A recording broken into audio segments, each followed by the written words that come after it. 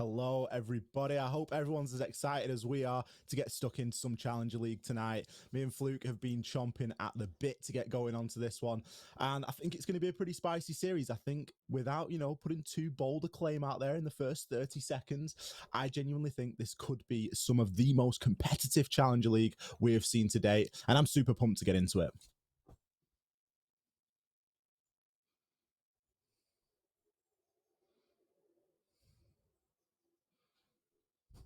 Yeah, it is. It is.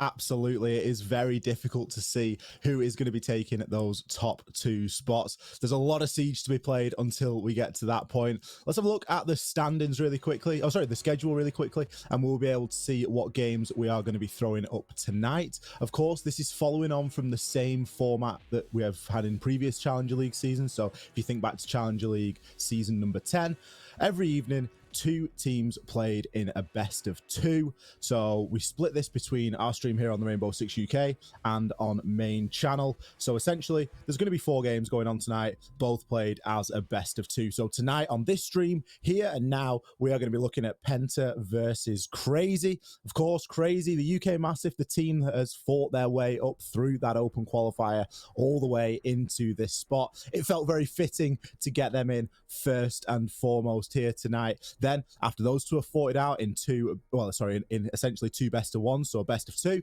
we then move on to Diffused Kids versus Team Secret. Anybody wondering who those Diffused Kids are? That's, of course, going to be X Gecko, and that game is going to be starting at around 8 p.m.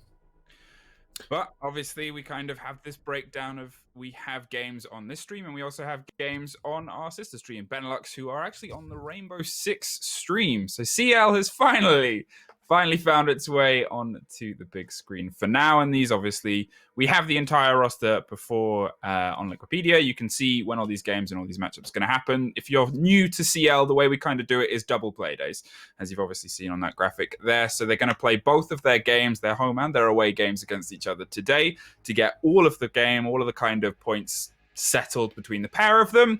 It kind of gives you a little bit more fresh blood of your enemy. And it means that second game is all the more so important because that's when you can really show what you've learned.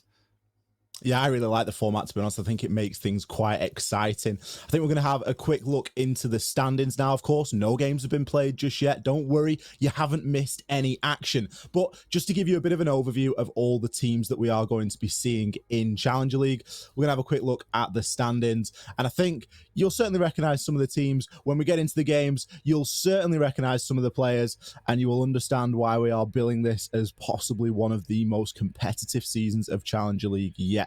You can see going from top to bottom, we've got Crazy, Diffused Kids, Sisu, Easy Dream, August, Penta, Salamander, and down there at the bottom, the beloved Team Secret. I know there's a lot of people that are going to be rooting for Team Secret as they haven't had the easiest time as of late. Fortunately, we will get to see a couple of their games later on. So that is going to be the standings. And of course, let's not waste any more time. Let's start discussing the first matchup of today. Of course, you've already seen that. It is going to be Penta versus Crazy. I'm quite excited for this one. I think there's a lot of potential for us to start with a bit of a bang here, Fluke. Yeah, and obviously we're going to start this up with the Penta roster. And, well, this is the biggest difference in a Penta roster we've seen in a very long period of time. Revan, Enemy, and Yannick's are still on the board, with Alive and Cactus stepping in today. Obviously, they also have a 6th player who isn't quite playing in this first match, which is, again, fresh kind of ideas, fresh 3 players, fresh coach. Fresh Penta? You kind of hope so, after seeing how they slightly fell from grace in the previous Pro League season. Yeah, Penta, another one of those teams that's going through that transitional period. Like you say, a good core of the players really trying to stick around, really trying to make something happen, and just to roll with the punches on their journey, however long that may be. But The most important thing is tonight that they are here in the Challenger League and they're going to be ready to play. Make no mistake. I'm pretty excited for this because, as you say, it is a little bit of new blood. There is a bit of an opportunity there to see something a little bit different. And as you say, they haven't been having the best results as of late in the games that we've seen. So there's a good opportunity here for them to make a pretty good showing of themselves. Yeah, and obviously the people they're going to be butting heads with first are a team that's a little bit more familiar with us, especially on this stream, which is crazy. A roster that's got some high expectations after killing a couple of giants on their way to this league, playing through the qualifiers and certain other qualifiers. Dats, Nathan, Packball, Madman, and Jonker. Well, I mean, it's hard to sum up what this roster can do so well because they're so consistent with it. However, they sometimes have a bit of a problem under pressure, and this is the most pressure they've been put under throughout any of their history. Yeah, the pressure is really going to start mounting now as we proceed on with this season, and now is the time to shine.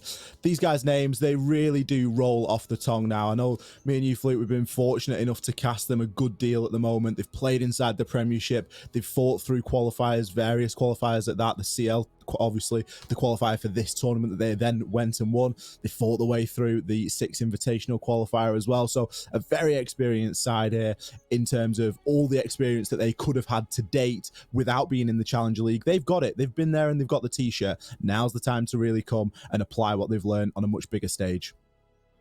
Yeah, and obviously they're a team that came up through quals as well. So what they're trying to prove, and amongst the other qualifier teams, is that they're here and they're ready to kind of match the mettle of the teams that have otherwise been sitting here, like Secret and Ex-Gecko, or the teams that have otherwise had, you know, something to prove now, like Penta, who have incidentally fallen from grace alongside Sisu.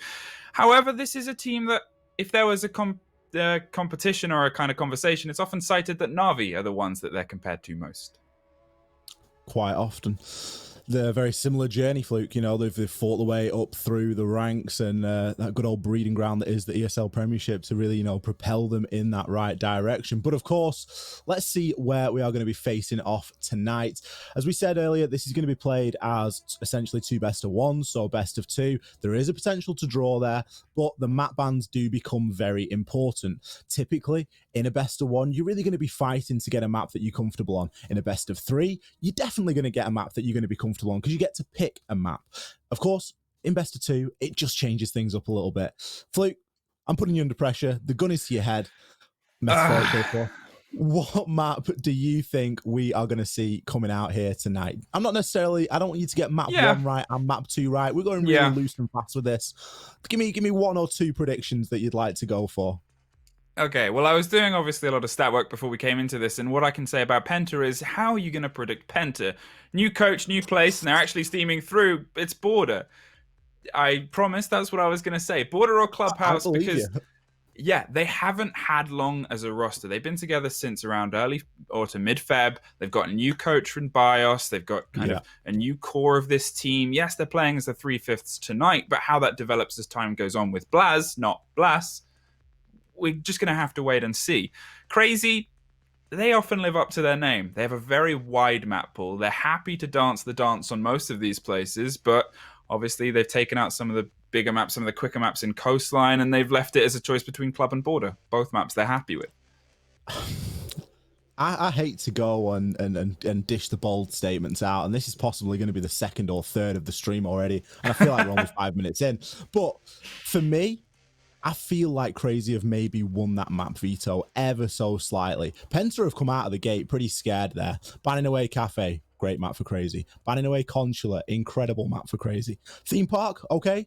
Untrodden territory. We don't really know what Theme Park's going to give us at the moment. We haven't seen it a great deal inside a competitive. Of course, it's going to be scrimmed, but as a viewer and as something that we can actually digest and start to analyze and understand, it can be very difficult to understand. So I think that, you know, the way that things have gone there, Border, is that going to be a good map for Penta? I guess time will tell. I think it's definitely going to be a good map for Crazy, though. I think that's the thing about it, is the questions are more above Penta's head. Obviously, Villa was a map that Penta, at least the 3 of them, generally had an okay record on throughout the previous season. In Pro League, they managed to pull actually one of their victories out of only about 3. So it was a smart ban there from Crazy to get rid of that. But at the same time, you're making a smart ban against a team that's had a major facelift. If you look at the stats of Alive, just Alive, and the amount of entries he got, he actually equaled Citizen in the Challenger League season that they played together. And then he disappeared off the face of the earth for a lot of kind of arguments. There's not a huge record of recent alive player, but if he can kind of hit the steps and the stats that he managed to last time he was in CL, having that aggressive entry, and he's not even playing arguably officially the entry role for the team, who knows what this new spear tip Penta can achieve.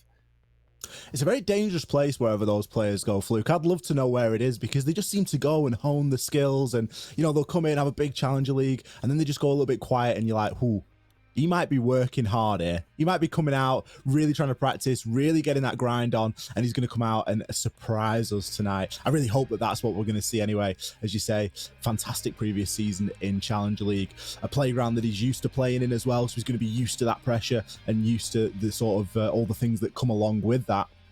If he could go pretty big tonight, we have seen that Crazy do tend to suffer that first blood relatively easily, and it's not something that they really suffer against in the majority of times. But when you're going up against a decent side that's very coordinated, all of a sudden, if you are playing that entry, or you do have someone that has the ability to go very aggressive very quickly, it can be to your detriment.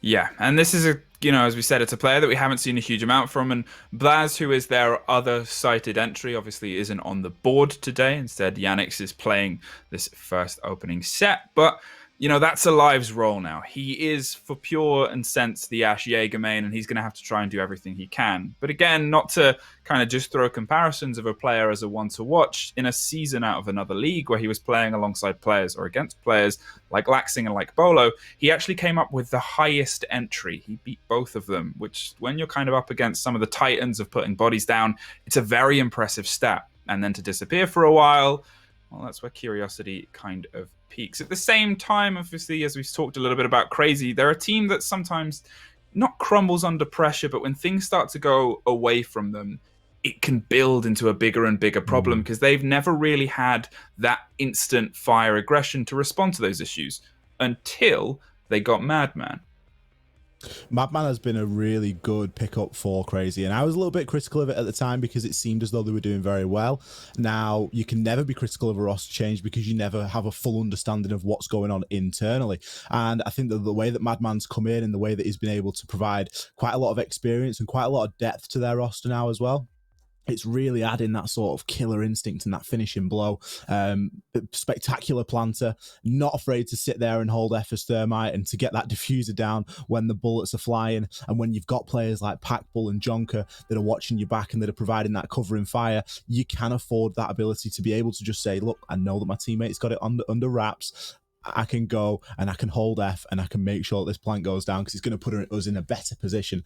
And that's something that really Madman has brought in spades, along with quite a decent array of skills on defense as well, able to be that flexible operator, able to play in the positions that Crazy need them, because they are a very positional team, and you will notice that this evening. They do tend to take decent position against their enemy, particularly cutting those flanks off. My only query or question at the moment that I'm sure will be answered very soon is, how are Crazy going to be able to deal with a team like Penta? Because so far they've been challenged, but we've not seen them repeatedly challenged time after time. We're going to find that out very soon as we jump into Border.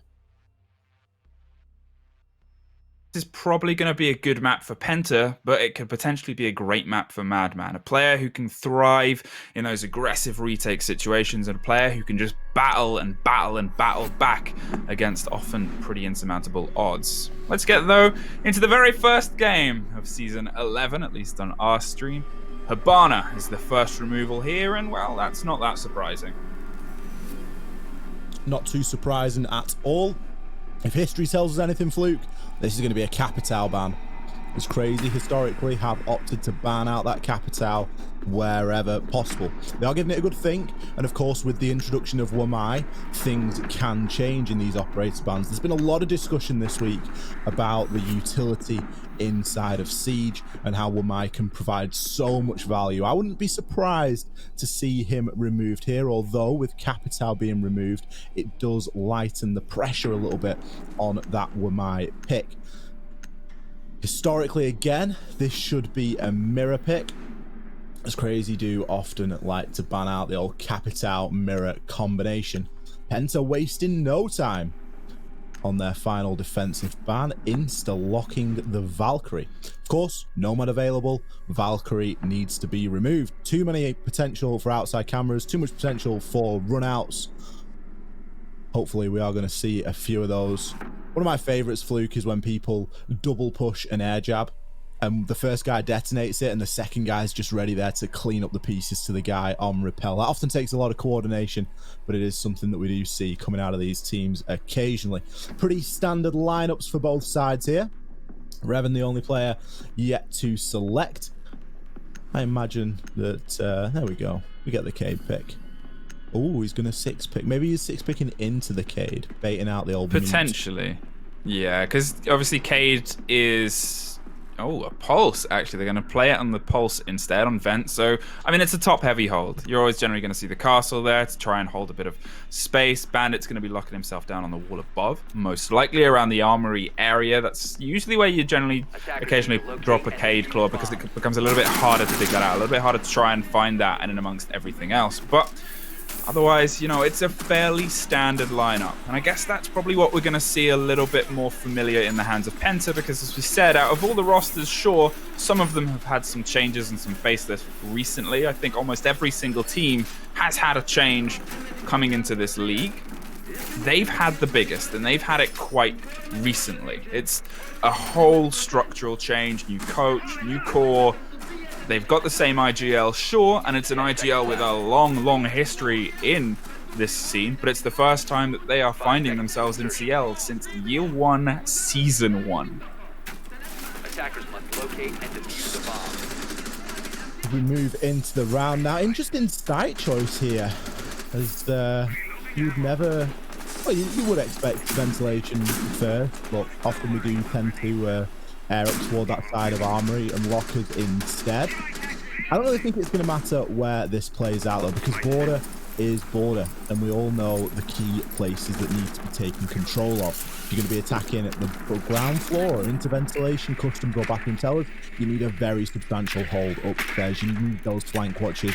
You need people covering the staircases, because rotations can be quick and fast. Nice little drone CC is going to see Nathan straight on in. He's going to look to try and mount a little bit of pressure over onto Armory, as they know that that's likely where there's going to be a large force of these defenders hold up. They want to keep control of that for as long as possible, because the direct lines of sight that can be opened up by somebody like Madman on the book are going to prove too much. That's with the aggressive play at the bottom of those east stairs, not wasting any time getting himself into the main lobby. Now Buck running with frag grenades for maybe as long as he can. It's a big, big operator on this map as well, and the ability to kind of dig and fish for people out of certain holes and some crannies above can become a very, very big swing in terms of getting control of space. But you talk about pace, that is what Crazy are bringing in spades here. They're wasting no time in getting this crossfire established above Armory, trying to find anyone that might be playing around Sandwich Window, but no bites as of yet. Instead, the Buck is going to start digging in and try and apply the pressure on the man behind half wall. That is where the crossfire is. That is where the pressure, and that's actually where Madman is going to suffer first. But Dats locks down enemy, and they can finally start their big careen and collapse across this top floor. Keeping their eyes across anyone that might be able to spray, and spraying back down from the fountain floor. Crazy, for the first time in a while, take a bit of a breath and a bit of a read. Dats is certainly getting his steps up today. Last time we saw him, he was downstairs. But has since made his way all the way in through office, and now top floor control has been gained. Now, there isn't a great deal of time left. We're looking at 45 seconds, so you're really going to want to start opening up that floor as quickly as possible. You can see Nathan already getting himself into a position for a little bit of drone work. Nice flank drone there onto the metal stairs, and another onto those east stairs as well. And that's going to provide him everything he needs to know. He can just put down the rotation from that very point. It's going to be on players like Packful and Jonker now to really start putting some pressure down onto site. But with only 15 seconds left, it really looks like there's just too much to find for Crazy in this opening round. Janik's still inside of supply. Maybe even has the opportunity. Yes, he does. He's going to find one, but get traded out almost instantly as a double kill comes in for Jonker. He's now going to look to start getting that plant down. That's so huge. The last player alive is going to be inside of that supply as well, but Alive won't be able to peek from the same window. Nathan on that flank watch. He knew he had to body block the defuse at that point because there was just so little time remaining. A very clutch first round going in Crazy's favor. Yeah, that was get down, Mr. President kind of save there. Threw himself in front of the firefight to tank the bullets and keep that diffuser going. Able to find the kill in and amongst it as well, but still, shout outs to Nathan there. He knew where he needed to be if he left it a little bit late. Gonna double down on Vent and Workshop and try it again. Now, obviously, it came down to the wire, but it was a wire in a 4 versus 1. So, you know, it became this bit of a tight issue where they feel they can iron out the mistakes without even having to really change the roster as long as this pulse gets locked in. Gonna 6-pick bait it yet again, and, well, I guess Nathan's gonna do the same. Change off to a Nomad, vary up at least what they're doing a bit on their attack and limit some of the rotation in the space. As you kind of called for at the very beginning of this game. Hey, where's Nomad? She's here. I mean, Nomad was basically played last round anyway. Nathan just had to do a lot more to get the same results. He was there watching the flanks. He had the lines of sight and the drones already pre-placed and set up ready to go, so we could watch both staircases, and then knew that he needed to rotate down at the last possible moment. Now, that's brilliant, and it's basically all that they needed. With them bringing DATs on the Ash, that can deal very nicely with the Evil Eye cameras from Maestro, so you don't necessarily need the Zephyr as well. You're almost kind of doubling down for doubling down stake, especially when you bring in the Buck and, of course, the Thatcher. Thatcher could have breaching charges, in this case does have the Claymore, but I think there's more than enough soft destruction available on the attacking lineup at the moment that you can afford to bring that Nomad instead of the Zephyr. Well, Yannick's the only one who's able to find a body in the previous round, and it came down again to a 4 versus 1 situation with the breath of seconds in the hands of Crazy. It's something that Crazy sometimes have a bit of a habit of doing, is things get a little bit ahead of them, a little bit away from them, and they try and throw everything in the last breath. It's arguably actually something that you see quite a few UK teams have an unfortunate habit of doing, and you worry when that happens, but attack is always their strongest suit. It's the game that they feel most comfortable and confident in. They roll and they kind of rev their engines across it before switching over to their defense, which they say it's generally where teams start to get a bit shaken against them. It's rare to find a team that longs for the attack before the defense, and it can mess up other teams' game. Here comes the soft destruction from above, making everything as uncomfortable as possible for the bodies below, and this is exactly the same pace we saw from Crazy before. They're shepherding and pushing and finding, and unfortunately not catching, though. There's a bit of a spray from Yannick's above, caught in the middle of several bullets and finally caught out by Dats on the far side, but almost shook everything up for Crazy there. Good information exchange there on the side of Crazy, really singling Janix out on that slightly aggressive play that he was going for. Now, had he managed to hit a lucky headshot onto Madman, it could have been a different story, because the Buck is the last operator you want to be leaving early on into the round, or at least with still a lot of his task and a lot of his job left to do. There's more investment this time in that top floor, as some of the castle barricades have in fact been placed upstairs. Enemy's going to find one. The Madman does manage to trade it back out onto Alive. So all the hype that we gave him in the pre-game, Alive really struggling to make anything happen in these opening couple of rounds. Still a little bit of fight with armory control, but once that has been established, we'll no doubt see the floor open once again. Nathan with the swing. Enemy there left with too many angles to hold. He actually got a second through the floorboards before getting traded out in a 1-for-1 trade with Cactus. You've got to feel sorry for Cactus in that situation. He really did get smacked off the game through those floor beams. And now Revan in the 1 versus 3. A lot of work to do. Going to aggressively push up, shoots out the air jab, and now looking to retake this top floor control. Not a bad strategy. If he can find one here, he has got a chance of denying that defuse. Instead, he's going to be shooting for drop. Finds one onto Piper, and shot to land, but the drop comes in from Madman, and he's there to clean up those pieces. Fast rotations from Crazy, keeping them in this.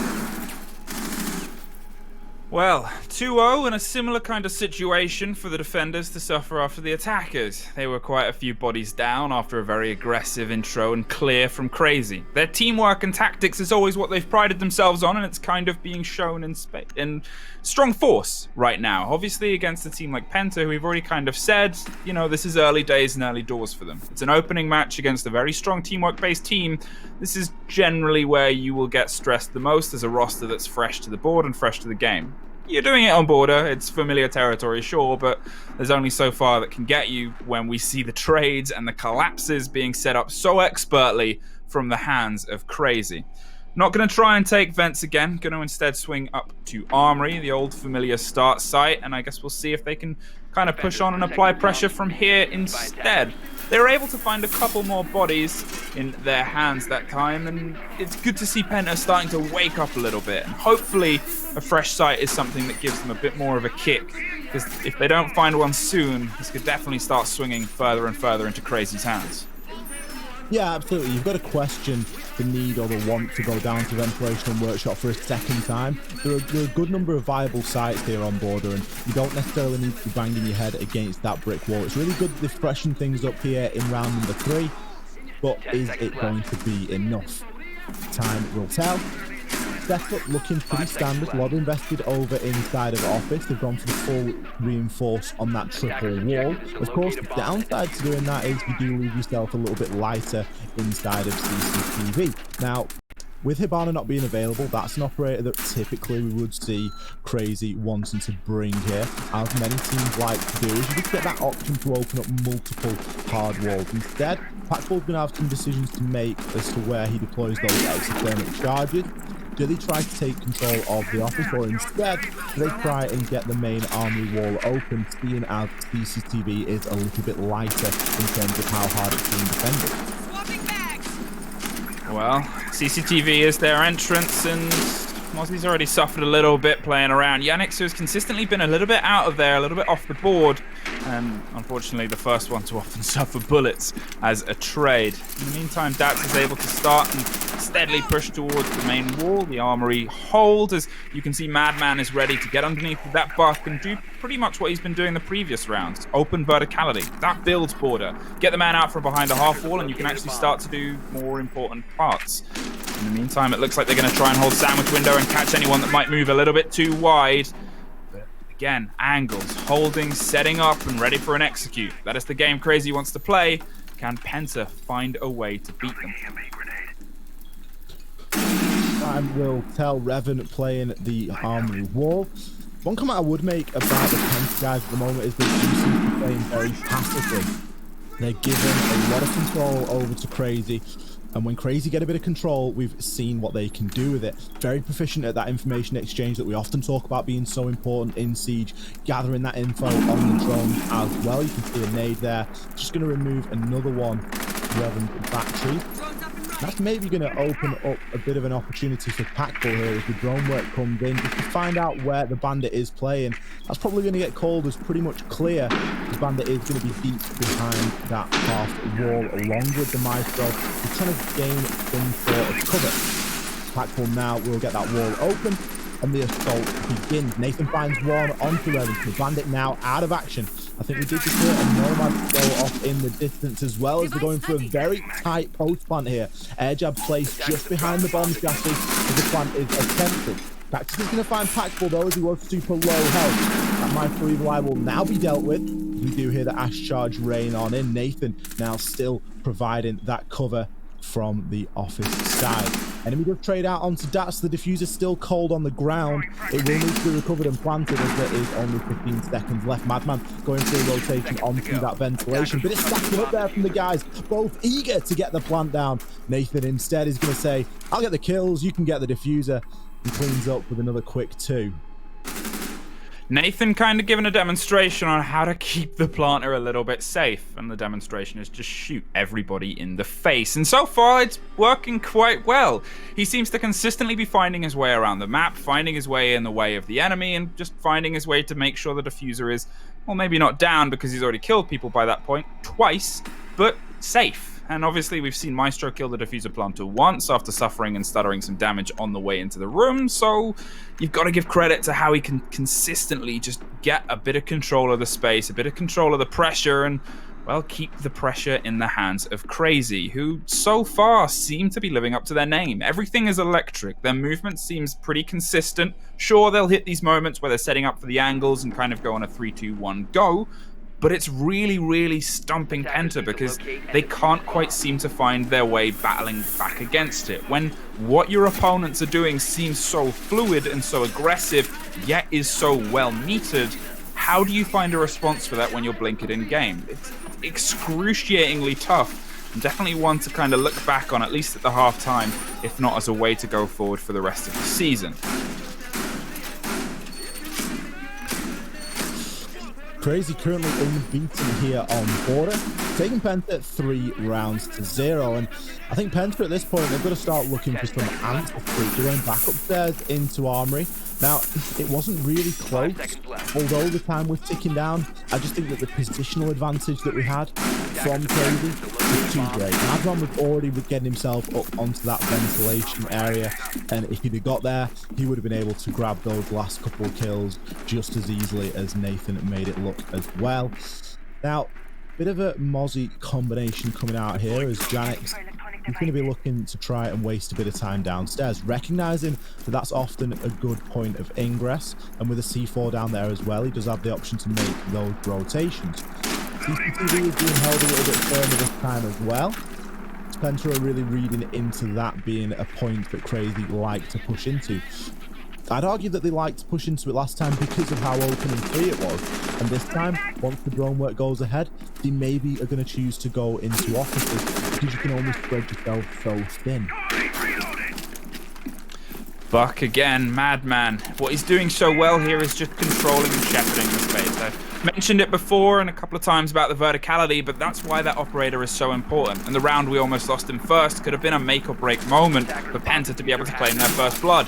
Packbull, however, is the first blood claimed, and the first time that they have actually got the entry here and the opening on the body count. Madman is able to batter back and get Janix in the meantime, and they're looking upwards through the hatch to try and find the second, but well, the change of pace is so far studied and stumbled them. Swings out and gets caught, however. Unfortunate timing in the hands of Alive, who unfortunately isn't living up to his name, as Jonker is able to pull that in and amongst the Claymore blowing up right in his face, which, hey, you've got to give credit to be able to at least hold the gun in a straight line and not scream your head off. Nathan, again, our body, who's consistently been able to pick up trades as, well, Doc gets knifed to death and isn't quite able to pick up himself on the far side, is going to set up for the crossfire. We've seen them do so consistently.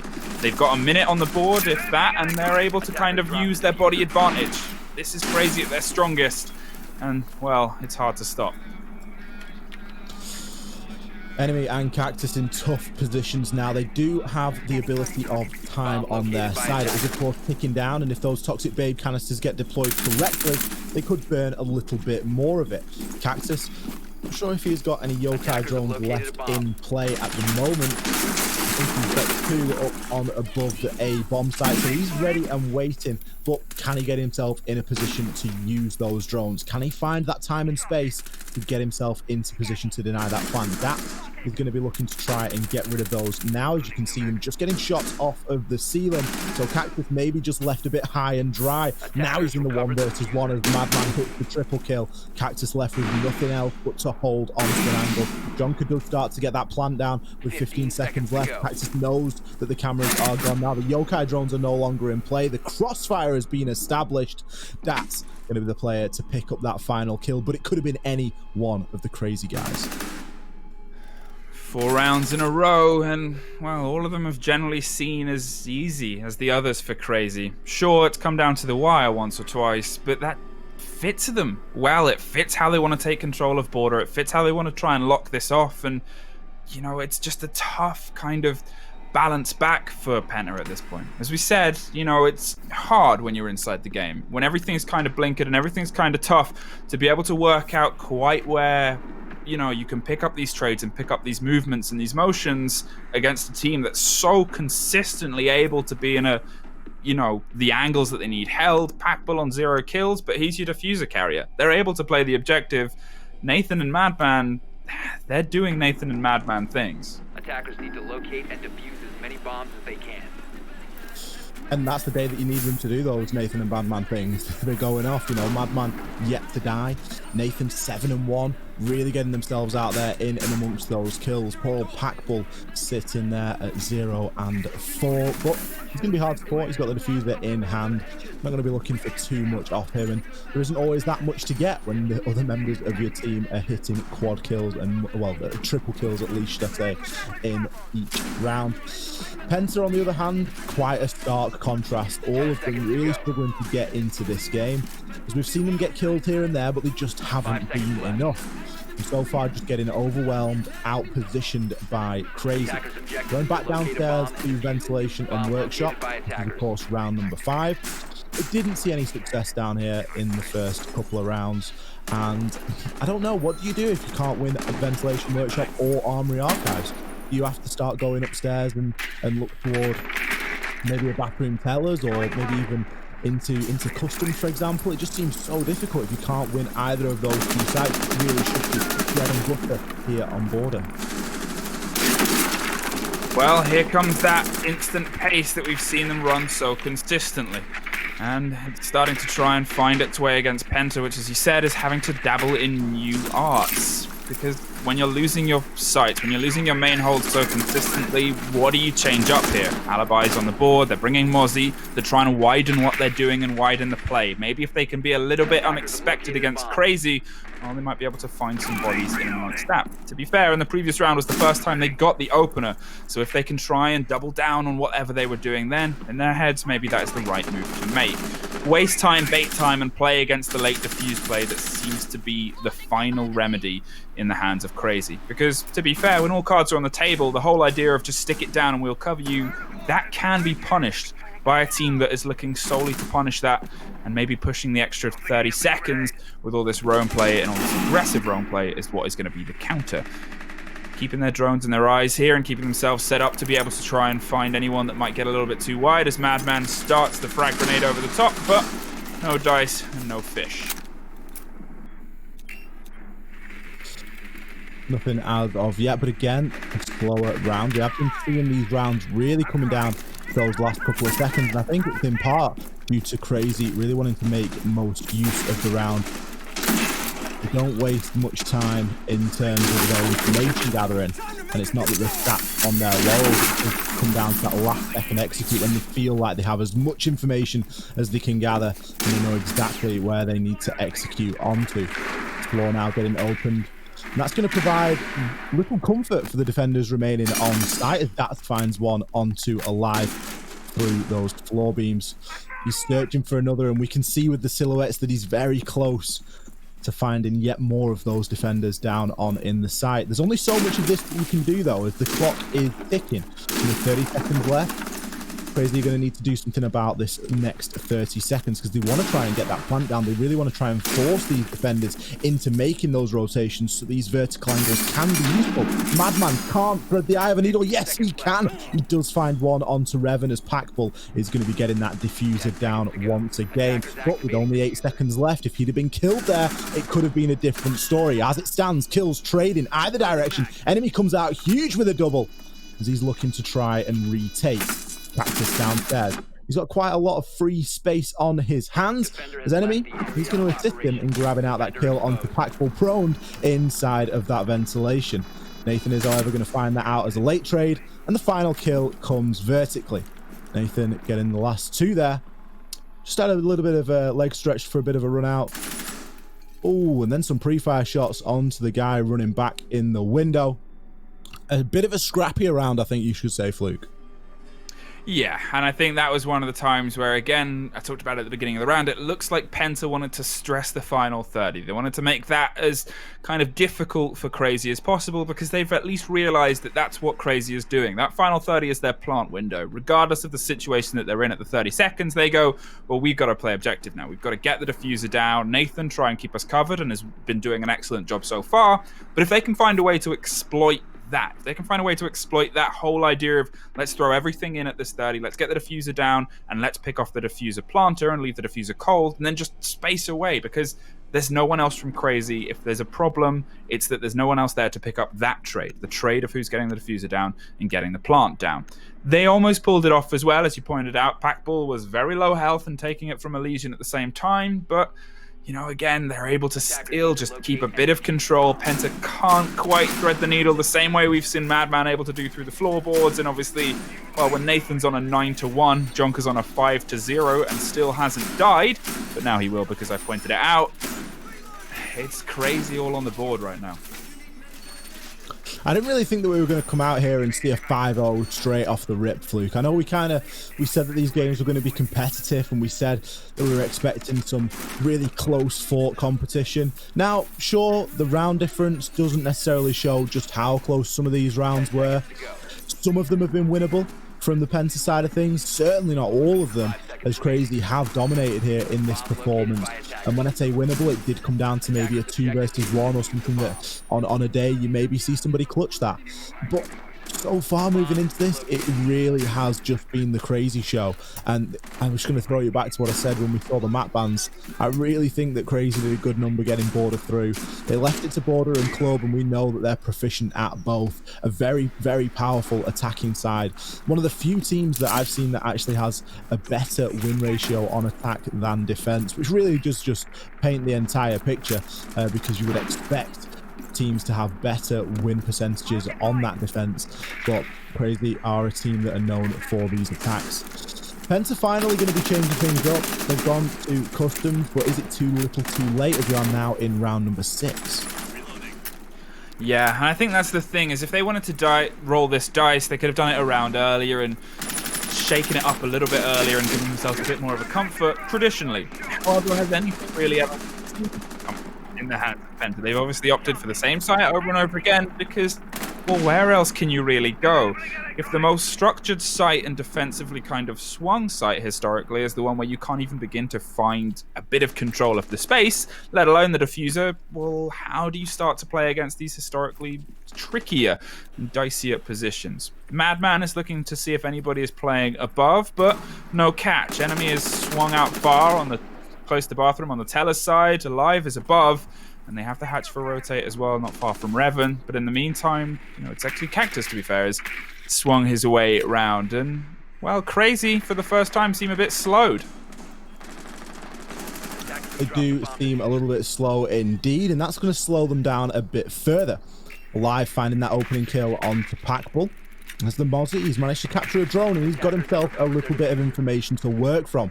Something that it seems as though Penta have really been lacking on. A run out for enemy is going to result in a kill onto Dats, and a chance at maybe a second, but not before Alive will get a double.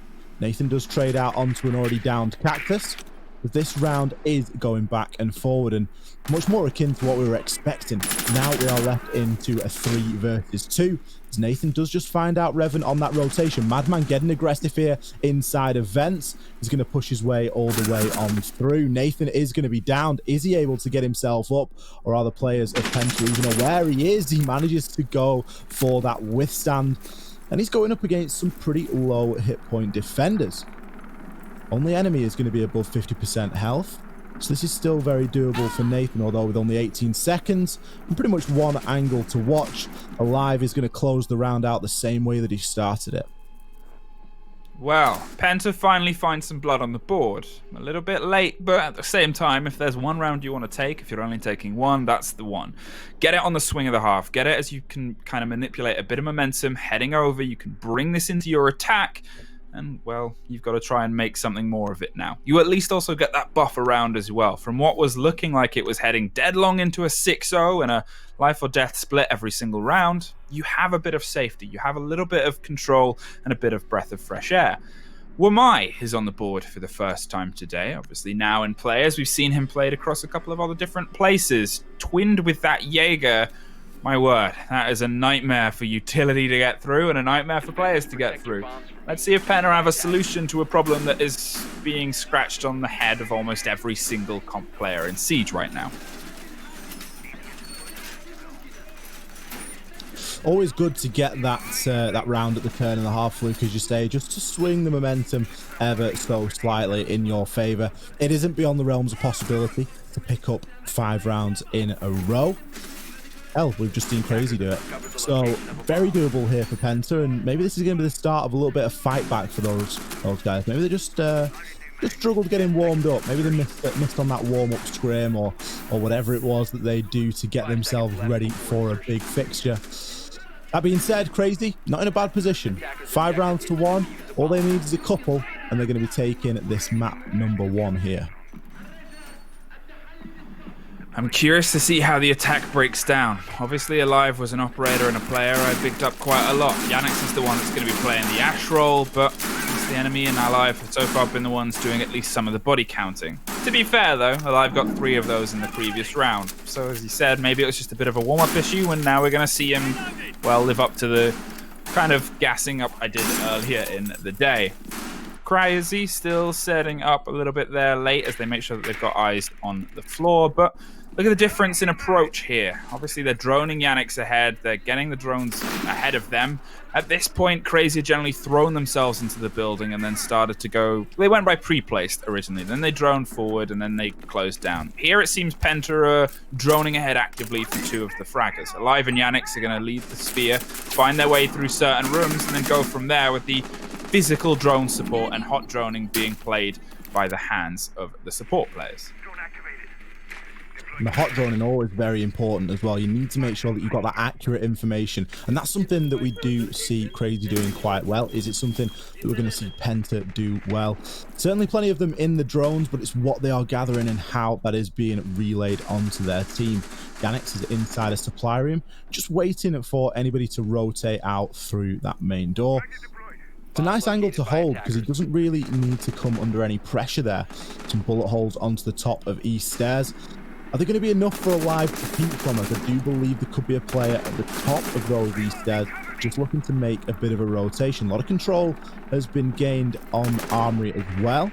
Enemy just waiting to strike, which is always going to try and move his drone into a slightly more advantageous position, but he's very exposed where he is. I hope that he's got somebody watching his corner, because if not, it could be very short-lived. But it looks as though he's able to sneak his drone all the way on through and gather a good bit of intel.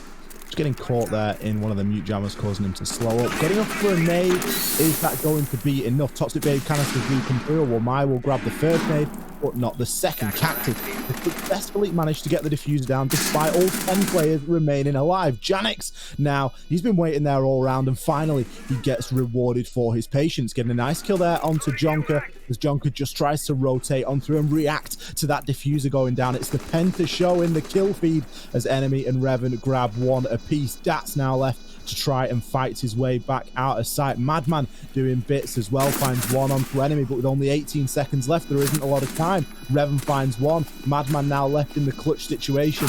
He's very unlikely to be able to give him the time to pull that one off, and Alive closes things out with a nice finisher from on top of the bus.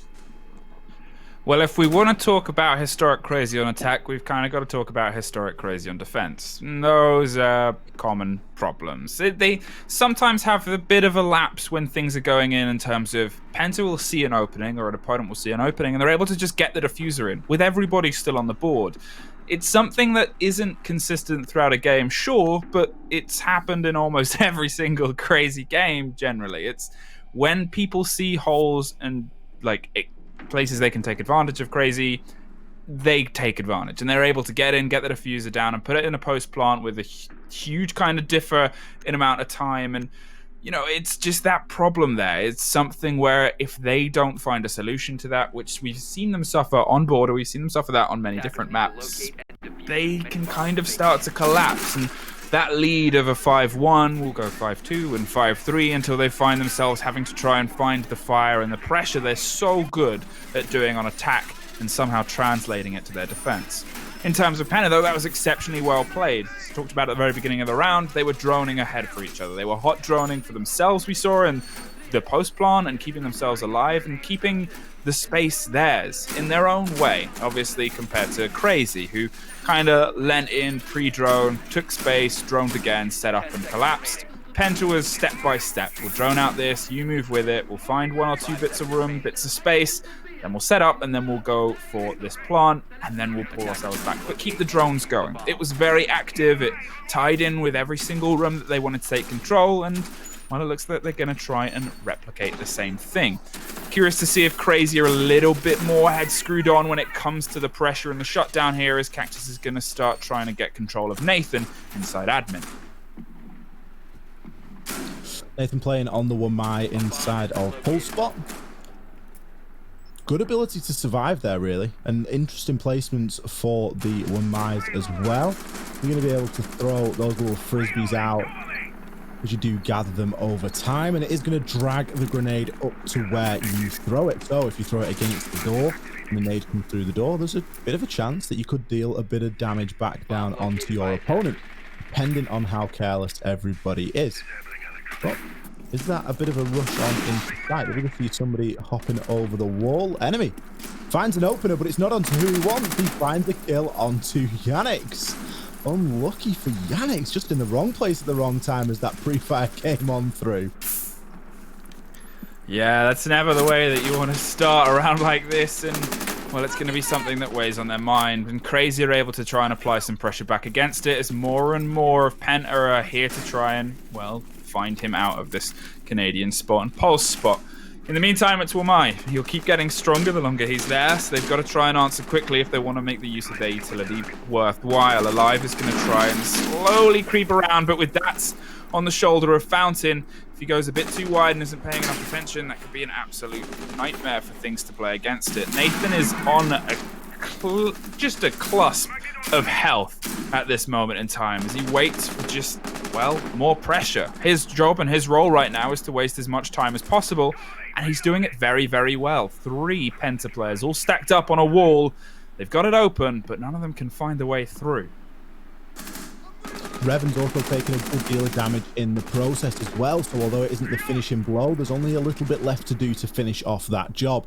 Nathan playing very well inside of that fountain and office area, and it's going to be on players like Jonker to make the rotation at the right moment. 40 seconds left now and Alive just holding through into break room, as he's going to be conscious that someone's still playing inside of there. Jonker goes for the swing and is punished, but will not fall. So much chip damage onto all of these players now. Jonker just trying to find anywhere he can to hide, but will bait Alive into pushing on in. The time onus, of course, on these attackers as kills are going to flood on through, but Crazy are on the right side of them. An enemy left in that 1v4. Nathan, he barely moved his feet all round, but he didn't need to. He finds the last kill of the round. Well, from the moment that it accidentally killed his teammate, things definitely began to unravel there. They seemed to have no real way through their original push across offices, so they went with a plan B. But the plan B was a bit worrisome. Every step was a little bit too measured, a little bit too concerned, and Crazy were able to keep battling back against it. They didn't have to push the angle in office. Obviously, they were holding it, which is the job there, as we said, to buy as much time as possible and eat as much as you can, which, hey, if anyone's going to do that, Wamai and his ability to take any grenades and flashes over time, it's a great place for him to be. At the same time, obviously Alive suffering the firefight on the opposite side of CC, and the wide swings from Jonker able to find one, having to pull another buck out of position, which then lost the other person on the other side. It was never quite in their favor. 6-2 is the split. They're on the death knell, and they're looking at losing this first map, with the knowledge that they've got to hit a second not long after. And that's one of the interesting things about the format here being 2 best-of-1s, is you really do have to keep that mental fortitude in check, because if you don't have a particularly great map 1, you've got to leave that in the past. You've got to recognize that you're going to be able to come back and look at those mistakes at a later date, because map 2 is next, and it is important. Again, you need to be getting points from your fixtures, as many fixtures as you can. So far, Crazy, they're going to be feeling pretty good. They're sat on match points. On the side of Penta, it's taken them a long time to ramp up, and whilst we have seen a little bit of fight back, it just hasn't been enough. Far too much stalling out and not being able to, really execute onto these takes. I'm very surprised that we saw Crazy hold office for just so long in that previous round, and that the attention wasn't shifted, because Jonker was the sole player inside of CCTV, and it would have been much easier to try and deal with that, catch somebody off on a rotation, and then go back around to office, or just brute force your way through that armory wall. Of course, that here with hindsight, it's easy to say that, as these decisions are never so binary. But Penta just need to work a little bit bit on that time management, because so far it really does seem as though they're getting caught up in that early round. Awaiting more and more pressure here, and, well, Goyo is again an operator who might be able to buy some time. A big gun in the hands of a big player there, and, well, there's the opener. Yannick suffers yet again, twice in a row. He's the first body, but hey, at least this time it wasn't your teammate that killed you. Holding 90 and watching down long as Packbull finds enemy as well, and things are starting to slip through the fingers of Penta. Packbull's going to rotate back round to site, the site that has obviously been the place where the mistakes have been made across both Penta and Crazy. There's one, there's almost two in the hands of Cactus, but Nathan is above and watching with the Overwatch. Nathan there providing some really good value for his team, trading out there onto Packbull. He did just get a bit aggressive. Kills flying now as we do see us quickly enter the 3 versus 1 alive. He's got a long way to go and he's taking hella damage on the way there. His location is now going to be known, and I'm sure that it's only a matter of time until he will fall. He's in the 1 versus 3. Fluke, is your stream frozen as well? Because it seems that mine has.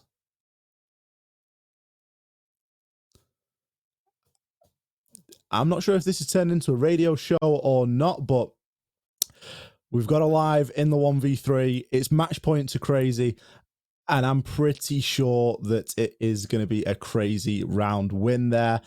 I'm not too sure what happened, but I'm sure that we're going to find out very shortly, Fluke. I think we have. Apparently it was a Crazy win. Crazy won 7-2. Sorry that happened at the end there. That was something out of all of our controls. Unfortunately, obviously, it is teething day for our broadcast. Obviously, with everything going on, everything is a little bit more spaced out across us, across Pro League, across every league in the world. So this is unfortunately the day where, as you've heard and unfortunately seen, there's going to be a couple of issues that we promise we'll get ironed out as quickly as possible before we dive into the rest of the season. Talking of, well, let's just dive into an ad break now. We'll jump back in about 15 minutes as we find ourselves back for map 2.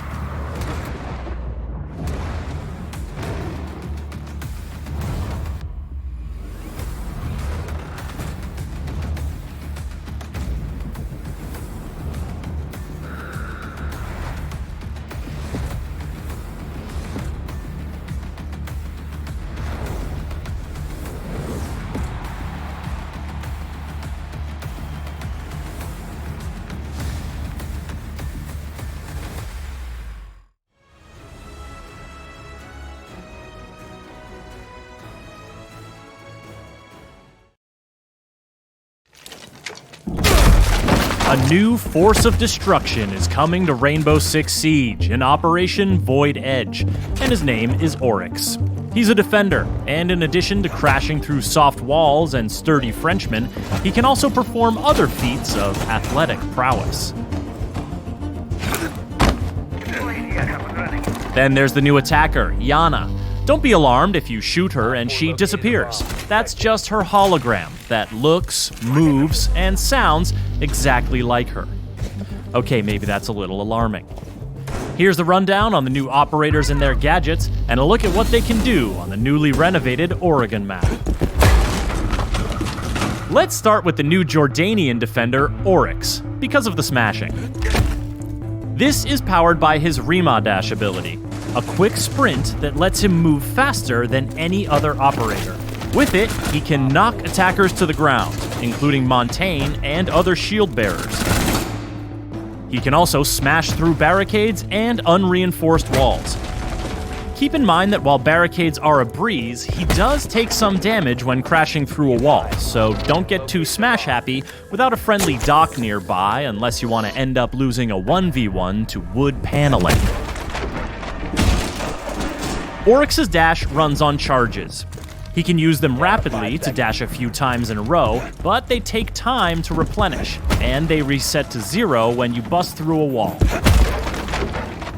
Gridlock's track stingers and Nomad's air jabs can interrupt his dash, and it takes a moment for him to get his gun back up after dashing. Plus, Oryx's footsteps aren't exactly subtle when he dashes. His ability is more about speed and strength. And he's got one more trick up his complete lack of sleeves. Oryx can jump up and grab open hatches, then either peek at his surroundings and drop down, or pull himself up through the hatch to the floor above. He can't do it on roof hatches, and you'll have to break open the hatch first, so choosing his Spas 12 primary over his MP5, or his Bailiff sidearm over his USP 40 isn't a bad idea. But his climbing ability is independent of his Rima dash charges, so you can use these two skills in tandem. This makes Oryx a dangerous new defender who will have attackers looking over their shoulders and wondering where he'll show up next. Operation Void Edge is also bringing the attackers their own deceptive new threat, even though it's something that can't hurt the defenders at all. This is the new Dutch operator Yana, and this is her hologram. Using her Gemini replicator gadget, Yana creates and controls a hologram that looks like her, including her headgear, uniform, and primary weapon skin. Moves like her, with the exception of rappelling or climbing ladders, and sounds like her. While it can't deal damage to enemies or physical objects, it can have serious effects on the defender's survivability. In addition to scouting traps, but not triggering them, Yana can make defenders think she is breathing down their necks, and bait them into throwing their C4, or dupe Smoke or Goyo into triggering their gadgets prematurely. After all, when a defender sees the hologram peek around a corner, or hears it in a hallway, how are they to know it's not the very real and very dangerous Yana? Convincing as it is, the hologram is fragile. One bullet will destroy it, as will electricity or mute jammers. Maestro's evil eyes can zap it as well, and they can detect it's a hologram by the telltale lack of warm body glow. Shooting Yana's hologram does not result in a location ping, as with Alibi's Prisma holograms, and it can't ping locations, scan enemies, or see Vigil when he's using his cloaking device. Plus, Yana can't move while her hologram is active, so defenders are temporarily safe from her ARX-200 or G36C primary weapon, or her MK1 9mm sidearm. But she doesn't just have one hologram. The cooldown period is longer if it's destroyed than if she deactivates it, but her hologram will always recharge. Whether she's using it to run solo misdirection plays or conspiring with teammates in a coordinated push, Yana's deceptions can have deadly consequences. There used to be an exterior door here, on the dining hall bomb site on the Oregon map, but it's been removed as part of some key renovations to rework the map. The nearby small office tower has been expanded on both levels, giving defenders more room to work with when keeping attackers at bay. The basement area has also grown, with the dorm stairs now extending down one level and connecting through a new freezer section to the old basement. Operators looking to traverse the attic connector above the meeting hall will have more options, including a redesigned floor plan near the master bedroom and a new exterior second floor window, but the ladder to the first floor has been removed. You'll also find a new hallway connecting the big tower directly to the kitchen, allowing you to bypass the meeting room entirely. Operation Void Edge is also bringing some impactful gameplay updates that you'll want to know about. Changes to barricade damage will make breaking boards more consistent and less obstructive. Attacker drones will now spawn on the same side of the building as the attacker's first spawn location choice, and the player hub will be revamped for improved navigation. These updates, as well as the Oregon map rework, will be free for all players when Operation Void Edge launches. All The new operators, Oryx and Yana, will be available at launch for Year 5 Pass owners, and everyone else can unlock them a week later using Renown or R6 credits. For more on Rainbow Six Siege, subscribe to our YouTube channel and visit us at news.ubisoft.com. Spotted. Shots fired from 10. Friendly's victorious. Hostiles eliminated.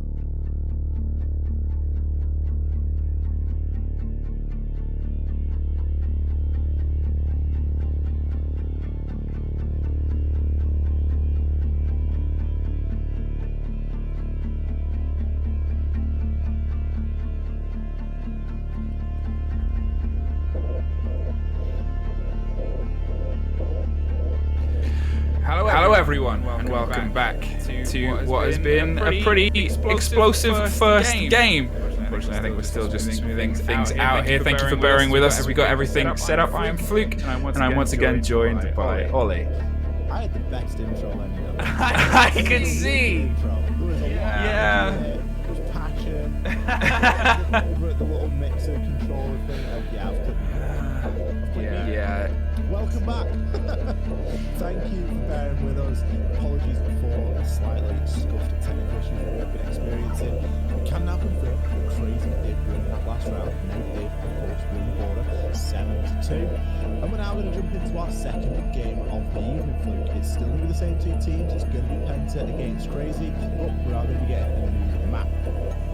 Yeah, and I think that's the kind of change that you guys are going to see if you've never watched the CL broadcast before, is we, since the last season, play it all on the same day. It's a home game and it's an away game. It's the time for them to kind of be able to bring everything together and bring the balance back. And, you know, I guess we saw Border once. What do you think we're going to see in the keg the second time?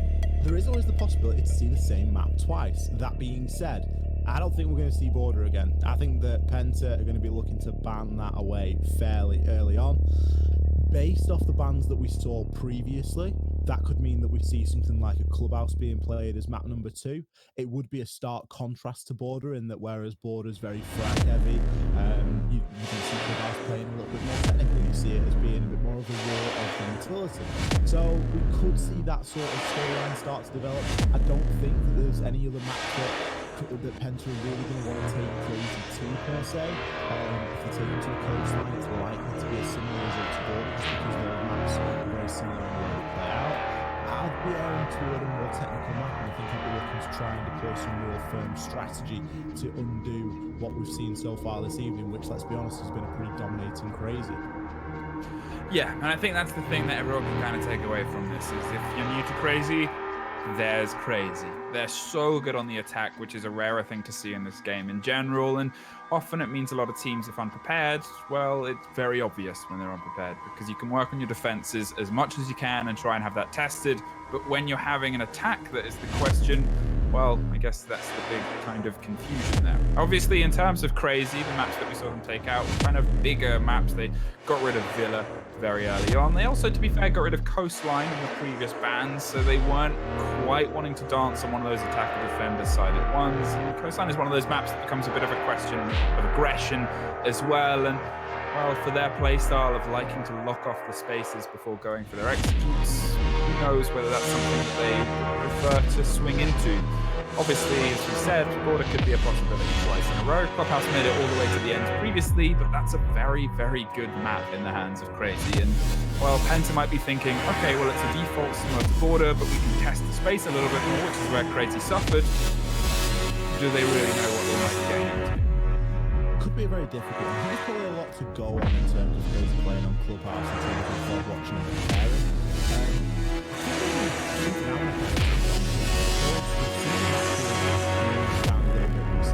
Do you think there was anything park at all in the first place? I'm not necessarily saying yeah, I think we'll say today, but if not in this game. Consulate is actually going to be where we're going to have to. That's good luck. Really? I think that's the fairest thing to say here. This is a good map for Crazy. We said it in the map balance previously. We said that Consulate is a map that Crazy do very well on. I'm gobsmacked to see it being brought through, but again, you can see the way that the map ban's played out. It really is working in Crazy's favour here because they've just done so well on Border. There was no way on earth Crazy were going to ban Border out. They're going to let Penta take that as their second to last ban, and essentially the decision is then in Penta's hands of where they would like to play. There's 3 maps left. Crazy get a ban, they're going to ban Theme Park because everyone wants to keep that under wraps for the time being. Clubhouse or Consulate, pick your poison. I think Consulate's got to be the poison chalice there. Yeah, it was not an easy last pair of maps for them to choose from. Obviously, Consulate's one where it can play a bit aggressively. They can maybe have a little bit more solidity. Obviously, Valkyrie was their ban out in the previous map, Penta, and that's a strong operator to leave on the board. Crazy historically always ban Capitao, so whether they keep on that train, I guess we'll have to find out. But keeping on with statistics, they got rid of Coastline, got rid of Villa. It makes a lot of sense, that there isn't any need to play on that big map. We've not seen crazy playing on Villa all too much. Now, when you see a team banning a map very often, that doesn't necessarily mean that they can't play it, don't like it, or whatever, or that they're underprepared on it. Quite often they will be prepared on it. They just maybe don't want to reveal as much as they have to straight away, and they want to try and limit that map pool down so there's fewer things to initially remember, and then you can just start on playing the maps that you really want to play and that you enjoy playing. So I think Villa is probably going to be quite a staple ban here for Crazy. We never really see them going anywhere near it. And it kind of does open them up because, there aren't that many teams out there that really love playing Villa at this sort of level, at least from what we see. So Consulate, it's going to be a war. Are we going to see the Nomad ban? Are we going to see the Valkyrie ban? Are we going to see the typical Capital Mirror ban coming out from Crazy? I think there's a lot of questions to be answered here, Fluke. And I think with the addition of Wamai, Consulate just gets that little bit more interesting because there's certain wars that you like seeing develop, whether it's a war for admin control or a real siege onto yellow stairs. That's going to be changed up very quickly with the addition of Wamai. Well, that's it. And we've already seen some great Wamai demonstrations across the board in Pro League, where if you kind of dig in against that lobby window, you hold yourself out there, you have the change of Jaeger, if he's trying to hold that for as long as possible. If he's trying to hold, well, yellow historically is better for him, he can dig in and put them on the wall. That's the change. He's physically got to put them on the wall. Wamai can keep getting them. If he's dug in behind a shield, holding off in the corner on that top floor against that window, he's just to loop a frisbee over and he's golden for a little bit longer. Jaeger doesn't have that option. Jaeger has a total lifespan, which Wamai can kind of just go, I'm having a good time here. I'm relaxing. They've got to apply pressure on the backside if they want to get control of me. Otherwise, you're not coming in those windows, mate. The Wamai is so interesting as well because you can literally see the throwables getting flooded through the window, whether that's going to be the Zephyr charges, the flash grenades, whatever it is, and you can start throwing your frisbees out there. And because they take a while to reach that detonation, or not detonation, but activation is probably a better word for it, point, they're not going to catch anything early on. So you can burn the ADSs, that's fine. Then you throw the frisbee out as that utility is getting plugged through, and all of a sudden, as soon as the nade comes in, yoink, it's going to be glued to the ceiling or wherever you've managed to throw it, and all of a sudden it just becomes a much more difficult fight. You're going to have to start face checking things, and the attackers really have to be conscious about just how much of that utility they're putting in any one direction. Yeah, and I think that's always, it's the question. The current game is built around this utility spend. It becomes a massive transaction that you've got to calculate the worth of across the board. Whether you throw yourself in on the top of yellow, whether you throw everything through that window, whether you go to admin, whatever you do, everything has a cost now. And Wamai's kind of made those a bit harder to calculate because his rate of inflation is the longer a round goes on, well, the more he can burn. I guess it's the argument that's always going to be swinging around in the current meta is how you have to balance, how you have to counter, and whether you're just looking for that pocket of space to be able to get the diffuser in, as we saw Penta able to successfully do in the previous map, or you're looking for more totalitarian control, as we saw Crazy take a little bit more consistently. I'm really enjoying the conversation that we're having on Wamai, but you know exactly what's going to happen, don't you, Fluke? Mm-hmm. Yeah, it's going to be first ban. It's just first ban. Get him out of there. It's going to get removed straight away, and I don't know. It's the thing about it. It's been renamed, Fluke. Look, Consulate's now 64. Oh, sweet. Is that maybe statistic? Are we going to? It's just 64 now. Guys, it's 64. Consulate's been gotten out of there. It's been 86. It's 64 now, and we're going to play it here instead. The thing about Consulate and Wamai, they work very, very well together. We talk about kind of synergies. We talk about maps. Hopefully, we get to show why he works so well here, and otherwise, in about 15 seconds, we'll probably just see him banned instead.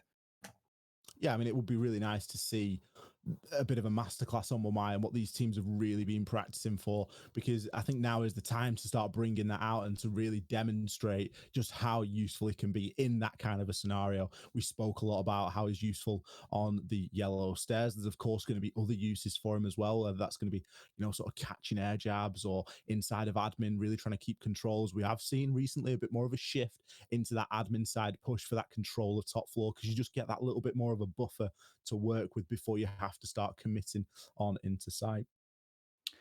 Yeah, and I think that's the thing about it as well is when you talk about the synergy of operators that are often banned and removed from this situation, it does kind of allow Valkyrie a little bit more breathing room. An operator who is otherwise consistently taken out because of the 4 flat walls and 4 flat spaces. Well, maybe she might be able to get her legs a little bit stretched here, or Penta going to keep the consistency as we head in to the second map of the night. Crazy leading on the bans here. Let's see if what we said is going to come true, Fluke. Are we going to see the Wamai ban? We've got a couple of attacker bans to get through before that point. Thatcher, pretty much a staple now. It's going to be crazy removing that Thatcher, so leaving the Capitao open and available, pending Penta's ban, of course. They're going to choose to remove the Hibana. So, Capitao being available, it does make things a little bit more interesting. Now, if Wamai does get banned here, that's going to mean the attackers have got a pretty good chance of making something happen here and certainly using some of their ability on the attack to get that control and use those asphyxiation bolts. The Valkyrie getting banned out there as the first one for Penta. Crazy, it is all in your hands. Are we going to see your typical mirror ban come through? Oh, the Echo instead. What do we know about map bans, Fluke? No, well, to be fair, what I was going to say is Crazy, historically, they hate Capitao. They ban him out consistently, and when they don't, well, that's when they look like they're going to lose, historically, or when things come closest to the wire. So if they took out Wamai there, which may be a counter that they've been looking at because they were very quick to pick him on their defenses, well, then they're just going to kind of weaken themselves and their own holds against an operator they already historically don't like to play against. If there's a team that might adopt into Wamai and how to bring him into a strategy and a structure, Crazy are one of the kind of early hold-ons there. Starting on their defense, though, Penta are going to be leading the attack. Cafeteria and Garage is our opener. Well, let's see if they can find something out of here as Clash is on the board for the first time today. We love a bit of Clash. Yeah, cheeky bit of Clash. Open the day with it. Locate and defuse bombs. Clash is the goat. Clash is the Attackers operator. discovered the location of a What I bomb. want to see. Where are we going to see the Clash being played? Now, Packful currently has himself upstairs, although we're attacking onto Garage, so he's maybe going to play inside a yellow, maybe going to look to crowd control at the back in blue corridor. Certainly a lot of options there. As at this level, you are expecting the wall to be opened relatively easily, unless you're going to commit a really lot. I don't know, a really lot. I don't know. All of it. I'm never the one to ask whether like the words are properly in the right way. 5 seconds to go. The words in the order they are in the right way. What's are the they? words in the good in the sound? Hey, action phase. Let's get into this. Obviously, Clash is consistently moving back around towards the bottom of yellow stairs. Gonna try and hold that and bait and just kind of keep a bit of solidity across the face of this site, because usually you expect this wall to get opened. Yeah, they've got a Kaid and they've got places where they can try and hold back and hold off, but generally the amount of utility you've got to try and throw upstairs and throw as a cost here is something that a lot of teams don't really play against. They let this wall get down, especially with the introduction of Goyo, where you can see some very craftily placed Goyo shields almost ready to battle back against when they get this wall open and make those default sites harder to get into. Maestro's on the board as well. Those kind of evil eyes can zap anybody that tries to get a plant in without being cared for. You know, it's more of a, well, how can we make this uncomfortable when they get it open, rather than how can we stop them getting this open? Yeah, exactly. You've got to work off the assumption that the attacking team is going to get that wall open, and you're going to have to deal with that consequence for anywhere between 2 to 2.5 minutes, depending on how quickly that attacking team works. As it stands, Penta, they're moving fairly quickly. They're getting themselves into position. You're going to see the upside down repel here come out from Revan, as he's going to try and get himself just double checking that nobody's keeping an angle on him and try and search out for that cave. It is always much more difficult to find those electroclaws, and that can be a large portion of where the time actually is spent. It can often be worth bringing an IQ just for the speed that the IQ will provide in that regard.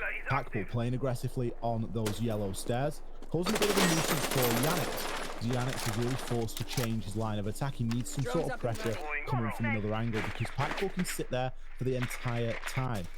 Mozzie pests are going to be stopping drone work from going on ahead, and I think you really need to start sacrificing a drone at this stage, because you just can't be starving yourself for information that much. Well, here goes the wall, and as we said, it's expected nowadays. They have a minute to try and find a further way into the building, and you can see obviously Penta suffered a bit in terms of shoulders of damage. It's down to Crazy just to finish hitting their shots for them to be able to lock out this hold. Piano is where they're going to start to try and apply some pressure and attach some verticality onto this, but there's still a player of Crazy on the top floor. How aware they are of that, I guess they're going to either find out very suddenly or not at all, as they're just ready and willing to collapse back down against the staircase, minus that Nomad air jab that's just gone out, or just through the floor themselves, as we can hear the continual battle back. It's either Nathan or Jonka that's on the top floor. The rush attempt goes against Clash, and they managed to get past her, but they kind of chicken out a little bit of going for the full push. Maybe they wanted to force her back down the stairs and play a bit of a mind game, but there goes Nathan. A drop through the hatch to try and hold the angle. With only 10 seconds left, they've got to find a way past Clash. The stun goes out and hits absolutely everybody. Dat swings round though, and another one bites the dust on the yellow stairs. Jonka's there too. Madman finds the man behind the white van, and well, there's Crazy looking around the first round, and well, come and hit us and we'll cut you down. We love a Clash fluke. Love Pac a didn't Clash. have to move his feet. No, it's just everything happened around Clash, and Clash just had a great time. The world was revolving around Pac-Ball in that round, and there was nothing that Penta really did to deal with that situation. Now, sure, it's not that easy to get yourself in and to deal with a Clash, but there are ways and means, and you've just got to be able to provide that little bit of pressure. Why was nobody pushing on the side of Penta from double door looking through into pipes at the bottom of small spiral? That would have been, there would have been free kills. You would have been able to pick up Jonka. You would have removed Pac-Ball from being able to play there, if not got the kill onto him. And then all of a sudden, with Nathan getting cut off inside of Piano, it didn't really matter that he died at that point. That was a pretty impactless kill because of how little time there was remaining. All of a sudden, those kills start coming a little bit earlier and a bit more map control is gained. And things start to look a little bit differently for the attackers there. But Penta just didn't gain any sort of control whatsoever. Attackers have discovered the location of a bomb. Now heading up one floor to lobby to try and lock this down. Again, if you're completely new to how this map works, this is generally a top-heavy hold. You lock down the room that Madman is currently fortifying upstairs, and you try and keep that under your control for as long as possible, opening up angles of the floor to allow yourself angles across. In the meantime, they've also done the hatch, though. That's less common. You'll generally see people often use that as a rotation, as a last way out and a last resort. Not everybody, sure. It's just generally the more common way of playing this. And while Crazy, they're able to kind of keep themselves a little bit fluid across the top floor, potentially going to open the one above Piano instead and have that as their quick rotate back round. It's a thing about Consulate. You can rotate from the top to the bottom with a hatch synergy in less than 3 seconds. If you can sync all of that together with some destructive control of the space, well, it's very hard to pin down an attacker on that top floor if they're playing clever. Our Penta are going to be able to take a little bit more map control in this round. We'll have to see. They're getting themselves established on Rappel. Going to be attacking on toward lobby. So they need to take that top floor fluke, as you said. They've got to get themselves in there a little bit quicker. All well and good using the first minute or so of the round to drone yourselves in, but going against a team like Crazy, you can't afford to drone, then lose your drone, and then push. You need to be applying what we've started to call hot droning. You need to be getting in there and making sure that the information you're working off is current and correct, because otherwise these guys are going to rotate and punish you. Revan finds an opener onto Nathan. Caught downstairs, it looks like, inside of archive area there. Pac-Ball now going to be on his own as the smoke. Pretty out of position to be playing a smoke down here. I'm interested to see the plan and the thought process behind it, because on the face of it, it looks as though Revan's just going to have a field day. The hatch open, finds one onto Dats and a second onto Pac-Ball, putting the team on his back with a 3K in the opening half of round number 2. Well, this is completely fallen apart in the hands of Crazy there. Revan obviously doing huge things underneath, able to find one, and you do wonder, as you said, what the smoke was doing there. Able to just get in and get another kill, and Penta completely swing in off the back off of what was achieved on that basement. And you know, that's just kind of how you take that apart. It was a masterclass in being able to take them as 1 versus 1 versus 1. And for all the compliments that we've thrown, their ability to be in setup for trades and their ability to be in a position to pick each other up, Crazy just looked completely lost in the waters there. There were just a lot of questions as to why Nathan and Pac-Ball were playing downstairs on that garage level. I didn't actually catch where Nathan died in that area. it was Revan that was getting all the kills, and sure, he had an easy time of it, but you would have thought that would get called out and then people could be watching down hatches, because it was 3 quick kills that just opened the floodgates there. And all of a sudden, when you've got players remaining upstairs, it's just so easy to try to get that plant down in the 5 versus 2 scenario. I think Jonker was pre-firing almost on the exact spot, but it would only have been a matter of time had he got that kill. There was still around a minute to start fighting those fires. A lot of work to do, really. I'm pretty surprised to see the round going in such a decisive fashion toward Penta, but it does show that they've started to wake up a little bit and they've started to get themselves in gear. And that's what they need to do here, because they lost map number 1. They really don't want to be going out and losing map number 2 as well. And they've definitely got what it takes based off that last round's performance to clutch a few more out here on Consulate. Heading their way to the top floor and seeing if they can keep control up above. And, well, they've brought back Clash. They can try and stem the flood and stem the flow. And you assume she's going to be playing on the top of yellow stairs where Dats is currently holding on, just to, again, buy a little bit more pressure, a little bit more of a battle back and force utility cost and utility pressure against them. That's obviously on the Wamayan operator that is said is something that Crazy are probably going to lean into if any team does. However, obviously, you never really know what a team's planning, just based against statistics of what they like to play and what they hate to play against. Janix is going to waste no time as they try and lead Revan in and get control of the bottom of yellow stairs. They're looking at this take and looking at this modicum of control, whether they're aware, obviously, that that's where the Clash is going to be playing. They've already seen her once this game, and to be fair, it was a question they couldn't quite find an answer to. Hopefully they're able to find something a little bit more solid this time around. Nathan, who has been opening death 2 times in a row and often caught away from sight, is going to be on the smoke this time around, playing a little bit more close to home and playing a little bit more solid in terms of just locking things down, as Packbull is the first to kind of suffer a huge amount of pressure. Yeah, Packbull really not having the best time of things at all, despite the shield.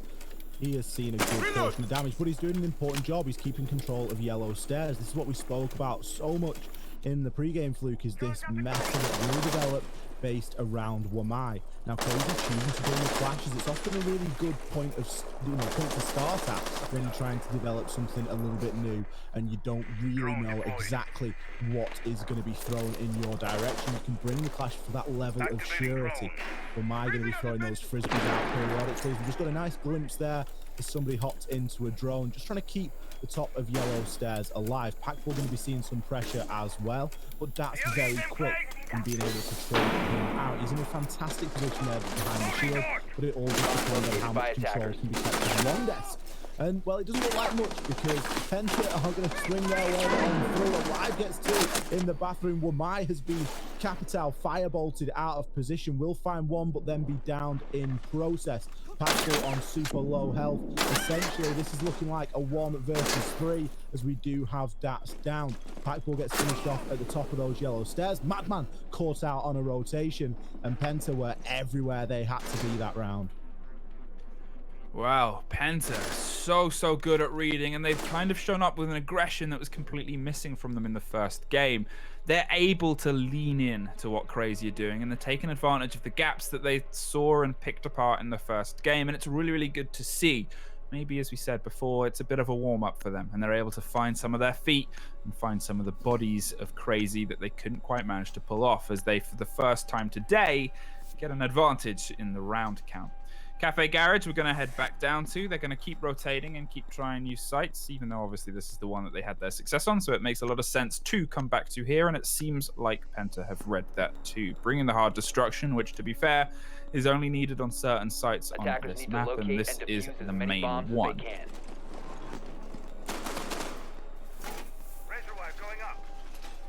Penta, the first time that we are seeing them in the driver's seat here in this series at 2-1. Are they going to be able to start capitalizing on this and really chaining these rounds together? Time will tell. They weren't very close at all in the previous round number 1, where we did see Garage. It was the Packbull show on those yellow stairs. Didn't really have to move his feet, and the whole round revolved around him. Now, I'm not sure if Penta are going to allow that to happen in the same way.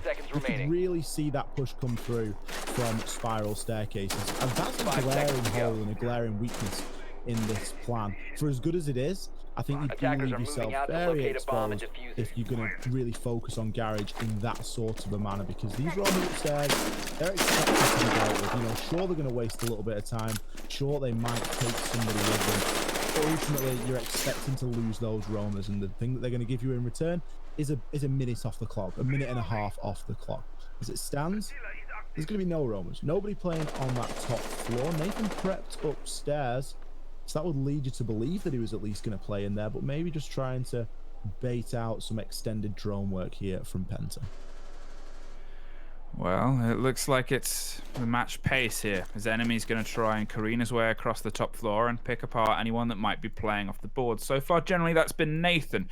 He's obviously back in the hands of a Mozzie and potentially back a little bit more mobile, but they haven't found anybody just yet. They're looking in the same places he was playing before, and, well, he's not playing them again. He's realized that that game isn't working so hot against this Penta, a Penta that's definitely shown up more hot than they were before, and, well, they can take this a little bit more slow and steady.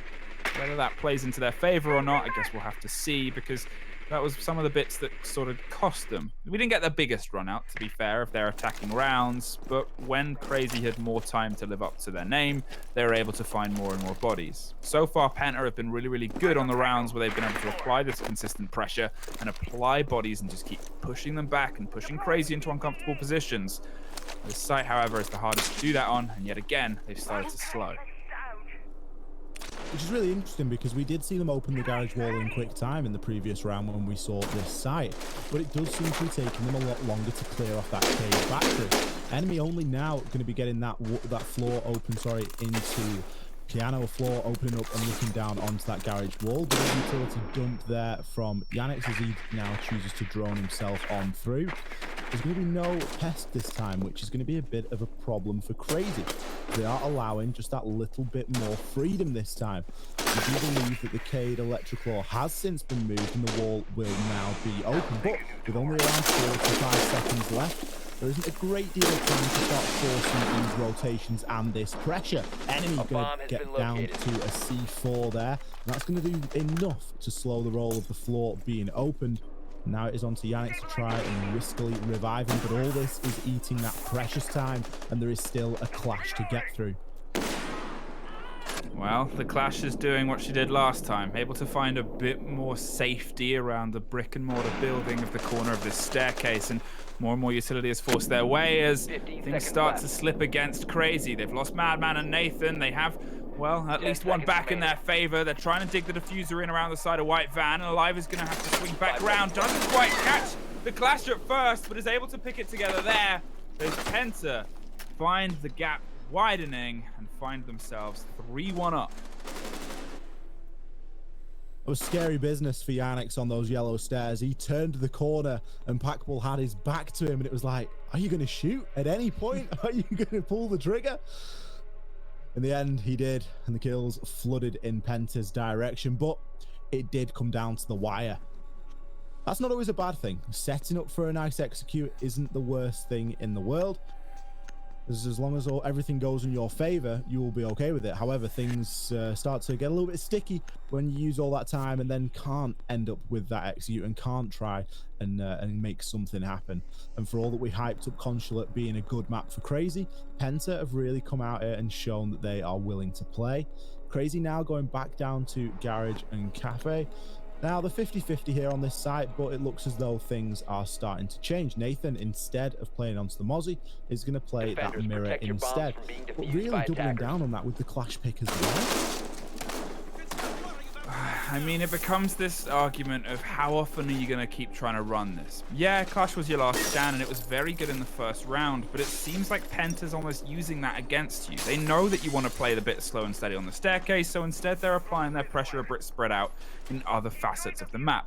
One thing to note is obviously the change in how aggressive Nathan has been across this map. Starting from the top floor, finding myself on the second, now you're here, playing a mirror back on the site, and trying to keep a modicum of control back where it matters. They want to push that dying 10 seconds. It came in Penta's favor, sure, in the previous round, but again, if they can just find one or two back their way, whether they get all of Penta or not, the time is the killer. The time is the pressure that they want Penta to suffer the price of.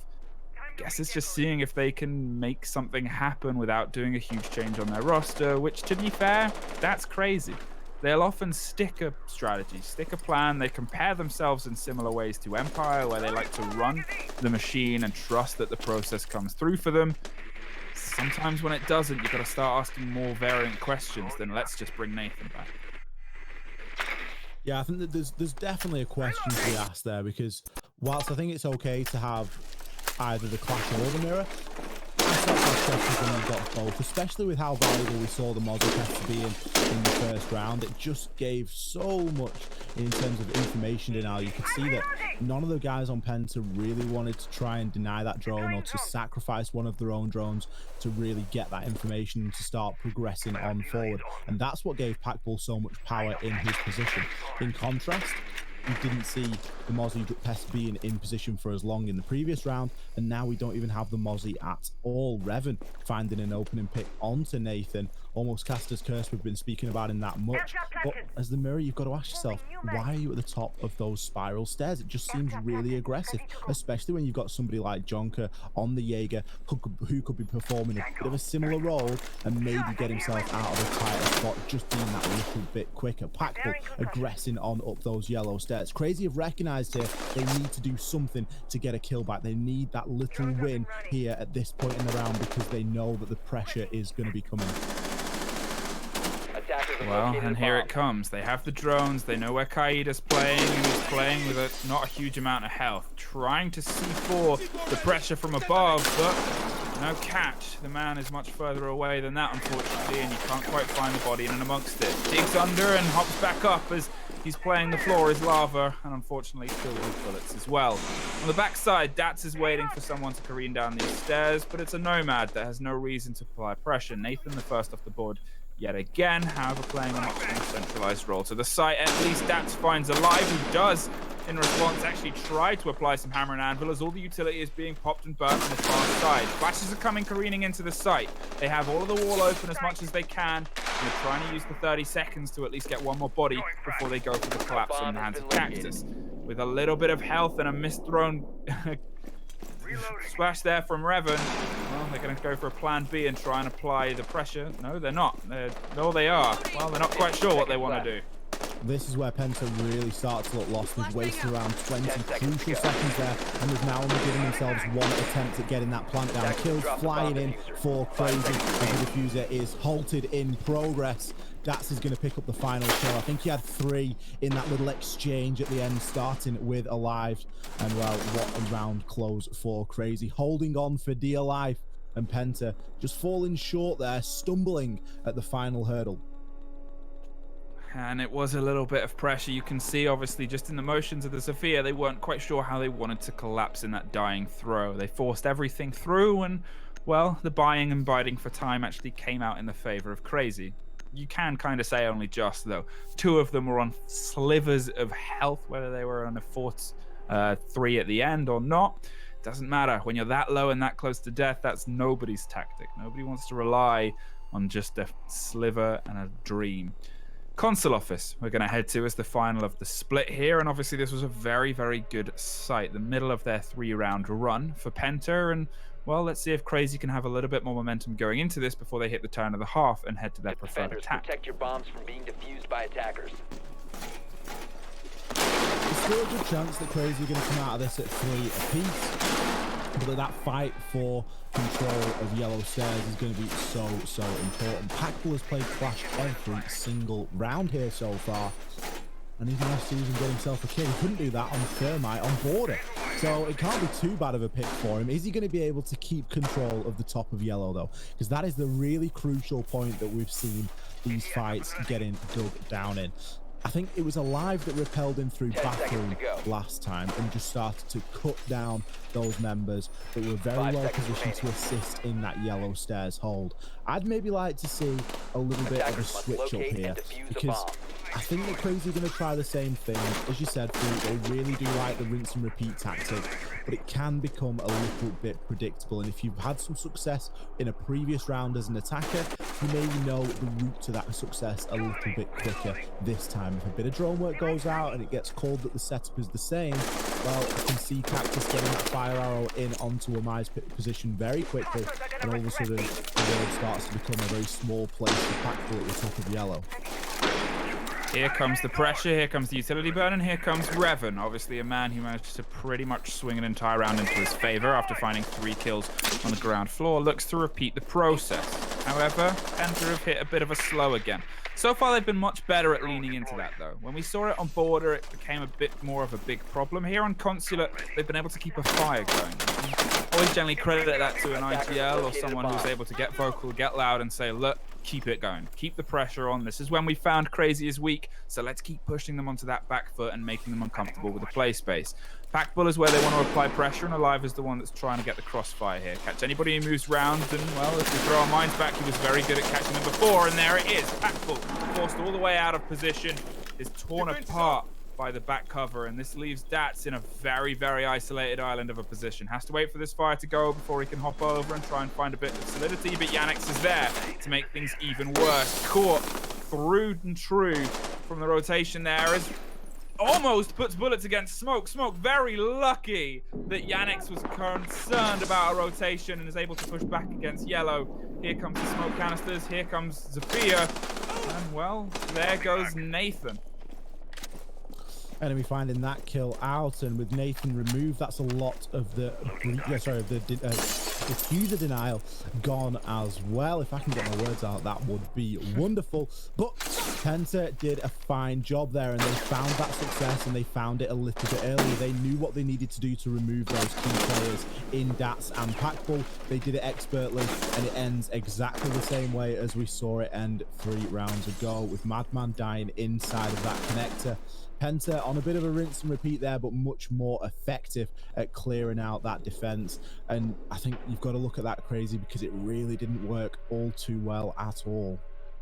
Yeah, 4-2 split here for Penta is just very, very well played from them. Obviously, they have the space and the breathing room now to lead into their defenses, which on Border weren't too great. But hey, Consulate's a fresh space, and they are seemingly a completely fresh team. Whatever halftime oranges they had, get me some, because they have shown up with a huge amount of force that they are taking apart Crazy with. Console office and meeting is where we're going to lead into, and obviously it goes without saying, and well, I'd say that, we've said it so many times, Crazy like attack. In fact, they love attack. They thrive on attack, and they want to bring that to this, but we haven't seen Crazy this kind of battered back against, and usually they like to open with their attack rounds and get the pressure on early and get themselves in a good mental state. They've got 1 win today. Can they try and make it 2? Defenders, protect your bombs from being defused Fluke, by half-time attackers. oranges. They're godsend. I love that. I love it. That throws you right back to playing football as a kid or something like that, where you, at half-time, someone comes around with a tray of like little orange segments. Yeah. And it's exactly what you need at that time. It's not too much, it's not too little. That should be a thing. Whoever's done that for Penta, mate, they're running. If that's Bios has gone round with the halftime oranges. He's the new coach. He's come in for Penta, obviously after working with some huge French teams in Vitality and Supremacy, remaining. and now he's here. And well, whatever he's supplying, it's working wonders. 5 seconds remaining. Well, now, of course, at the switcheroo, round number 7. Attackers must It's time locate for Crazy and to defuse show the us what bomb. they've got on the attack. As you rightly said, Fluke, Crazy, a team that is more confident, you could say, on the attack. They do have a better win percentage on the attack as well. Is that gonna weigh into anything? Of course, those percentages and that sort of ratio that we're drawing from is just from where we've seen them playing previously. In the Challenge League, it is a whole new different kettle of fish. They're playing at a much different competitive level, and this is really where they're going to start getting A bomb has tested. been And located. Yannick's, he's going to be the one dishing out the test papers. Packbull will fall going to be very frustrating to play the clash all throughout the defense and then get first blooded at your first chance of an attack. Utility now being picked up by the players on Penta and redeployed, as Yanix has realized the push isn't going to come through admin, it is going to come through the yellow stairs, and this is where the battle will commence once more. Interestingly, Penta haven't chosen to bring Wamai. They've only got the Yoda ADSs, which, as we know, can be very well dealt with. Holding on to the bottom and waiting to try and catch anyone that might swing a bit wide, as Madman is the one that wants to open the pressure here on the yellow stairs. But, well, there's not an immediate battle back, and they're throwing a lot of utility at someone who isn't quite home. The drone does go out, but this is a bit of a slow pace here from Crazy. Compare it to their border, where at this point they're all generally inside the building.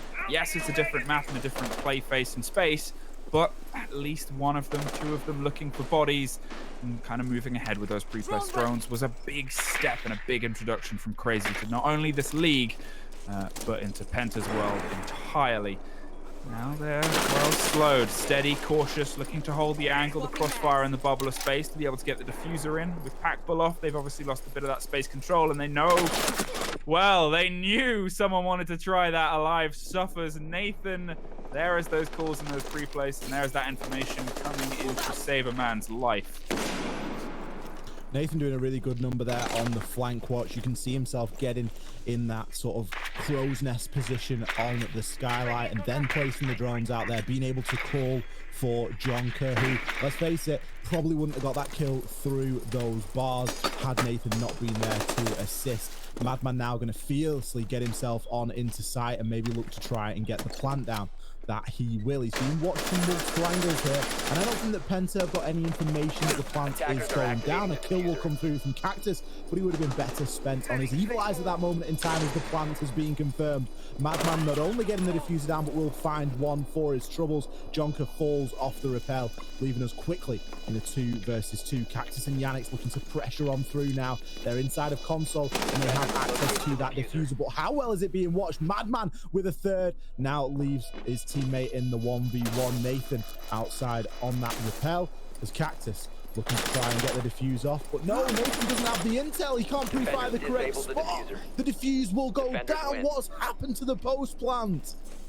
What a nightmare. They didn't have the angle. Cactus dug in on the solid wall and was able to lock it down, and oh, you just really worry about how that's set up. Obviously in that situation, even if he went all the way down, as soon as Madman dropped, it would have been very close to the wire if he was able to get around and get repelled in time. Swung in, maybe tried to apply some cross pressure, but the angle he was expecting was so different, and that was purely a big slip up in communication there. 5-2, a round gifted to Penta. Very tough one to take there, as the post plant from Crazy is usually exceptional, but just falling a little bit short. Madman did as much as he could as well. He got the plant down and 2 kills, but just couldn't get the double when it all mattered. Nathan just finding himself out on rappel, and you can only think about the calls at that moment. They must have been frantic, and he's only left with so much time to pre-fire so many spots. Could we see the 7-2-7-2 fluke, but for opposite teams tonight? Because that looks like the way that it's going at the minute for Penta. I mean, so far, Penta have been good. Yes, that was a bit of a gifted round. They're able to kind of get in and get the diffuser down because of a lapse there, but, you know, those moments shake you. And we've already kind of said it about Crazy, is sometimes when they get a bit shaken, things just stutter and stumble and go a bit wrong and fall a bit pear-shaped, and, well, there was a bit of a lapse there from a team that on attack on border, everything was balanced, everything was weighed, and you look at all the heroics that were thrown in plant and post-plant situations, and there, it's just on the wrong window, looking the wrong way. 5 seconds left.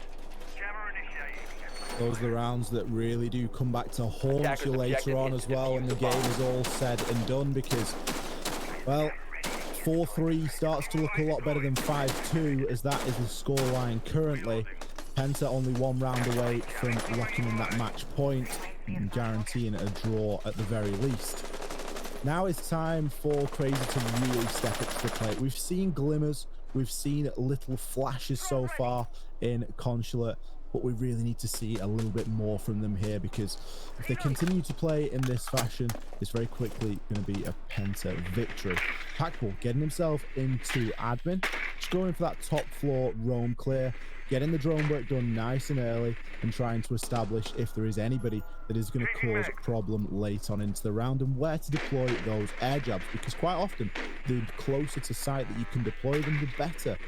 There's more chance that somebody is going to try and rotate on through them, that you can capitalize on them being in the flung animation. As it stands, it looks as though top floor control has been gained, although the hatches are open.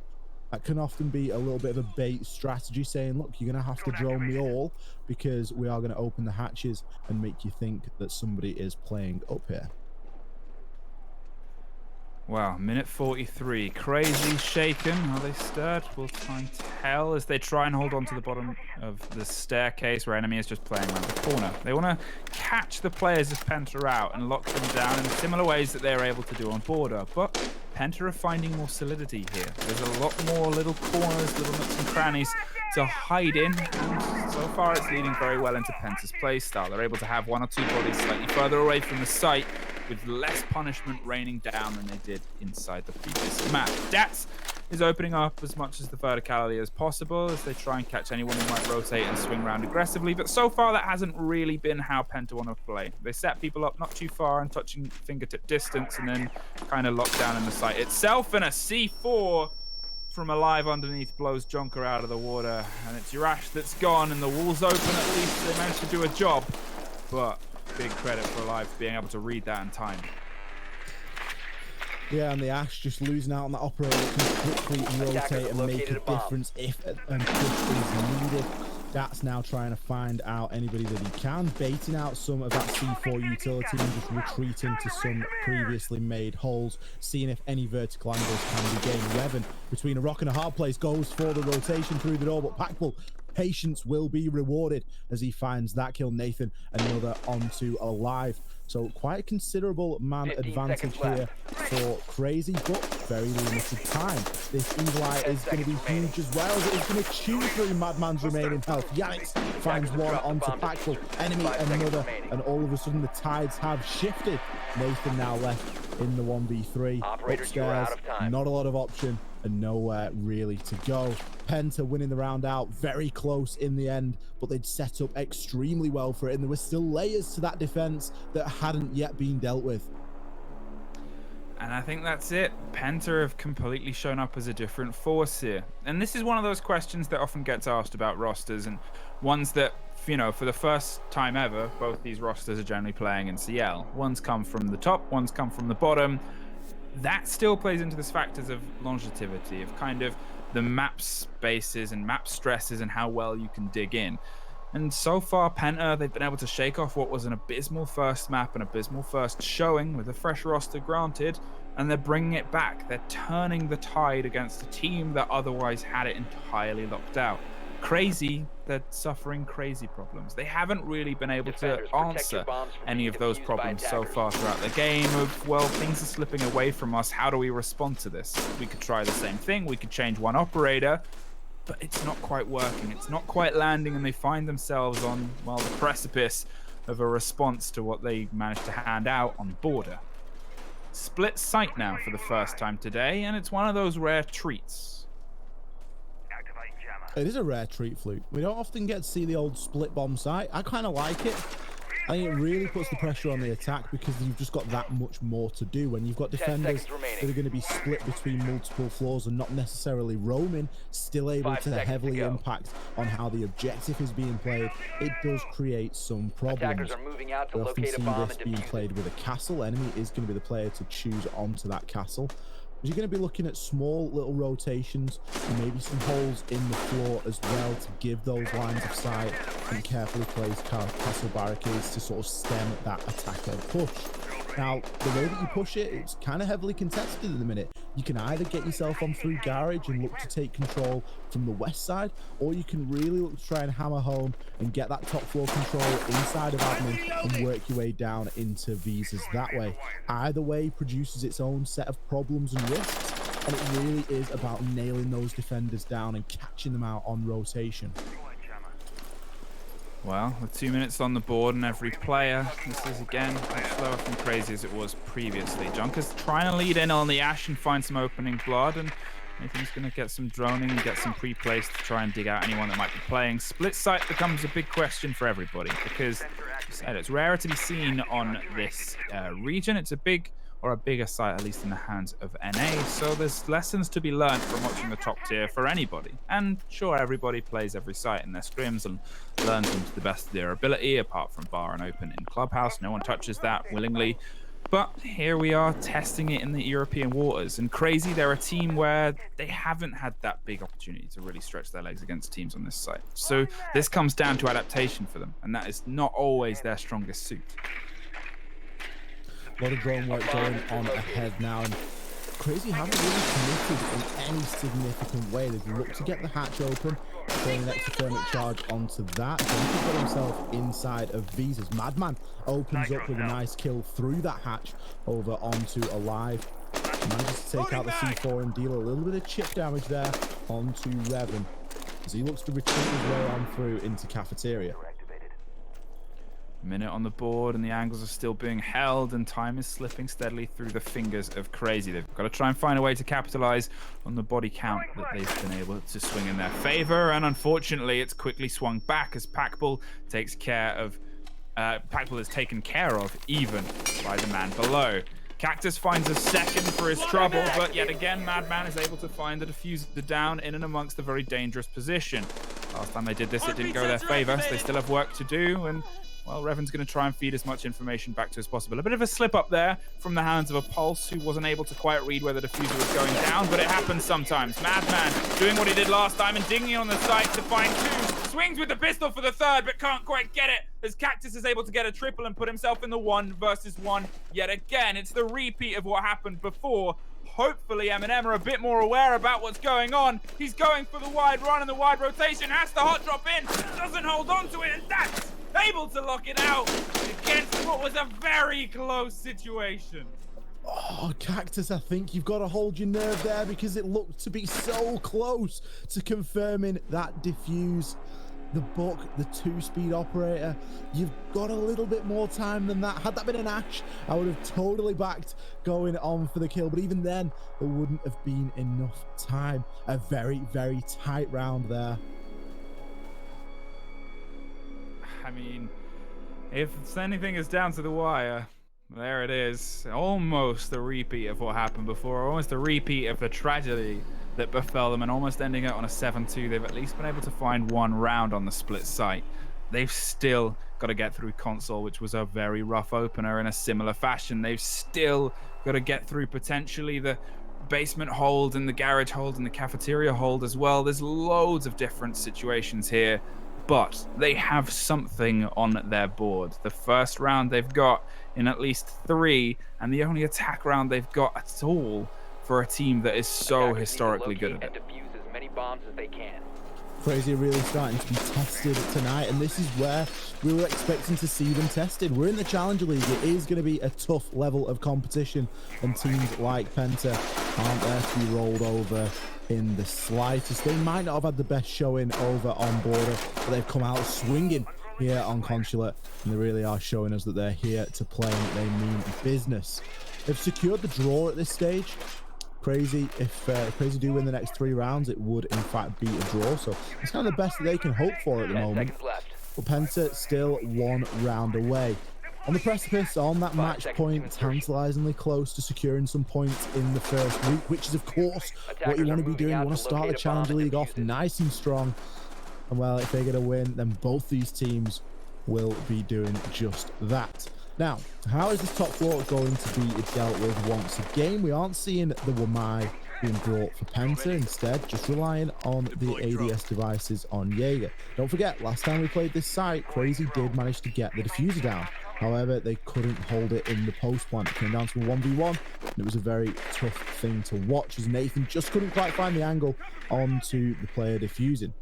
Is that going to happen yet again? Time will tell. That's going to be looking to control Admin. The drone work is going on a little bit ahead of him, and the pressure mounting from the windows, which is the norm here on Consulate. Still, 6-3. It's a big omen to have hanging over their head, and well, it's just seeing if anything can come from it. Packball is picking up the Nomad yet again, trying to control the space, and so far that hasn't really been the biggest asset to them. Often the first off the board, and often the first big problem that they suffer. Swinging around underneath Visa Office to try and get some control, and there it goes. Starts to fall through their fingers as Alive finds Jonker. Nathan battles back, hits Revan, but misses the catch on the second rotation. Yannick finds Madman as well, and well, it's a big operator to lose. He's been able to get the diffuser in both times they've managed to find it and just dig in heals and find bodies after. So now it is down to 3 players that haven't quite been able to have the same impact that they've had in the previous map.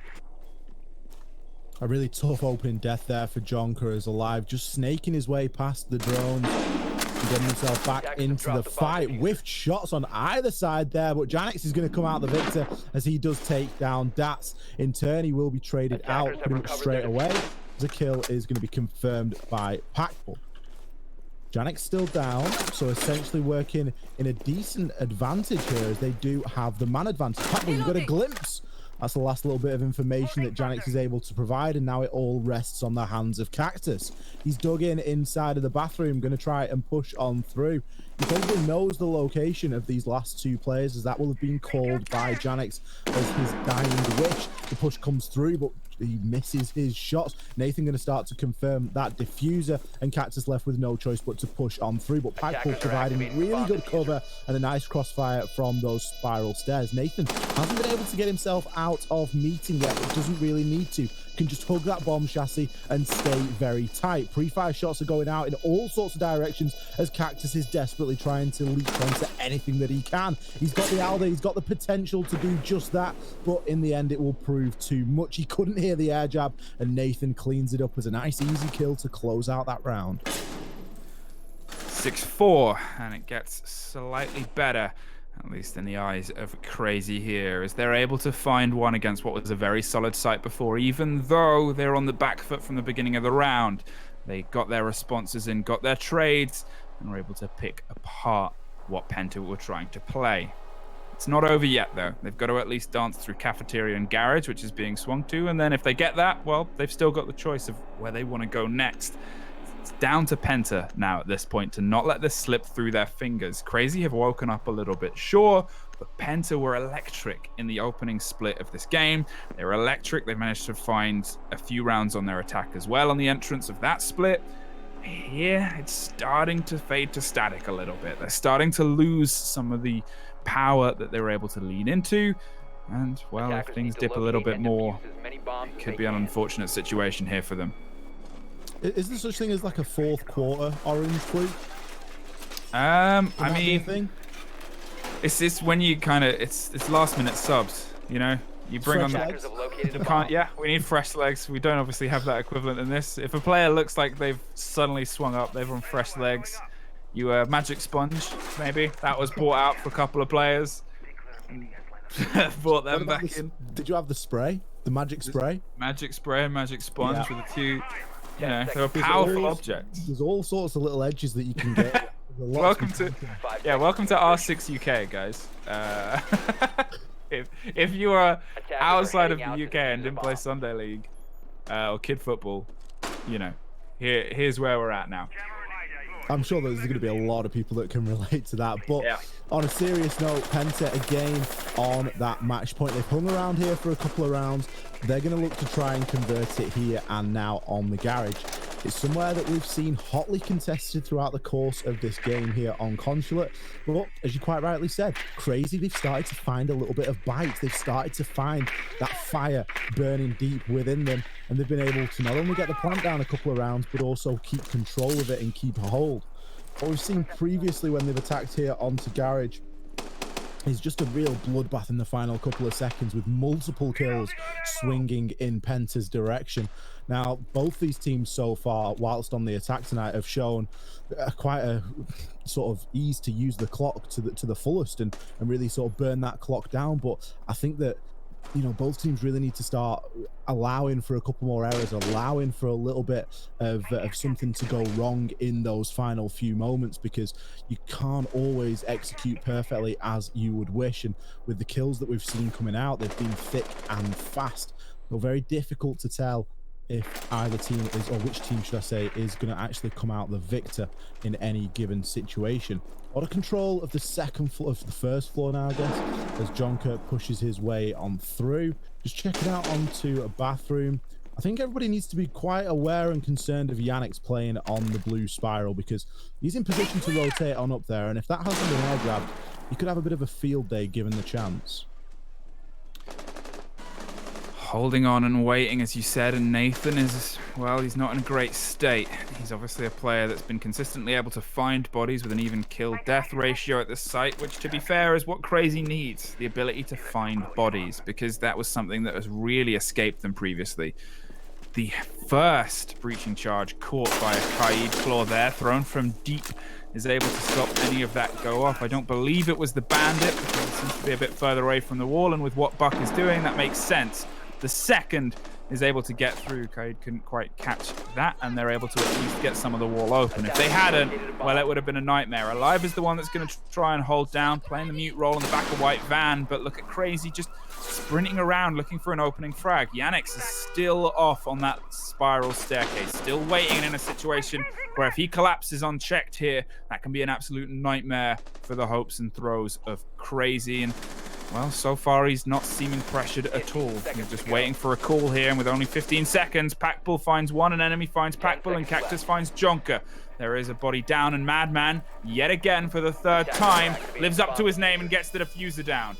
It is purely him against the world right now, as Dats is down on the second floor. Going to go for a rotate and a pickup. Try and find some bullets back in his gun as he tries to catch the back of the head of the man going around on the staircase. A quick swing round there. They know where he is at this site. They might not know everything about what's befallen Buck, and that's going to make things a little bit trickier. The swings come out and the heads are there, but still haven't been able to lock down Madman, who is doing absolutely everything and a little bit more. His enemy is going to try and stick the hold. He might not be fully aware that this is going down. Swings one way, swings the other, pre-fires, but Penta pull themselves through and pull the game out of a shaky basket at the end.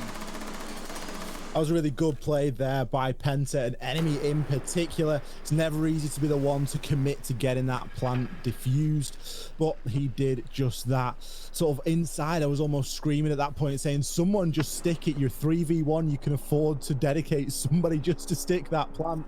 And that did happen. Get a good glimpse of the final scoreboard there. Alive really lighting things up. The only player to hit double digits in that map there on Consulate. And well, Fluke, a result either way this evening. We did see Crazy winning map number 1 on border 7-2. And there we did just see Penta taking Consulate. So not much in it between these teams on any given map. No, and I think that's a fair opening for both teams. Obviously, both had their own expectations. Weirdly, it's fair to say that Crazy had more. They've come through as a solid roster. They've done bits throughout. Even before they hit the qualifiers for Challenger League, they were a high expectation team to be able to make it here. Penta, on the flip side, haven't had the best run in terms of being an org recently. The last kind of tier game that they won was back in October. Since then, it hasn't really been the best throw, and they've had a huge change of face around middle of February. And well, it's good to see them enter this with some points, some gusto, and I'm curious to see how that grows as the weeks progress. Absolutely, both teams there coming out with a win, which is going to, of course, mean some points for you. Stick around. We're going to cut to a short break, but when we're back, we'll be coming back with tonight's games. It is going to be Diffused Kids versus Team Secret. It's going to get a little bit of getting used to for that. We're used to, of course, calling them ex-Gecko, I guess you could say. So if anyone didn't really recognize the Diffused Kids there, that's who those guys are. They're going to be playing against Team Secret very shortly. Don't go anywhere. We will be right back.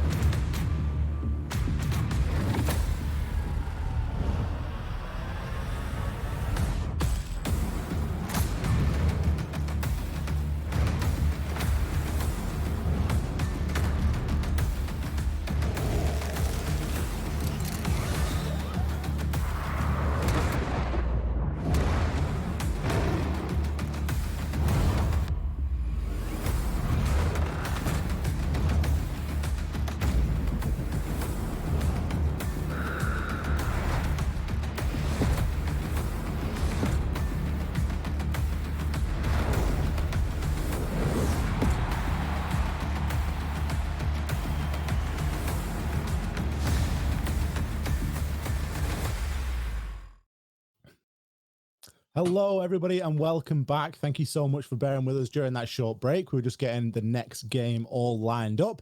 I'm Troika, joined again by the captain, Captain Fluke. And Fluke, we've just watched two pretty contrasting games of Siege.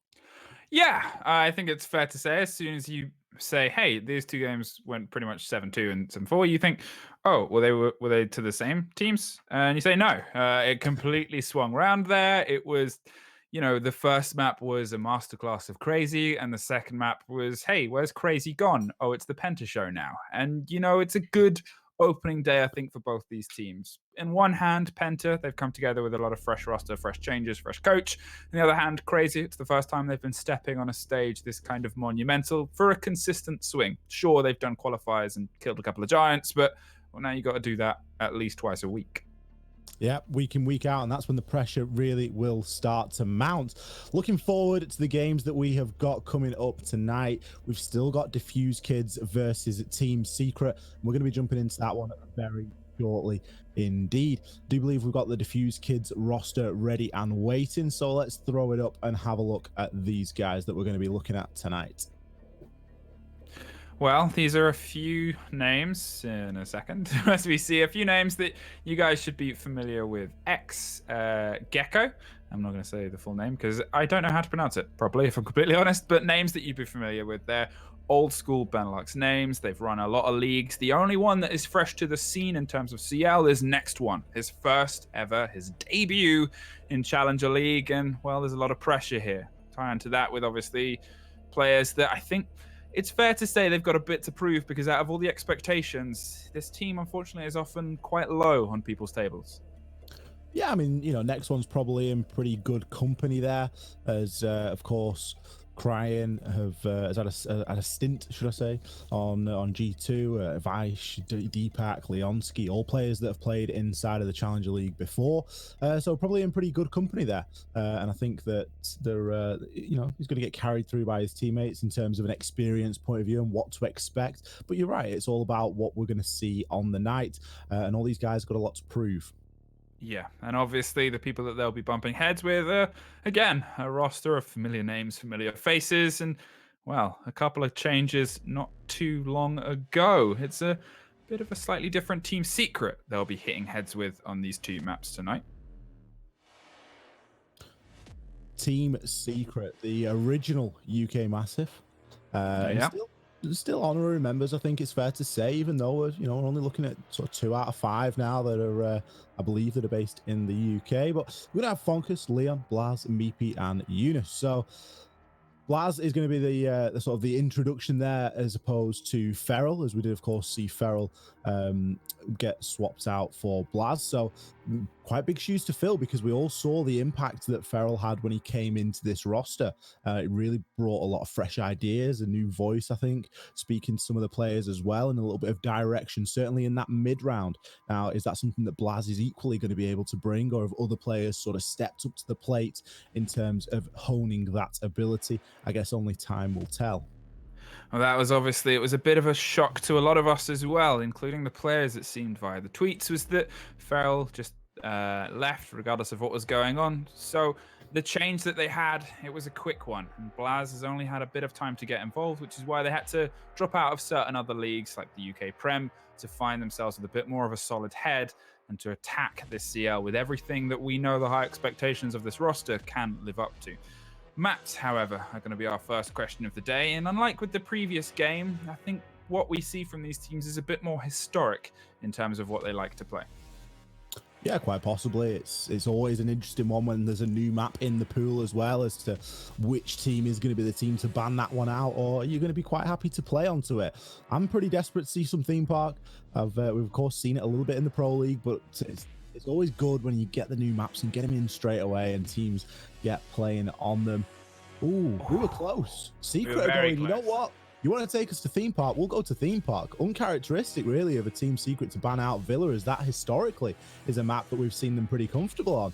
But leaving it down to the Diffused Kids, or DK, to ban out theme park there, and Coastline will be the location of our first map tonight. Coastline is a very, very aggressive map. It's one that both teams can thrive and succeed on, whether on their attack or their defense. It's, in a way, kind of true-blooded of how the game is going to play out. You can take rounds either side, depending on, obviously, your preference, but how well you're playing on the day. It's not like Villa, where if you win your defense, you're kind of aided a bit by the map. Coastline is anyone's guess, anyone's problem. You don't even often need to run hard destruction on a lot of these sites. You can play it completely different to how the rest of the game in the bubble of Comp Siege often floats. Let's see how it battles out between these two teams. Theme Park was so close, and you know what? That gives me a bit of hope that we might see it at the second game. It's vain hope, though. To me, that says that Secret aren't going to use a ban on Theme Park unless they're playing some 300 IQ mind games where they're going, we're going to bait out the Theme Park ban. We know that DKs are going to ban it out. Who really knows? That being said, I think Coastline, that proves pretty promising for Team Secret. We've seen them play on that map quite a lot recently, really, in the qualifiers and stuff that they've been playing, and they've been playing quite well. I know that there's certain positions that certain players like to play. I'm looking really at Leon and that Lamborghini doorway. He can be a nightmare to root out of there, and it doesn't really matter where the site is. It's just such a powerful position, and they've got a really good handle of how they like to keep control of certain areas. So Coastline could be an interesting one for Secret. DKs, it's almost a wait and see how they show up on the night. But I agree, Fluke, it's a nice one to kind of ease both of these teams in, because they've both seen recent roster changes. You don't necessarily want to be jumping straight into something like a Clubhouse or a Consulate. And they're maps that Team Secret have pretty much open-handedly just said, you know what? Remove them. We don't want to play such a technical map straight away. We're going to be happy to move on to those maps in future, but for the time being, we just want to play some good old Siege, and that really leaves you to things like Border and like Coastline. It's also worth kind of looking at how these changes have come together. The first one is Blaz, obviously, who has come from Penta, was released as they kind of transitioned into their new team and their new side, and was the pickup in response to Feral. Now, if you look at how Blaz performed last season in Pro League, he was most seen on a Jaeger and a Jackal. He was able to play that entry role. He was able to pick it up, and pretty consistently, I think he has the second best or the third best KD ratio across the entire side. In a season that didn't quite swing their way, you've got to give credit to the person that can still consistently find bodies. Bringing that in place of Feral is generally, it's obviously not a move they intended or wanted to make potentially at the time, but at least it's a good fit. It's someone who might not have that same unbridled aggression or the when you say jump, I jump mentality that they had developed over such a long period of time. But at the same time, someone who can play those operators that Feral used to play, someone who can kind of play the aggressive roles, at least on the attack, well, at least it's not the hugest transition to make. No, absolutely. It kind of gives a little bit of space to players like Leon, who, I mean, we've when Leon was in Pro League, he was sort of top 3, top 4 fraggers in the entire Pro League. Now, that kind of ability and potential doesn't just disappear when you drop out of Pro League. You've still got that raw potential. It's about being in a position where you can then apply that. And if Blaz is able to come in and support a little bit more, then all of a sudden you get a bit of a dynamic duo developing, and kills really do start to flood in. As you say, is that going to, make up for the sort of tempered aggression that we often saw from Feral, or some of his really good mid-round adaptations and the way that he brought a little bit of an IGL flair into the roster? Potentially not, but then that's on another player in the team to really sort of step up to the plate and bring a little bit of that experience in. And maybe someone that you look to do that is someone like Eunice. He's got a load of experience, played inside of obviously XX Penta, I guess you could say, G2, and really, been at the top of the top, won invitational. So a lot of experience to be drawn on there, and kind of replacing a little bit of experience for a fragger and getting a bit more experience from elsewhere might not be the worst thing in the world for Secret. I know there's a lot of people that are going to be really hoping to see them do pretty well inside of this Challenger League. And you talk about players that are fresh to rosters as well, and some that have been able to have a good run. Cryan is always one to look to here. Obviously had a bit of a stint on G2 after having an unbelievable season in Challenger League the last time around with Auglis. Since then, obviously, things started to fall a little bit apart for them. Couldn't quite find the gel in the roster on that. So now he's back in and amongst, potentially to be the big fish in the slightly smaller pond. Well, let's see if the pond has gotten a bit more aggressive since he was last dipping his toes. Maybe the pond's now full of piranhas, Fluke. Maybe. I mean, it's just somewhere you don't want to be. It's the thing, and I guess we're going to find out as we head, well, not to Consulate. Nearly Consulate. I mean, nearly Consulate. We saw 64 last game. We did. So we're going to instead throw on down to good old Ibiza. Coastline is going to be the location. Diffused Kids are going to be starting out on the defense, so they get the luxury of that first attacker ban. Often, you don't see hard breaches being brought, but you do often see a Hibana ban as well, because there's just so much value in opening up into couches from the roof. It's such a free line of sight to get open that you do sometimes see teams really sort of erring on the side of caution there. Nomad is going to be removed first from Diffused Kids, and Secret banning Lion. Fluke, is this like Operation whatever it was? I mean, Eunice is back on the Outbreak? squad now. He's back here. He's back keeping an eye on things. Obviously, that is a big name for a lot of people. If you don't know who Eunice was, go look at Wikipedia. Just pause everything. Go read what this man has achieved, and then come back and be like, oh damn, he's back, and he's with a strong team now. And hey, I guess that's something that always comes into consideration, is getting your balance. To be fair to banning a Lion on Coastline, it does sometimes completely tear teams apart. We see it more often in North America. Sometimes they'll run those quick Hookah Lion based pushes and aggressive movements towards getting inside. Obviously, these are teams that, as we said, you can get more prep against each other here. It's not like when they were trying to prep against Penta, where it's hard because you don't really know how they're going to play. Yeah, there have been roster changes here. Yeah, we've seen a couple of picks and a couple of changes, but these are the general same cores of what have been long-standing Siege players in the EU scene. You expect here. Fluke, I didn't expect a Lion ban. Attackers need You to didn't locate expect a and Lion defuse ban. bombs. Maybe they didn't expect a Lion ban. Why would you ban Lion? So many questions. If that doesn't speak to how flexible this map is for attackers, I don't know what does, because Capital's available.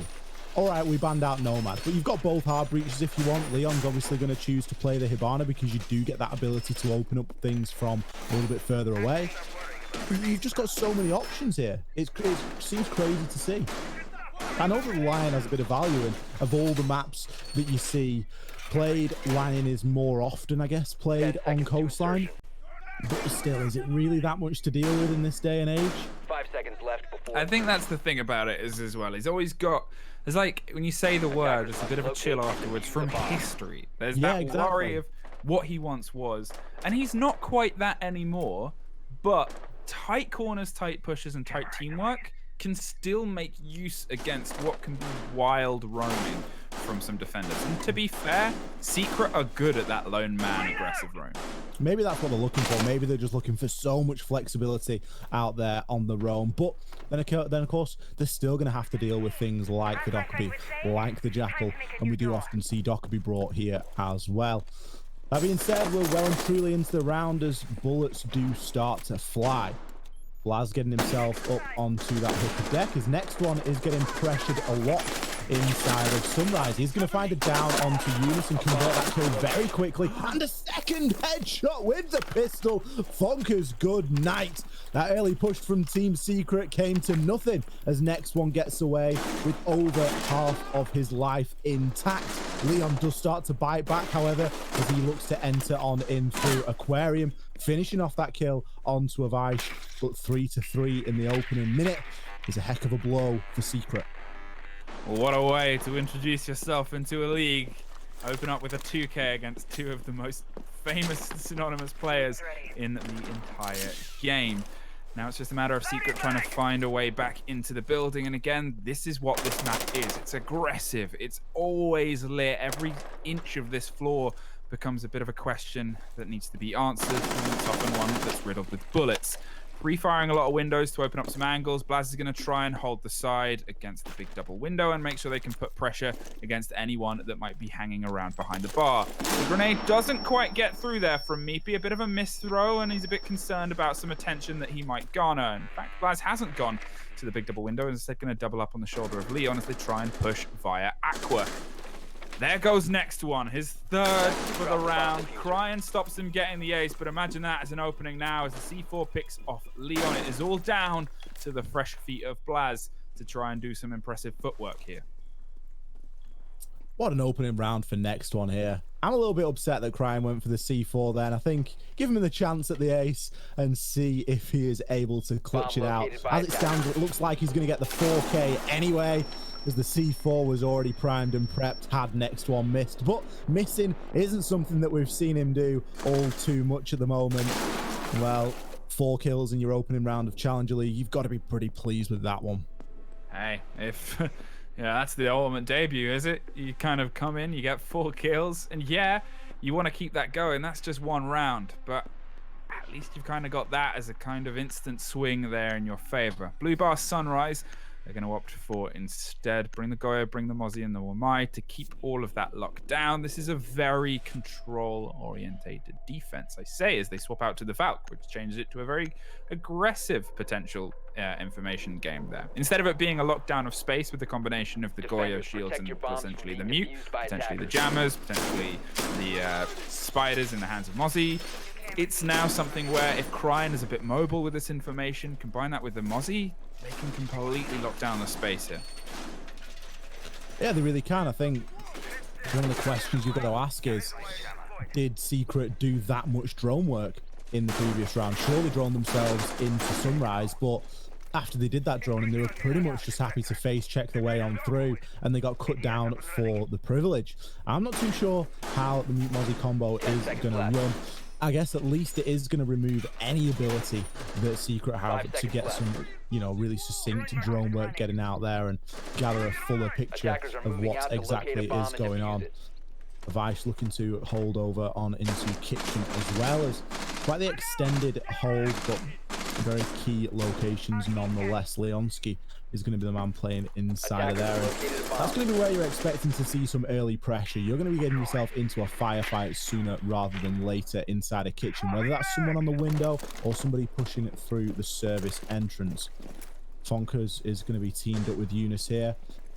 These were the duo that did get themselves cut down very early in round number 1, but it's like a bit of a rush tactic. Cryan hits a 2. Can he pick up 3? Yes, he can. 3 headshots in a row. That's what you need to be hitting with the MPX, as it is a bit of a pea shooter, but it doesn't matter if you're going straight for the head. Secret with a really weird rush strategy that just didn't pay off at all. Cryan taking no damage in return.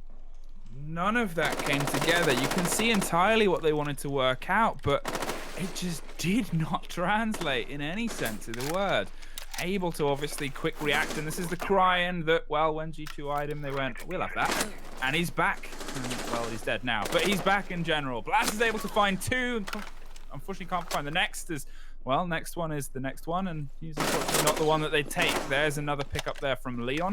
However, in a 1 versus 2, not too unfamiliar situation for him, and he's been able to pull clutches out in situations like this before. However, this is not another one to add to that story. Diffused Kids, 2 rounds in a row where they're able to get that opener and then just keep riding that wave. Well, well, well. We spoke about it earlier. The drone work on Secret wasn't really adequate, wasn't really present in round number 1, and it can't have been present there in round number 2, because had they droned, they would have realized that Cryan was playing inside of Office, and they maybe would have thought twice about 3-man rushing on through. You can see what they're trying to do there, whether there was mute drones, mute jammer, sorry, or mozzie pests there to try and stop that push coming through and stop that gathering of information. Time will tell, but ultimately, I don't think you can be affording to push yourself through the barricade in that fashion. As we all know, that players on both sides of this game are more than capable of getting out there and getting some kills. And well, Cryan and Next One have done just that. 4Ks in each round 1 and 2 respectively. And they don't look like they're going to slow down anytime soon. Going on now into Kitchen. Where is the fight from Secret? Imagine the scenes. Next One on his debut, he's 2 rounds in, he's 6 kills, no deaths. That is someone who's showing up with heat here. That's someone who's showing up with fire, and he's looking to keep that roll going. Obviously finding himself on that Jaeger roll is coming through leaps and bounds here, and able to just, I guess, lean into what this map can offer. A player who is great on a Jaeger and great on aggression. And unfortunately, Secret have tried a couple of tricks and swings, but haven't been able to match what has been an outstanding debut so far. And we're only 2 rounds in as well. This is a game that is gonna develop aggressively.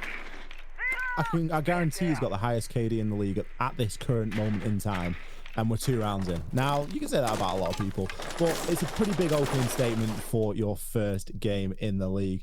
We'll have to see if he continues to flourish over the course of the coming weeks, but certainly one to keep your eye on, and a player that you really don't want to be missing. This time, Secret, uncharacteristically, have got themselves nearly a minute into the round without suffering a death. Fair enough, they've not got themselves into an engagement yet, but it's nice to see them taking things a little bit slower this time, realizing that they don't need to be that aggressive force. They can just wait, bide the time, use their information, use their utility to gather a fuller picture of what is going on. Leon just trying to catch somebody out on a rotation. They can often be cheap kills while the rest of your team is setting on up, but Blaz has crouch walked his way all the way on into Kitchen, finds one, gets cut down as a trade. Losing out the Ash isn't the end of the world like that, but you have removed a mute.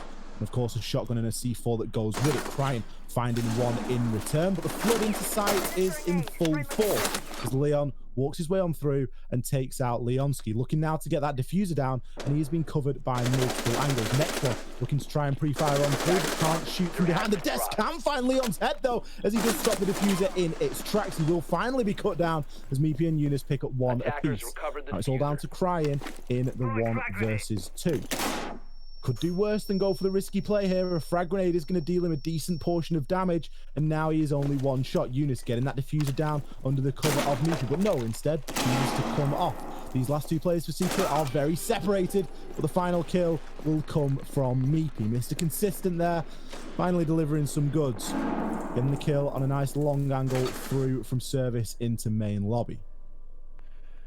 Well, that's a way to at least find some ground back into the fight. Good work to almost pull that back again. It's the hands of Next One and Cryan above to try and apply the pressure to Leon and stop what was going on with the defuse. A split second away from actually getting that stuck, but then able to pick that back up. And that's more familiar to the Secret that we've seen. Again, you pointed it out, they've slowed their roll a little bit. They're looking for drones, looking for information, and looking how they can bring themselves into this map without having 3 of their heads shut off by the man stood behind the door.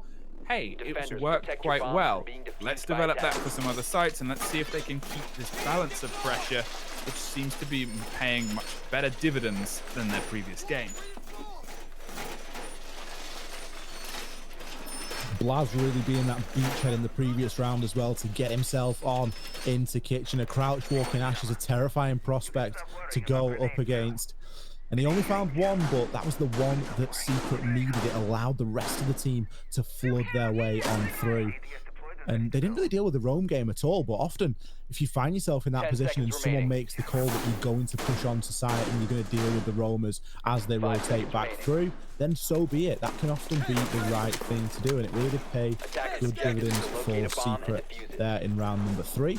A little bit more back and forth as the first 2 rounds were very decisive toward DKs, but as we get into this Attackers have fixture, located a Secret bomb. do start to wake up a little bit, and they are slowly starting to take things at a bit more of a manageable pace. You can't continue to sprint all the way out of the gate. These games often do turn into a bit more of a marathon, and they do require that little bit more patience. Well, patience is currently the game that they want to play. Funker's obviously on the support role, a player who's been able to be consistently aggressive in the hands of Secret. However, obviously they've had a bit of a shift in how they play. Curious about how the comms balance down. They've obviously traded 2 French for now 2 Finns, and also 2 English and Hungarian, and I guess it's seeing if that amalgamation of European can be able to bring something together.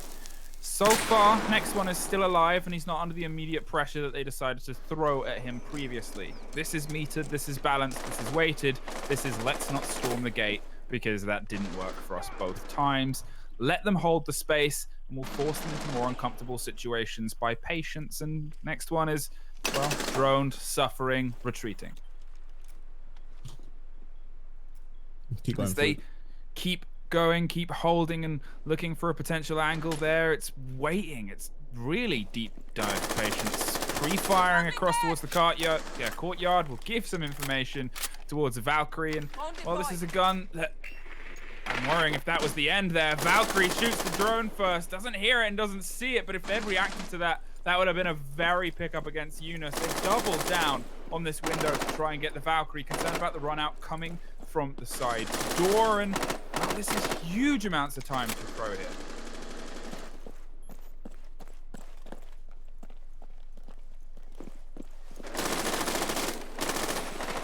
Avesh able to find Meepy, Leon able to find Avesh, and Cryan able to find Eunice. Big trades and big numbers coming out. There's more pressure coming from the window, but they're not quite sure as Funkers takes care of Cryan. Maybe saves the life of the man hanging upside down. With 40 seconds on the board, they've still got to get in and get the diffuser down inside Hookah, and they're still taking care of soft walls inside the structure itself.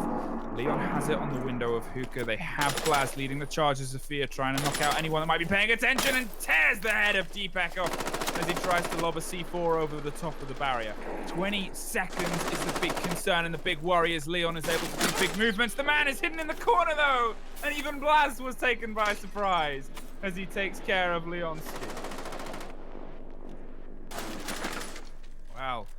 Quick motions and quick movements are able to bring Secret back together. The time continually ticked in that issue, and I guess from that point onwards, they aren't really able to, get a battle back in the hands of DK. There was things that were just a bit out of their control. Hey, Fluke. Hey, man. How How you goes? You having a couple of issues right now, aren't you? Yes, sir. I'm back. And Are you fighting. back? Yeah. Okay, that's good. I'll take you back in. Tag me in, buddy. Yeah, it's we're working on a bit of new system tonight, so it's just going through a couple of the usual teething pains that you do get with these online broadcasts, but back and Defenders, ready to protect your go. bombs from being Okay, used by attackers. 2 rounds apiece. A Secret, they've started a bit more of a fight back now, and it looks as though all is not lost. I think if you were a betting man and you saw those first 2 rounds, you'd be going straight on in. But I think as it stands now, Secret, they've got a little bit of fight in them. It isn't beyond the realms of possibility to at least come out of here 3-3, maybe 4-2, and look to really ascend through this match. And here comes a bit of attention. Now, obviously, they've decided to 10 seconds keep remaining. rotating. They're going to try and take Blue Bar and Sunrise again, putting it themselves on a 5 seconds 2-2. left. And I guess this has been the perfect response in the hands of Secret. Attackers They must realized locate that and the defuse pace the that they bomb. wanted to apply to the game was, in a way, unnecessary. If anything, it handed rounds to Diffused Kids. Secret are a great historical team. They have great fraggers and great head clickers, and, well, they were located a trying bomb. to lead by example of those. But they're also a great patience team. Great slow and steady, and they have that ability to just lock down all this information as time comes. The C4 is torn. The audio might have just saved the life of an IQ that's not paying a huge amount of attention with the scanner here. And, well, at least they're surviving for now. Cryan is still looking for Eunice above, but Eunice isn't playing that game. The game that is being played is Avesh being killed and taken out of the equation. The fight rotates to luggage now.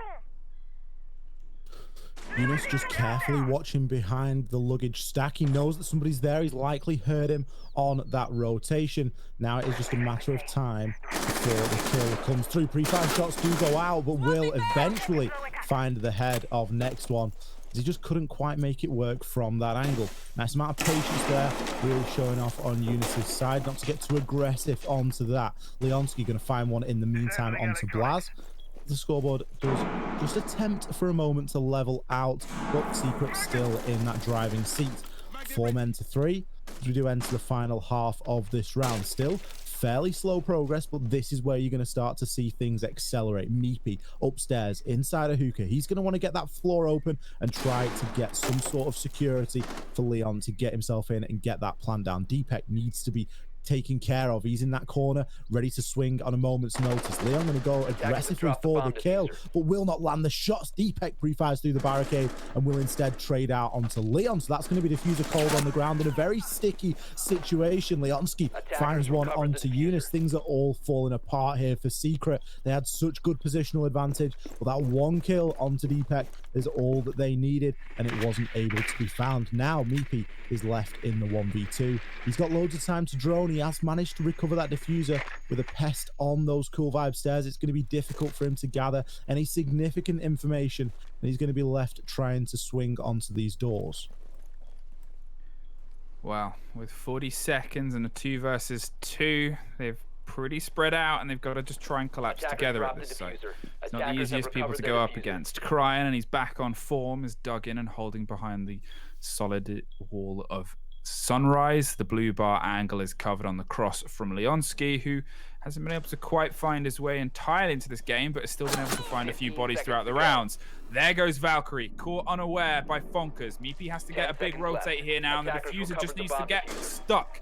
If anything, they can try and hold the door. They seem to be half aware of where the man is, but not aware enough. They swing into his direction, and Leonski finds it with Diffused Kids, able to take a round that really should have been Secrets. It really should have been Secrets at multiple points as well. They had so many opportunities there and just couldn't close it down at any of them. EKs, though, keeping themselves firmly in the fight. I think Coastline was a great choice for both these teams. It's been a fairly close game so far, Fluke.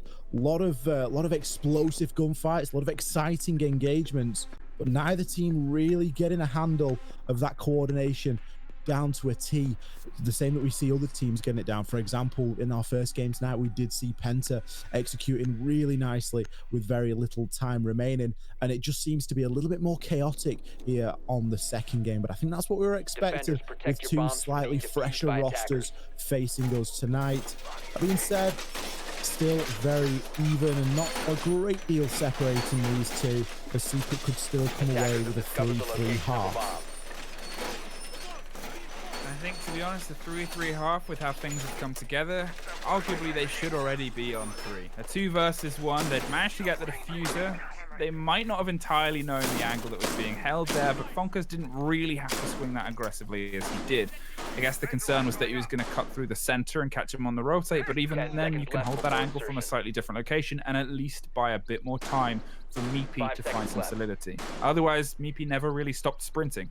He sprinted to get the diffuser, suffered a little bit of damage as he sprinted away, and then as soon as he got there, he had to head back because Fonkers was dead, unfortunately.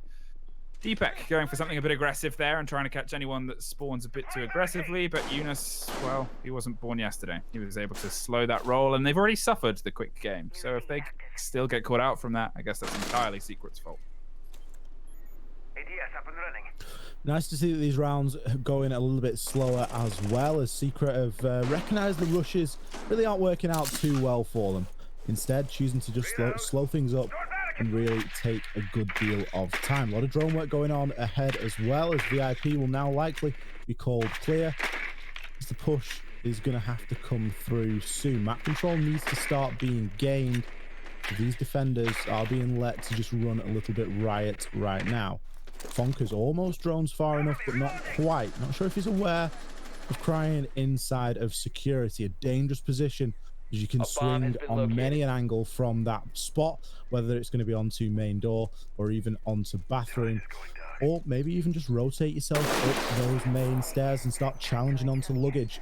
Multiple options from there, and a very popular spot that you see people playing in on this map. Now control has been taken over of Meeting and Penthouse as the push is starting to be established. Well, the drone work comes out and they look for more attention here as they try and just find some, again, information. It seems like it's being read a little bit well. Mozzie's able to find at least the slow of what has been a good corner of Secrets game so far, and well, Hookah came down a bit to the wire. It was about 15 seconds for him to actually have to push into the site and get the aggressive bodies. And, well, if that's the game Secret want to play, all DK have to do is pull back a little bit, force them to be in more uncomfortable situations in the dying throws. Next one has still played aggressively underneath. At this point in the previous round, he'd actually been pushed all the way back towards Cool Vibe stairs and couldn't find any solidity. From now, he's in a situation where he's a bit more comfortable, has Deepak to rotate back to if he needs to, and it's down to Secret to actually make the first move here, which, well, as the timer keeps ticking, they still don't really seem like they're in the situation too, as they try and dig a Vase out from behind. Very slow round, and entering the final 35 seconds with everybody left alive. Leon getting spotted out there on a Valkyrie camera that will since be destroyed by Blaz, but the information has been gained. Crying, he's going to be the first to fall as he gets downed inside of office. 20 seconds or so remaining now, and well, it's no good going for the kill. He's got to try and get that diffuser down.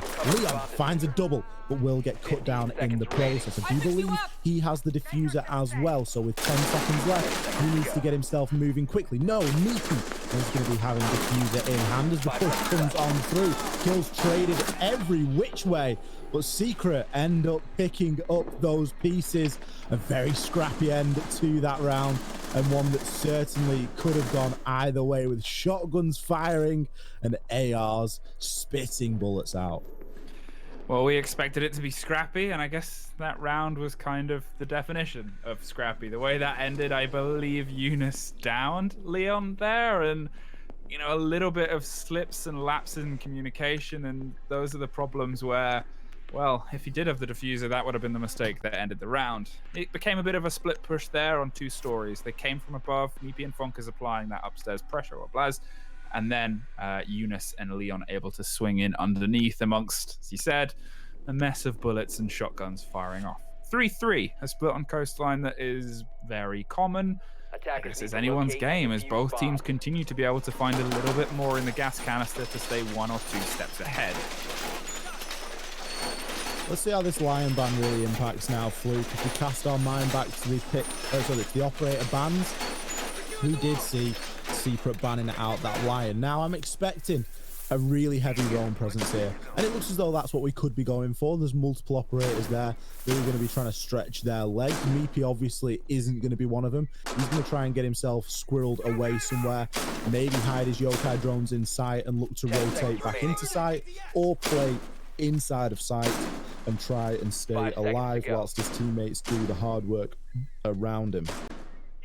Attackers are moving out to locate Obviously, you've got to kind of look at the numbers that Leon's putting up. 10 frags to only a couple of deaths now. Is currently the frag leader, but again, it's not that Crying or Next One aren't that far behind. It's been consistently back and forth between both squads, leading with these big gunner abilities that they both have in spades. Fonka's trying to get the intro information here for anyone that might be approaching, but they're just a few steps outside of his scanner's range as he's finally able to rotate round and feed a bit of information back to Blaz below, who, well, he's just going to try and hold off the angle across main lobby and toilets and keep that all a little bit safe and secure. The drones are coming out and they're going to try and find the Legion underneath, but that's not an easy task. He has his information gathering he can do himself. He has the ability to slow a sprint to a crawl. It's going to take a little bit more than just a couple drones to get him. It is going to take more than a couple of drones indeed. Pre-fire shots are going to be the order of the day onto live pings, but Eunice keeping himself alive inside of office, but only for the time being. Deep Hit will fall. Fonkers on the run out. In fact, sorry, Leon on the run out. Fonkers finding one in between. Aggressive plays coming out every which way here as kills are just being gifted to one side and then the other. Leonski coming out on the right side of things as well. DKs, they're now 3-2. Miki and Fonkers with a lot of work to do here. Reload! As Cryan is getting himself up onto the roof. And they can just take a moment to breathe, re-drone, and to figure out how they want to approach this final minute 20. Scanning for electronics. That's it. Obviously, time was a bit of an issue in the hands of Secret sometimes when push came to shove. DK currently have the advantage of numbers. They have a little bit of damage, but so does Leon. Mipi's the only one, and Leon Skier able to still stand on full health. It's making something, capitalizing on the space and the advantage that you have. It wasn't Leon, sorry, it was Fonkers on the far side playing the pulse, is able to rotate a little bit further back.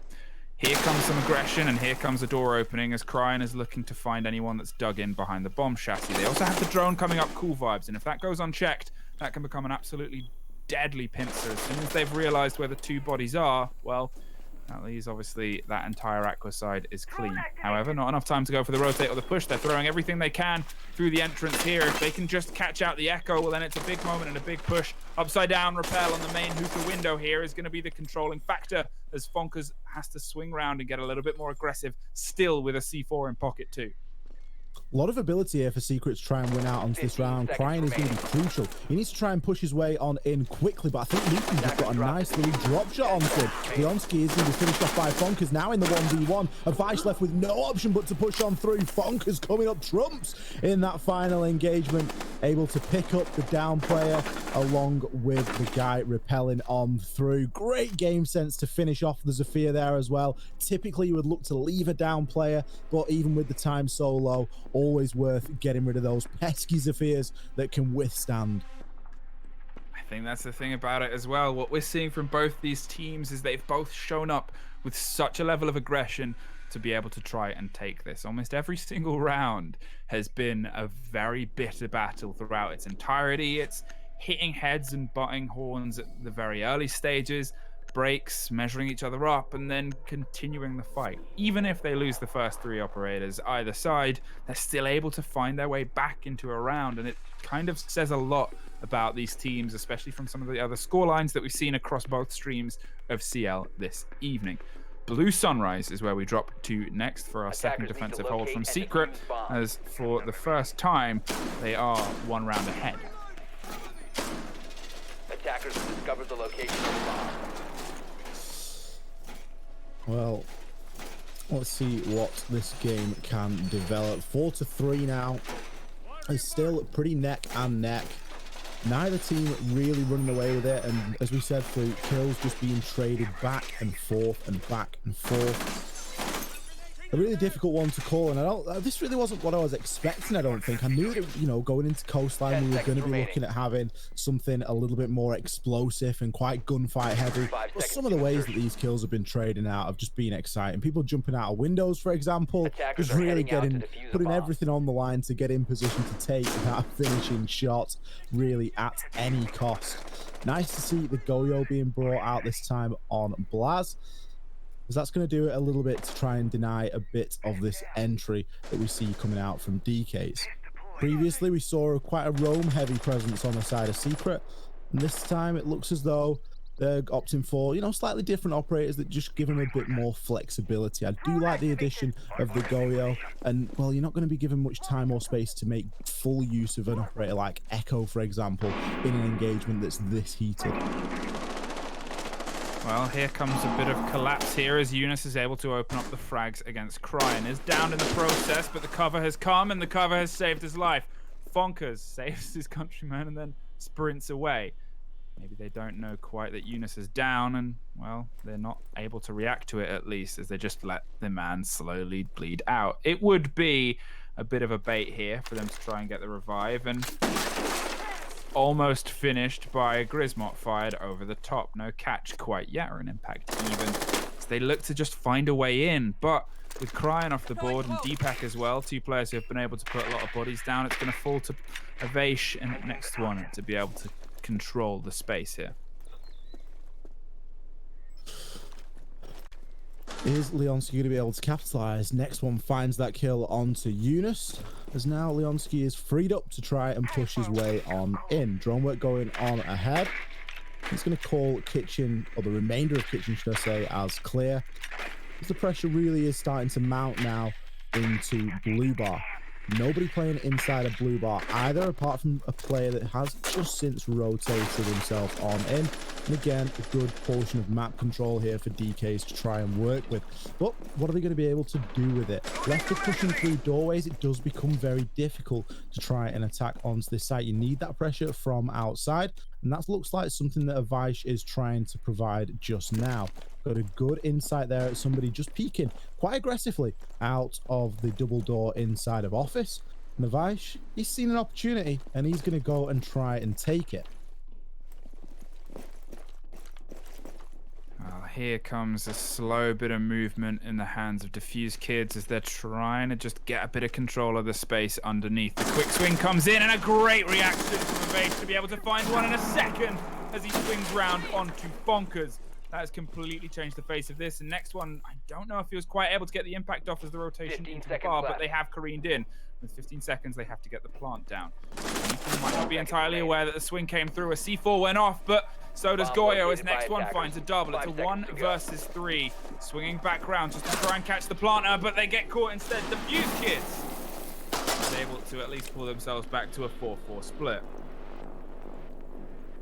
4-4 split isn't the worst position to be in, and again, neck and neck. Not a lot separating these two teams, and every round coming down to explosive fireworks in the last couple of seconds. Goyo, Vulcan shields aside, we don't need those to have a good time here, and the action, it has been pretty explosive.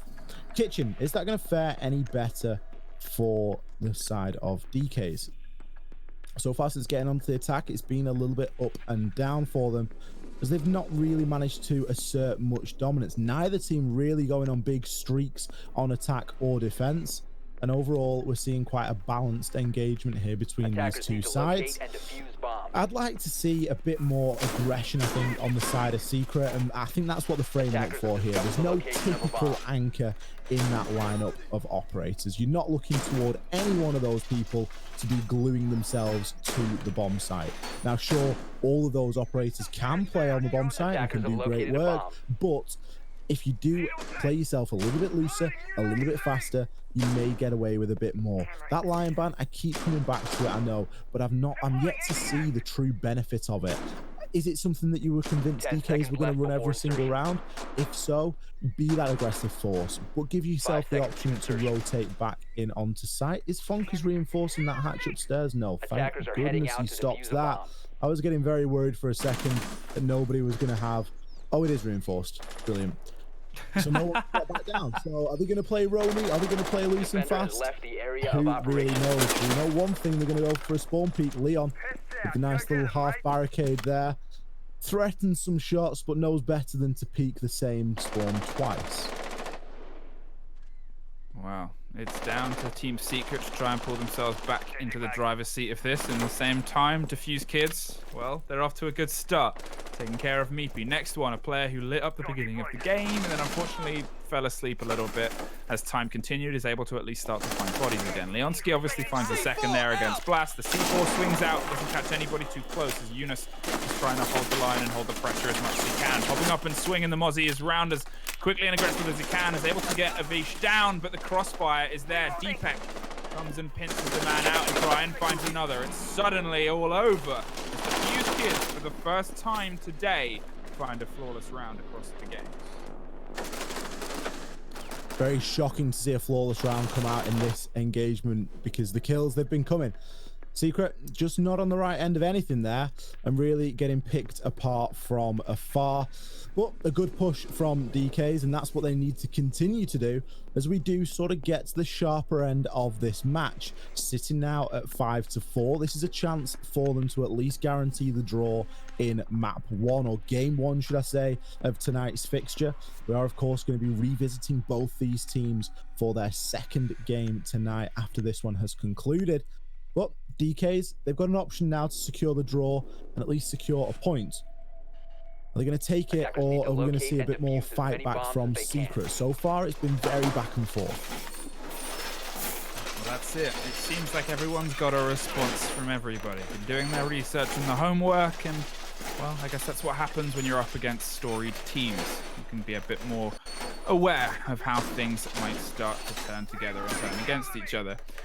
In the meantime, I guess it's, how we can kind of bring stuff together. It's a matter of balancing things across each other and finding a more solid response. Because so far, as you said, it's generally been a step for step, a bat for bat, and a kind of pace for pace. And no one's quite been able to find another way further into this game. Attacker's objective is to locate a What's the bomb difference maker here, do you think, Fluke, for Secret? Are we seeing like a lack of trades? Do they need to get themselves in better positions? Do we need to see them playing more passively? Because so far they're being pretty aggressive in everything that they're doing. And I'm not sure how that's really working out for them, because we've seen that DKs are more than capable of fighting that fire and fighting that aggression. I mean, I guess it's the kind of trade of it, really. It's the idea of they're still trying to read each other, still trying to find their feet against rosters that are still shaken up a bit and put quite together. And, it becomes that hard thing, because when you're having players show up so individually powerfully, and how do you show up someone who's having the game of a day? How do you show up someone who's having the game of a round, or the round of a day? It's tough to get a consistent response in a recipe that's consistently changing as well. Crying just going to be on the 90 elbow there, looking to try and place some drones out. Blast going to be playing on Vars, pushes himself into Hooker as he knows that the push is coming through from the Penthouse side. Fonker's in a dangerous position here. This is somewhere that we often see him playing on the Vigil, just trying to catch out those attackers as the initial drone work goes on through. You can then sneak up and get a nice flank off. The drone that Crying's got on 90 may have caught him there though, and that is just going to get destroyed there by Eunice. Just gives Fonkers that little bit of room to breathe. Drone's going on ahead of him. He doesn't really want to use his ability here as he isn't under any direct pressure, but could see a slew of kills if he pushes at the right time, because so far the predominant force of the attack is coming into luggage, into aquarium, and looking for a plant in the default location. Now he's holding on 90 and seeing if they can just get some pressure battled against them here. And, well, Blast isn't quite playing that game. Dug in on the corner the same way that they had Meepy hold it previously. Can they find something a little bit more with all the bodies still on the board? From a flawless round, all 10 players standing with the minute mark ticking, well, already ticked by. You've got to kind of think, well, how can DK start to apply some of this internal pressure? How can they start to pull apart what is still quite a wide, quite an aggressive hold in the hands of the Secret? Leon opens up against Leonski, and Cryan finds one back with Eunice getting the trade. Big moments and big trades still coming out as Avash is able to find Eunice now, dug all the way inside, and Deepek finds Blaz through the chassis.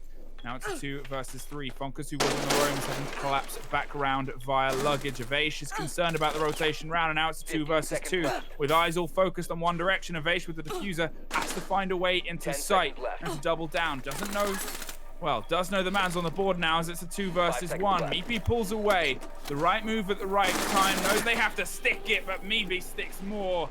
Puts bullets through. I mean, that round finished how I thought it was going to, but it was a lot different than I thought it was going to finish. I didn't think we were going to get to a 1 versus 2 and Meepy's there taking a firefight, but the goo mine just caused Avash so many difficulties there, taking the tick damage from it and the slowed movement, and obviously unable to get that diffuser down with the goo still in his foot. No option but to try and remove it. And well, at that point, I think the game was up. There will have been information there, and no doubt would have been a yokai drone still on the ceiling. and that could have been used to deny the plant had it come to it. But Fonka's still in a good position, managed to squirrel himself away and just impact when necessary. Now sitting at 5 rounds apiece, one team here is going to get the guaranteed draw in this next round. Attackers need to I think locate that's and it. defuse It's a bombs. bit of solidity and a double play day. It kind of says, well, at least we've taken some points out of this, and then we always have the next map to go to. I know I said at the very beginning it's kind of like a home game and away game based on who obviously gets the intro ban and the lead-in position, Attackers have but located a with bomb. these teams, I mean, it's well prepped. It's something where they can kind of get heated, get into the game, and get themselves set up and ready to start applying some aggression against the opponents. If you look at our first showdown of today, obviously Crazy leading on the 7-2, and Penta able to swing that back into their favor on the second map shows that some teams thrive in this quick turnaround play days. 10 Other seconds teams, left before unfortunately, insertion. can't quite think the journey is there yet and can't quite 5 find seconds themselves step left for before step for step. But hey, whose hands is it currently rolling in? So far, it's been Attackers are completely moving back to and defuse forth. the No bomb. one has been able to get more than 2 rounds tied together in their favor. Well, sometimes it's only been 1 at that. You can stop worrying about grenades now. Secret, are they able to keep that dream alive? Of course, there's still another game after this one to watch. You know what's going to happen, don't you, Fluke? We're going to have seen such a close coastline here that the next game's just going to be a landslide to one side or the other, and everything that we've seen, everything we've spoke about is going to get thrown out of the window. But next one opens things up with a nice kill over onto Blaz. Fonka's gathering tons of information there. If that was the reverse and that was a flaw that you were looking at, you'd be getting the C4 out as quick as you could. Players stacked up like that are exactly what you want to see on the heartbeat scanner. As it stands, Fonkas can choose either to just gather the information and run, or put some pre-fire shots down. As it stands, I think he's going to choose the run option, keep himself alive and not give out his location. Another Dokubi call now is going to ring on through. That's going to cause a bit of distress for the defenders remaining on site, of which there is only Eunice. Very quickly, he could be sort of overwhelmed there. Maybe he's going to be playing upstairs with some vertical angles, but you've got to ask, how much use is all this information that Fonks is gathering if no one's able to capitalize on it? Sure, you're able to, you know, avert your eyes and change up your line of angle that you're holding, but you've still got to do something about the players that are there. And at the moment with Meepy upstairs, it just doesn't look as though he's in great position to do just that. Fonka's prepping himself for a run out, because that is an option. Other players stacking up inside of the Lamborghini door. Deepek finds that kill onto Meepy upstairs in billiards.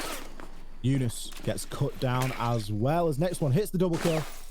And now it is all down to Fonkas. All the information he gathered came to naught, and a flawless round for DKs, their second flawless of this game. That's going to guarantee them the draw and put them onto match point. Really, really well pieced apart round there from the hands of DK. They're able to kind of read where Secret were, and we even saw them hot droning for each other as the game continued deep into its end, leading forward for next one, who was able to obviously pick apart Eunice, who is so consistently able to move aggressively and find motion. To pin a man like that down and able to tear him apart, it shows that their tech and their knowledge game and the utility game is running well for them in terms of their information gathering. Blue and Sunrise is where they're going to try and dig in, and obviously they were successful in Hookah, so that's out of the question, and they're not going to try Kitchen, so this is all they've really got left. Obviously with a mirror off the board, Penthouses. It's not really that. It's viable, sure, but compared to a map, a site like this or a site like Kitchen, it's very rarely seen. Yeah, it's just not something that you want to see, really, is it, Fluke? You know, Penthouse is just... It can be so difficult, and even with a mirror, it just isn't all that. I think there's much better sites available here on the coastline, and we've seen that, you know, and sites that are defendable as well. You know, we've seen a good spread of rounds going to both attackers and defenders tonight. So far, DKs are just sort of picking Secret at the post, and they're just able to dig that little bit deeper and to single out a lot of these Secret players. So many kills going down as untraded, which is a really big problem, especially if you lose the opening engagement. and you're not able to trade straight back off onto it, it can just put yourselves at such a big detriment. As we saw a great example in the previous round of DK's just funneling. It was almost like they were sheep herders, like a sheepdog, just getting all of the defenders into the positions that they needed to and rounding them up until they just had nowhere to go. And you think back to Eunice dying inside of Sunrise. He's got an angle to hold, and that's about it. He's using Mozzie. It isn't the best weapon in the world for that kind of range, and it's just a freebie for DKs once they've gathered that information and located him. And the singling out is just second to none. If they do that again, I can quite easily see them taking this map 1. That being said, this has been a game of back and forths, and it would be a bit uncharacteristic for that to change now. Eunice seeing a ton of pressure inside of service. 3-5 shots do go out. Toxic Babe canister there to assist, but Deepek again, the tip of the spear. He's going to grab that opening kill, and that's going to give DKs a bit of room to breathe. Once again, going untraded. Well, it's a little bit of a slow and drone steady here again for DK. They've been able to get the entrance there against Eunice, and from this point onwards, they're happy to go back to this slow and steady game. Lead the man in, let them know where the players of Secret are, and pull them apart in these situations where they might not be so kind of able to stay as mobile as they like to play and stay as aggressive as they like to move around on this map. Trying to open the rotation there and trying to get rid of the shield as it cracks them apart. They're able to put a bit more pressure against Sunrise. And next one is going to go for the big rotate round onto the door as Blaz is who is dug in with Funkers not far away on the Cool Vibe stairs, and Leon actually rotating into Courtyard. Going to try some response aggression and see if they can catch anybody out that might be in Kitchen. Avesh is holding the angle on the staircase, waiting for a rotate. Might not be the correct one as well, Deepak and Leonski all set up and saddled up on the southern side of the map. They've got to turn their attention very quickly towards the Courtyard as the pings start to come through. Crime finds one onto Secret, and that will be traded as Funkers cleans things up onto next one. Another Dokubi call ringing on through. Not a lot you can do about that, unfortunately. Just got to kind of weather the storm. The Secret not looking in the best position here. Meepy upstairs all on his own. If he gets taken out, it is very unlikely to be traded. Blaz just trying to find any safety he can. He's got a castle barricade to his back, but it isn't going to be enough. The prone from Avaish watching through the angle and manages to take out Blaz underneath that castle barricade. And Funkers and Meepy left to fight the fight. 2 versus 4. We hear smoke getting tossed in the distance. Toxic Babe canister going to try and slow the push. Funkers with the aggressive swing will be cut down. Meepy, the last hope. He's going to be upstairs. He opens the floor up, but the diffuser has been confirmed. Now in a 1 versus 4 post-plant situation, he's got a tough job to single these players out into 1v1s and to try and get that diffuse down. 30 seconds left. He does make the drop. Finds one as a pre-fire, but no. He'll be traded out almost instantly by Cryan. That is going to be GG to DKs. They take map number 1 this evening against Secret. Well, 1 of 2, and obviously we've at least seen some of the aggression start, but who knows where it might end. Obviously, the first team of our night managed to pull their first map, and then the second completely, well, started to slip through their fingers. There's a second dance here on the cards for Secret against a team that's obviously come well rehearsed. Definitely, and multiple kills as well to boot. You know, you look at the scoreboard on the side of DK's there, 12 kills for Cryan and next one, and then 8 for each of the players underneath. You really can't argue with that kind of level of aggression, especially for a Coastline. It was a fairly high kill game. We did see a good number of engagements coming out, or a good number of rounds, should I say, coming down to engagements, but a nice sprinkle of diffuser play in there as well. Yeah, we will be taking a short advert break now, as we'll be back for our 4th and final map of the evening very soon. Don't go anywhere.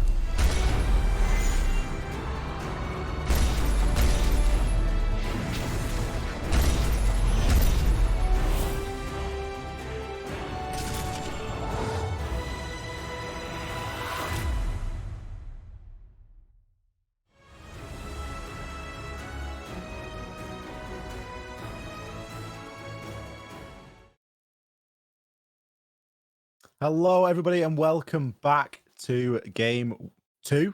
Game Two. two, map Game 4. two. I think Yeah. it's fair to say. This is night 1 of EU Challenger League Season 11. My name is XR Troika, joined still by the Captain Fluke. And what a game of Siege, Fluke. Back and forth, 7-4 to Decades or Diffused Kids. Did we see him hit a diffuse? I don't think we did, but they were mainly leading with the rifles, and they should continue to do so because it did them very well. Yeah, I mean, you've kind of, if you compare that to our opening 2 games of the evening, that was definitely the most ferocious. Within the first 4 Yeah. rounds, you could kind of tell that this was going to be pushed all the way to the wire, and I guess we hope for that for the next map as well. These are 2 teams, obviously, with some big names, and unfortunately, a couple of slip-ups and little mistakes that led to some big disasters of rounds. Towards the end, well, the Nordic champion, the Nordic kind of heroes were able to pull some stuff around with their new German kind of influence, and they were able to pull themselves to a couple of flawless rounds against a secret that sometimes just seemed a little bit ahead of themselves. Yeah, and that really was the difference maker. Those flawless rounds were massive. And a game that, sure, we had a couple of diffuse plants, but it did largely come down to frags. And if you can be hitting those flawless rounds, it just means all the more when it does come down to just kills in those final few seconds. That was on Coastline. I'm expecting to see something different here. I'm certainly expecting to see a different map pick, although it was very back and forth. And it has been known in Challenger League to see the same map for both of the teams' games. What are we going to see, Fluke? Is it time for a theme park? Are we going to get gifted on this first night for a theme park, maybe? I mean, again, if there were 2 teams that might swing that way, this would be a good matchup. I'm curious where Secret are going to want to go. Obviously, they were generally expected to take this, but Diffused Kids were able to, again, consistently keep finding ways to take Secret apart. And, this is down to, I guess, Secret's decision of how they want to swing and where they want to swing to. Theme Park is the one they're going to remove, and Villa is actually where we're going to head to instead. A little bait and switch there, as previously we did see DK's banning out theme park. This time it's going to be Secret, so both teams just sort of trading blow for blow, going, we don't really want to go onto the new map just as of yet, but Villa is going to be the playground over in Tuscany. Villa, historically a decent Team Secret map, albeit before some of their recent changes. Yeah, I think that's the thing about Villa in terms of the play space. And to be honest, if we had ended up on Coastline again, that would have been a bit of a stretch. Would have felt as long as this month has felt. But having themselves been able to go back to Villa again, as you said, it's a map that they are historically very good at. They're great at controlling the space. You have obviously, the litany of clutches and verticality positions that players like Fonkers have been able to get into. You have the aggressive tactics that you can run as well.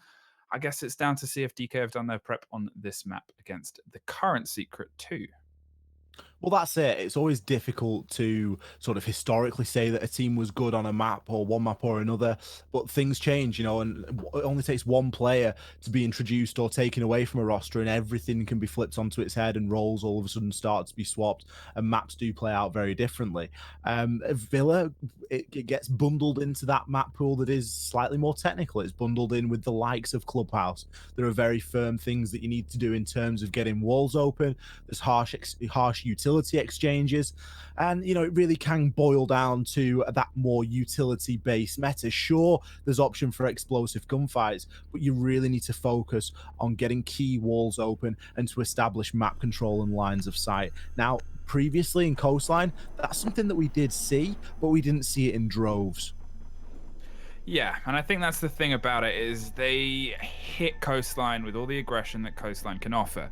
Villa doesn't offer that same space. It doesn't offer that same level of aggression that you can just kind of walk in and find, unlike, obviously, the play space that we've just had. So, again, how the adaptation comes to a very different, heavy map, how they try and find their feet, whether they try and lead with the drones instead of their faces, or whether they try and play pockets of space and try and burst the bubble instead. I guess, it's all these questions that are up in the air, but it's one of those things as well with Secret, and obviously with their last minute and late game roster changes, how much that might have impacted maps like this, where you've generally got to have pretty tight ideas of how you want to operate as sure, but the space plays to your defensive favor a bit. So you have a little bit more freedom, a little bit more space to kind of develop and learn in terms of certain roles, which you don't quite have on maps like Coastline, where things are so quick to the punch.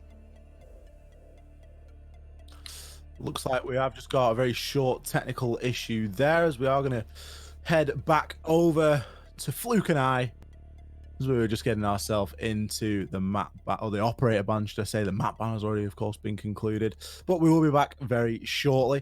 Just going to get a couple of things ironed out, and then we'll be straight back into it. Are we going to see a back and forth game this time, Fluke? Are these two teams that are very well matched, or do you think that was just a sort of Coastline exclusive?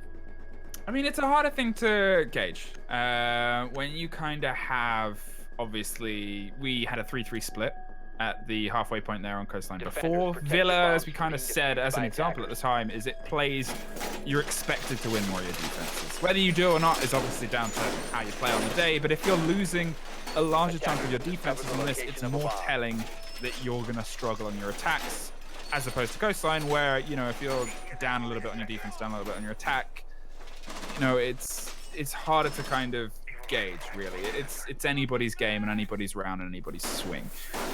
Here, you know, if DK start to find themselves being picked apart by Secret, you would assume it can be a little bit more one-sided, but if we go into like a 4-2 situation or a 5-1 situation, it's still everyone's game. It's still everyone's to play for. Attackers are heading out to It really is.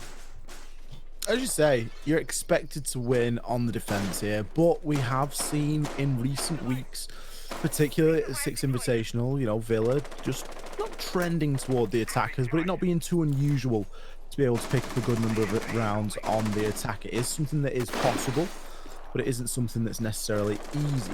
BP going for a little bit of parkour there, just trying to find an angle out onto the window on 90. Going to instead choose to get some drone work done in the early part of this round. Just make sure that the red stairs are going to be clear. Got a nice line of sight onto some openings. Oh, I like this counterplay coming out so quickly. Often smokes are really discouraged from using those Toxic Babe canisters early on. But that can be a really nice way to just stem off the push and buy yourselves a little bit of time for a rotation. Eunice and Fonka's both underneath as well, as the pressure really will start to mount, but how many of those vertical angles have been opened? There's good potential for there being more than one. And if there is, well, it can be difficult to keep a track of all of them. Another Toxic Babe canister is getting thrown out there, as Meepy will attempt the frag grenade, but come to nothing. Well, holding tight on the stairs, making sure that they can catch anyone that swings around. We're awaiting final confirmation on this, but as far as we know, the operator bans. It's definitely Maverick and Decabi, as we saw before it dropped, and there goes Ash. She's taken out, and there's a triple kill. Ryan on the staircase, and this is just a repeat of the mistakes made at the beginning of Coastline. Second triple kill for Cryan this evening. Avish finds one. Is he going to get traded out or not? No! Goes for the turn and burn and maintains the flawless round for Diffused Kids. Finds one, finishes with the shotgun, and a quick wiggle around the corner sees the second. Secret getting chopped down before they'd even managed to get an ounce of map control. I'm really curious about the push against Cryan there, because that is not an unknown spot to hold. That, in terms of just lying on that staircase and playing that corner and playing anyone that pushes, it's generally expected. And yeah, sure, they lent in with at least one gun, but for three of them to just drift up that staircase, it does raise a couple of questions about what they expected to find there and why it was such a surprise. Trophy statuary is where they're going to rotate to next, the standard 1-2 in terms of the first two sites. And wow, a flawless opening is something that DK are going to kind of thrive in. Is that their third flawless round of the night? It is. I think the two on Coastline and opening up on Villa with another one. It really is something that you like to see teams playing with that level of confidence, but it isn't to be relied on. You can't be getting 3Ks basically by just holding down mouse one.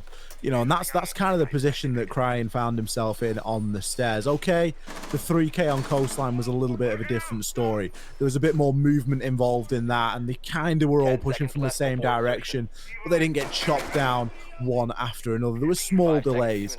There on the red stairs, it was just carnage. There was just bodies falling for Secret. Nobody there able to reply in the slightest. And that's what you want out of your defenses, especially when you're faced with a map like Villa. If you can get a nice easy map win or a nice easy round win like that, it can do really big bits for the team. Now they can rotate off, get themselves into trophy statuary, and they've not even given away or not even, you know, sort of hinted at how they were looking to try and hold on to Aviator Game Room Wall, what sort of utility they had deployed further into the building that Secret have to deal with. Pre-fire shots come out there for Blaz.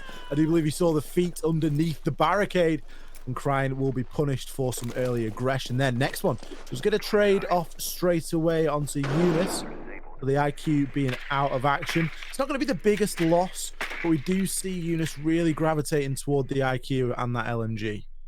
We haven't really been able to see Eunice properly get into the games today. He was very quickly picked apart in a lot of the other rounds on Coastline, and he hasn't seemed to have quite settled in and amongst the Playday itself. And you know, it's kind of unfortunate, obviously, for a player of that magnitude and who we know can do absolute bits for a team, is unable to quite find his teeth into a game. In the meantime, Mudroom becomes a bit of a battle there, as next one finds a second. And he, well, lives up to his name as he finds another one and crosses them off the list. Fonka's below, and a Jaeger on a sliver of health, but with the Ash and the IQ gone, it's down to the core hold of Leon, Blaz, and Meepy. Another nice one there for next one. He's really on a bit of a tear tonight, chaining those kills together. I don't think he's going to get an option at another this evening, or at least in this round, should I say, as he is on only a sliver. C4 toss goes out. Deepek will find one onto Blaz. Can he get the second? No, Meepy there to clean it up. But again, sloppy work from Secret. You can't help but think they should be getting that kill in the first instance. And another occasion where a body falls unnecessarily. Meepy and Leon now last two alive. As we said, next one is very low health, but there's still quite a bit of work yet to do. Leon seems really concerned that there could be a flank coming out. Meepy there, great game sense with the nade thrown almost as an impact, but the player inside of Astronomy, I believe it was Avish, just moves out of the way at the right time. It didn't quite detonate, but they can be deadly, as we see them get kills time and time again. 30 seconds left now, and Meepy looks at trying to crouch walk his way up east. Still an evil eye over inside of Master. Is going to mean Leon is going to struggle to get that wall open and going to eat chip damage as he does so.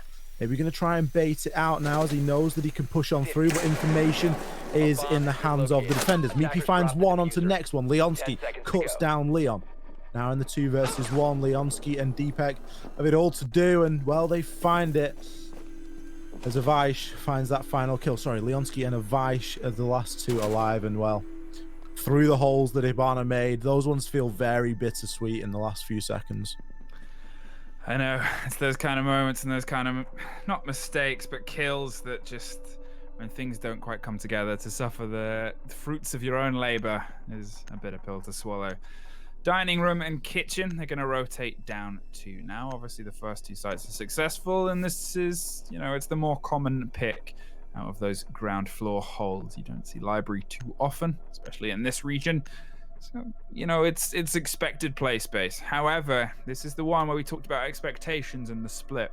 If Secret find themselves struggling on this site, that is always more of a tell of how things are going to play out throughout the rest of the game. DK have so far been very, very good at getting themselves into combat and getting themselves into the fray. Obviously, still coming down to a 2 versus kind of 1 situation towards the end of the previous one, but, you know, as long as they can consistently keep putting bodies down, as long as players can keep consistently setting up, Cryin obviously leading with the 3K and then getting nothing in the previous round with an Avish, you know, jumping forward and getting bodies, and next one able to find the 2K underneath. It just shows that DK have this ability to kind of rotate who is the up that's under pressure and who's the one that's able to find bodies.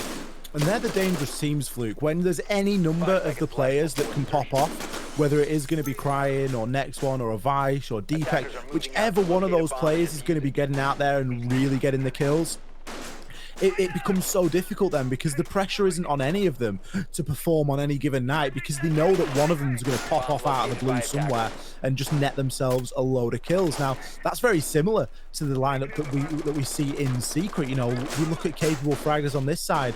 We've got Leon, Blaz, Fonkers, and Eunice. Meepy on his day, you know, tends to err toward the support roles, but all more than capable, and we've all seen them putting up impressive numbers in the past. Tonight, it just seems as though Diffused Kids have really got that number, and they've really got a handle on the way that Secret are playing, and it is just coming down ultimately to those gunfights. A nice engagement there in Master, the Pulse and the IQ. It's always a brilliant fight to watch unfold, as the IQ can, of course, just spot the Pulse out a little bit further than his scanner will allow. So shots getting fired on through the floor, but Deepak managing to keep himself safe and just gather some information as to the whereabouts of Blaz. Blaz, however, he's got other things on his mind. He's saying, I'm not bothered about being heartbeat scanned by Deepak. I want to be getting out there and getting some kills. Finds one onto the next one, and then Avice trades it straight back out over onto Fonkers. Yeah, it's the second time in a row Blaz has been able to get the opening frag there from being able to pick someone who's not quite paying enough attention. And, well, it was a big player to take out of the equation. Next one who was able to dig in underneath and get a couple of bodies. Previously able to get control of a lot of the roam game, or a lot of the flank game even, played by Secret on both maps. He's now out of the picture, and Cryan is going to be one to watch. And the other who has frequently stepped into that role and stepped against the attackers. Leon suffers fractions of damage as he tries to collapse a bit closer, and a little bit more as he escapes with his life, but not much more than that, unfortunately. Deepak getting all the information from above, potentially going to try a C4. He's playing in quite an open situation here, and he's got a Vase to try and double up. Looped over the top. Unfortunately, no one is caught. An optimistic C4 there. It doesn't really come to anything, but it will provide them something to peek from if needed. Eunice looks to be using that angle now, though, however, as kills are going to flood in the direction of Secret. Avice looking to push his way back on in. He's got the wrong idea. He doesn't know he's on the other side of the reinforced wall. Blaz confirms a triple kill on the round. Well, that is going to be all she wrote. Eunice finding the final kill onto Cryan, and Secret with a little bit of bite back here. As I said, it's the site that you're generally expected to be more comfortable and confident attacking, and they're at least able to convert it into a win. If you hark your memories back to the previous Coastline, it was two rounds in the favor of DK and then 2 in the favor of Secret, and it was pretty much that throughout the entire rest of the game. So I guess, hey, they're still par for the course, and hopefully they can try and steer it to a little bit more of a win rather than a loss. AVG, so we're going to swing it back to next, and generally they don't really have to change a huge amount in terms of their defense, for as far as they're aware. There needs to be a couple of big changes here on the attack after suffering a flawless, and 3 of them sprinting to their death against the Cryan, having a bit of a nap on a staircase.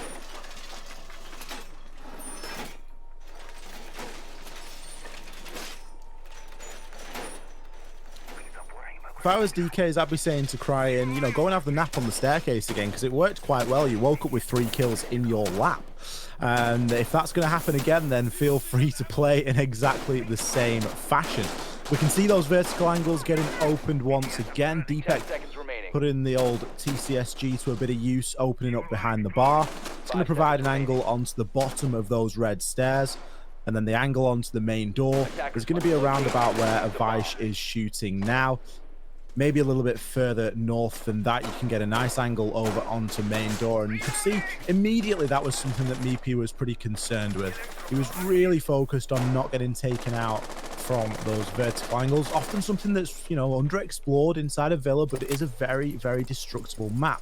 There's a lot of things that you can really exploit into your favor, whether that's on the attack or on the defense. Eunice, he's going to be on South Rappel, just waiting for any sort of aggression.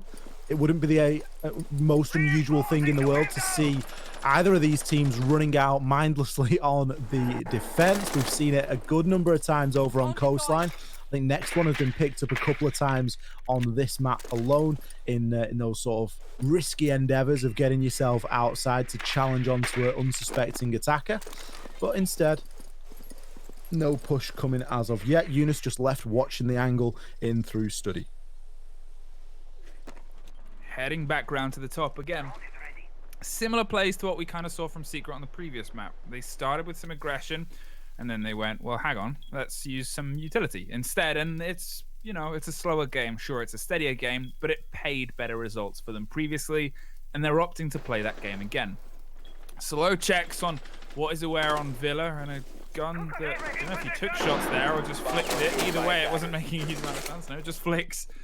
And Deepak isn't quite able to get control of Blast, but look at this entirely different and flat-faced response we're having here from Secret. Set up on the northern side to try and break their way via bread door and gun vault. Leon's holding the long angle down classical, and Fonka's on the window is just waiting for a jump out and a potential to swing in.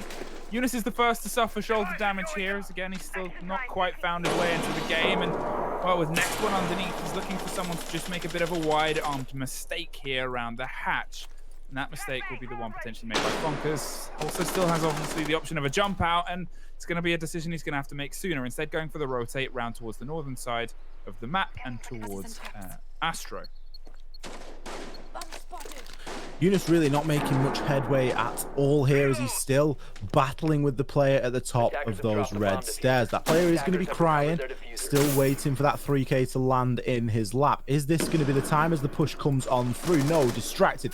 He hears his Grismot go off in the distance and knows he needs to push. He pushes over onto Eunice. Eunice now laid prone. No one expects you prone, but no! Comes out and into the crouch, and Crying is perfectly waiting for that. One kill in either direction as Crying picks up a second. Next one, and a Vice grabbing kills either side. Leon left in a tough spot. Now trying to push his way on through. Finds one, but it will be impactless. Not able to separate the 1v1s. And Crying will confirm yet another 3K as the round goes to DKs. Well, it was definitely a better attempt from Secret there, but they just didn't have control of the man underneath. Next one was able to loop back round via Astro and apply some pressure on the backside, which caused a bit of a worry towards, everything that was falling apart on that side of the map. Then, if you look at what Crying was doing, how do you kind of stop a man that's able to, well, do what he did last time he was in CL? Swing aggressively against Eunice, who gets caught between the decision of whether to lie down or crouch and go for the firefight. And then obviously the man on the staircase as well, which was just a great kind of fiery response. It's hard to take care of a player of that caliber, and harder when they're having a play day like this, which we saw on his defenses before. 3-1 is the split, but again, it's not too out there for this to be completely lost for Secret. They have a lot of possibility to keep growing and keep developing into this game and into these rounds. And I guess, well, they've got 2 more rounds to do it before they hit the turn. Yeah, still very doable from Secret, and I don't think that they're going to have the heads dipped too low. I guess the only really problem that they're facing at the moment is these multiple kills going to the same person on the opposite side, and that kill not then being traded out or that player being removed. And I think that's something that is maybe just going to come down to perhaps communication. You touched on it earlier, Flute. There's a good mixture of nationalities now in the roster, and communication can always be something that it's just very difficult. Small little things can get lost in that translation, and it might just be something that they need to sort of hone over time to get that killer instinct into a point where kills are being traded back and forth, because that information is being, succinctly exchanged. That being said, they are on attack, and they aren't expected to win every single round here on attack. When they get onto the defense, that's when they're going to be a little bit more comfortable, I guess. But we've still got a couple of rounds until we get to that point. Instead, more rush strategies. Mipi wasted no time getting himself in through study and straight into games room. There's a lot of pressure is coming over on the south side as we're going for a full map clear. Well, with time on their side, they're just, as you said, being a full map clear, being a slow and steadier team. It almost came through for them on the previous round, but they couldn't quite nail down next one, who has consistently been a mobile thorn in their side. The one round they did win, he was the opening death. Unfortunately, this time it's Eunice. Again, still not having the best awakening day back into CL. It's first day. It's getting your head back in on a roster that had an unfortunate change not too long ago. How much that affected in terms of lineup, you're never quite sure. The C4 gets torn and thrown, and, well, not caught just yet. They're getting consistent information about Zafia. She's above soft floor. The temptation is there, but she's actually going to pull away from where the C4 was, and Crying's going to go back and try and collect his utility. Shoots out the wood either side of it to get it to drop to the floor. Never a bad use of a bit of teamwork there, isn't just a call for your teammate. If you've got a C4 as pulse, you don't always have to use it. You can always get your teammates to use theirs. And then you've still got yours for the dying few stages when you've maybe not got that much time remaining. Meepy finds one onto a Vice. Oh, Blaz nearly takes Bonkers' head off with a nice swing. The diffuser will be attempted there by Leon, who does seem to have taken on a more plant-based role this evening. He will now start to confirm that defuse for a second time. Deepek finds that kill onto Fonkers with a C4, but it would have been better spent over onto Leon, crying in the 1 versus 2 now. Sorry, his next one is going to take out Leon. Leon finds the kill onto Crying, but no, it isn't going to be enough. How did they lose the post plant like that? Players just dropping like flies and DKs on the right end of everything. I mean, it's an unfortunate situation there. Obviously, everything seems a little bit, you know, not worrisome from the hands of Secret, but it's, as you said, changes like Meepy not being the one bringing the diffuser and Leon kind of bringing it to the table, and obviously they're finding themselves in with these pockets of space, but they're not quite able to get the bodies down as historically as they usually do. You do always wonder what changes have kind of come in since they had their roster change, and what changes have come in leading in to this season. Enough where they felt they had to drop out of UK Prem to focus on tactics and focus on getting themselves reaffirmed. This is the trial by fire, and sometimes, unfortunately, you lose these, and then you find yourselves picking them up as the days goes on. I say that, obviously, we're only about to hit the halfway after this round, and it's a 4-1. A 4-2 split here is still not that peculiar. It's something where you're likely to end up even seeing yourself on the 6-6 and then play yourself to the draw. Not that that's what Secret want, but you're still generally on course for that, statistically and historically speaking, for Villa and for these teams' performances on Villa. If Diffused Kids are able to take this, it puts them in a fantastic situation to start leaning into their attack rounds. We did see them have a bit of success on their attack and obviously able to finally push themselves into the win across the game. Their consistency at being able to get that opening frag and then move from that point onwards, it's generally leading themselves well into the rounds. You can say obviously Blaz was able to get 2 quite early, and then Leon was able to get 1 on the AVG take, but they're always there ready to get the trade as well. Usually as soon as Blaz got one of those opening frags, or Leon did, a member of Team Secret, whether the same one who got the frag or someone on the other side of the map, would very quickly follow. And it's something that, as you've said and as you've pointed out, Secret haven't been able to get that nailed down today. They can't quite get that trade set up properly. And it really is something that's hurting them, especially when you've got players like Crying, like Next One, who are going to get out there and make a real nuisance of themselves, which is something that we've seen consistently throughout the course of this evening. The aggression on the side of DKs, it's really not being matched at all. The Secret are trying for the aggression and the aggressive plays, but it isn't often tempered. Deepek is going to be the one to get the opening kill this time. Eunice just preoccupied, jiggle peeking onto the picture. Well, he is going to get taken down. Another kill going in DK's favor as Next One takes down Leon. It's going to be all of the hard breach off the table and the diffuser cold on the ground. DP left to try and push his way on through, but with only a single door, he does manage to find one, but he's unlikely to find a second. Vaish is going to be holding a bit of a softer angle onto that door, just able to take out any utility as it is thrown on in. Going for the rotation now. Is this something that Secret are expecting, or are they just going for the drop back and the retake? Well, it looks like they want to try and re-peek where they were able to take care of Eunice. His reticle is on a man who he might not obviously know is there, and he's waiting for the swing round to come, which, well, if the drone is consistent and the drone doesn't quite catch Evash, it can put him in a very good situation. However, there he goes. Revealed 2 drones, spent finding a man and forcing him back into the site. Cryan has the cover. The bandits there to try and pick apart and keep him a bit safe. And in a 4 versus 3, they still want to try and play for the trades that we complimented them on before. Looks like Pulse is trying to feed as much information about this collapse as possible as Blaz is able to take care of Cryan. 3 versus 3 now. Deepek's still in a really good situation to just feed his team information here. The basement's so underused here on Villa. He is instead going to rotate himself back on in, recognizing he needs another gun in this fight. He doesn't want to leave his teammates light on the site, and meaning that they're going to be in unfavorable situations. Leonski just holding on through into the doorway at the bottom of Astro's stairs. Meepy looks as though he's going to be his first victim as he pushes his way on through. Fonkers and Blaz trying to make something happen as well, and it's almost who's going to break cover first. With only 13 seconds left, there isn't a great deal of time. Leonski is going to get taken out as 2 kills trade in Secret's direction. Vice left last life, but he has the diffuser.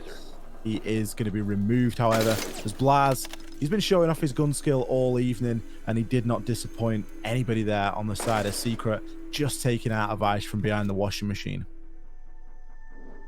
Well, the compliment rolls there for Blaz, who is able to step up a little bit today so far. Obviously, it's big frag shoes to fill in the hands of Feral, and he's at least been pretty consistent in having 1 or 2 rounds here or there of, well, stepping into them and stepping into the aggressors.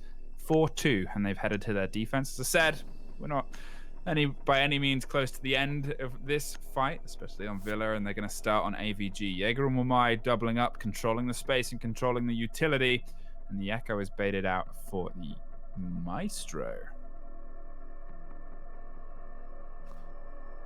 Probably not the worst choice there, as we've seen the way that these two teams have been playing against each other. The Echo, I just don't think that either team is getting the time or space on defense to really get into those yokai drones and really make good use of them. The pressure does seem to be thick and fast, and something like an Evil Eye, it really is a bit more of a utility sponge. You can get rid of some of that soft destruction on the side of Zafir. It might keep a couple more of your shields up if you are choosing to play any, which in this case Secret are choosing to play 2. So you can just give yourself that little bit more flexibility, and of course you do bring the Alder. ACOG or not, it cannot be argued that it is a fantastic weapon. And well, let's hope that in the hands of Fonkers he can make something happen with it tonight, as this is now Team Secret's time to start chaining a couple of rounds together. 4-2 split isn't the worst thing in the world for them here on Villa, moving into their defensive half, but they don't want to go much further down than this without picking up a few rounds in response. The Finns both unable to find themselves off more than 1 kill there, which is for 2 players who are so usually consistently aggressive. It just kind of shows that today hasn't quite been their day to get into this game. And you've got to give credit, obviously, to DK for being pretty flat across the board. Generally, their fraggers are, as we said before, they're able to keep consistently finding their way into the firefights. You know, obviously, next one hasn't quite had the impact as he had before, but his frags and his movement have been, well, when you need them, they have been there. Trying to steadily find their way through against AVG, what is arguably the toughest hold for a lot of aggressive attackers to push. And what we saw before from DK was a pretty slow and measured approach across Coastline. They were droning for each other, they were keeping as much information in their hands as possible, which is the mistake that we sometimes chastise Secret for not quite doing well enough. However, obviously it pushed things to a wire, and that's on Coastline. This is a map where that wire gets a little bit tougher unless you're actively still pushing and taking rooms as much as you can. Blaz is the one that's going to be potentially swinging against this door as the Jaeger, waiting for Cryan to enter, and there's the first firefight, and the grenade, no, doesn't catch the firefight, actually pulls away from the door, and Cryan's just going to get the heck out of there as quickly as he can. I was really surprised by that engagement, because I was expecting DKs to see that Study was clear and that the majority of Aviator was clear, and I was thinking they were probably going to start to push on through into that and really play aggressively. That being said, they took the time, and it's only now that Avish is really getting himself into position. Fonkers is now inside of Aviator, although he will just rotate out, but Blaz there ready to fill his shoes. A lot of pressure coming into this study area now, as there's still some utility in here that is yet to be dealt with, and the MP could easily deal with the Evil Eye, and that looks like that's exactly what is going to happen. Secret now realize that the push is going to be coming from elsewhere. Leon downed in process. Next one does manage to get some good information there and manages to place an accurate lifeline onto the shield. It's going to remove Leon and Smoke from the board. A big opening pick, and yet again a kill that's going to go untraded. Now the wall can start to be opened, and it looks as though Avish is averting his eyes to that 90 corridor area where he really should be focused, but instead The wall will be opened and he'll find a freebie onto Blaz. Just laid down, maybe in camera, but pretty much in no man's land. Meepy on the flank finds one onto next one. Can he grab a second? It's going to be crucial for his team if he is able to push his way on through. Leon getting himself all the way into sight and starting to confirm that diffuser. Vice finds one onto Eunice, and the kills come thick and fast. 3 kills in as many seconds for DKs as that round is explosively ended.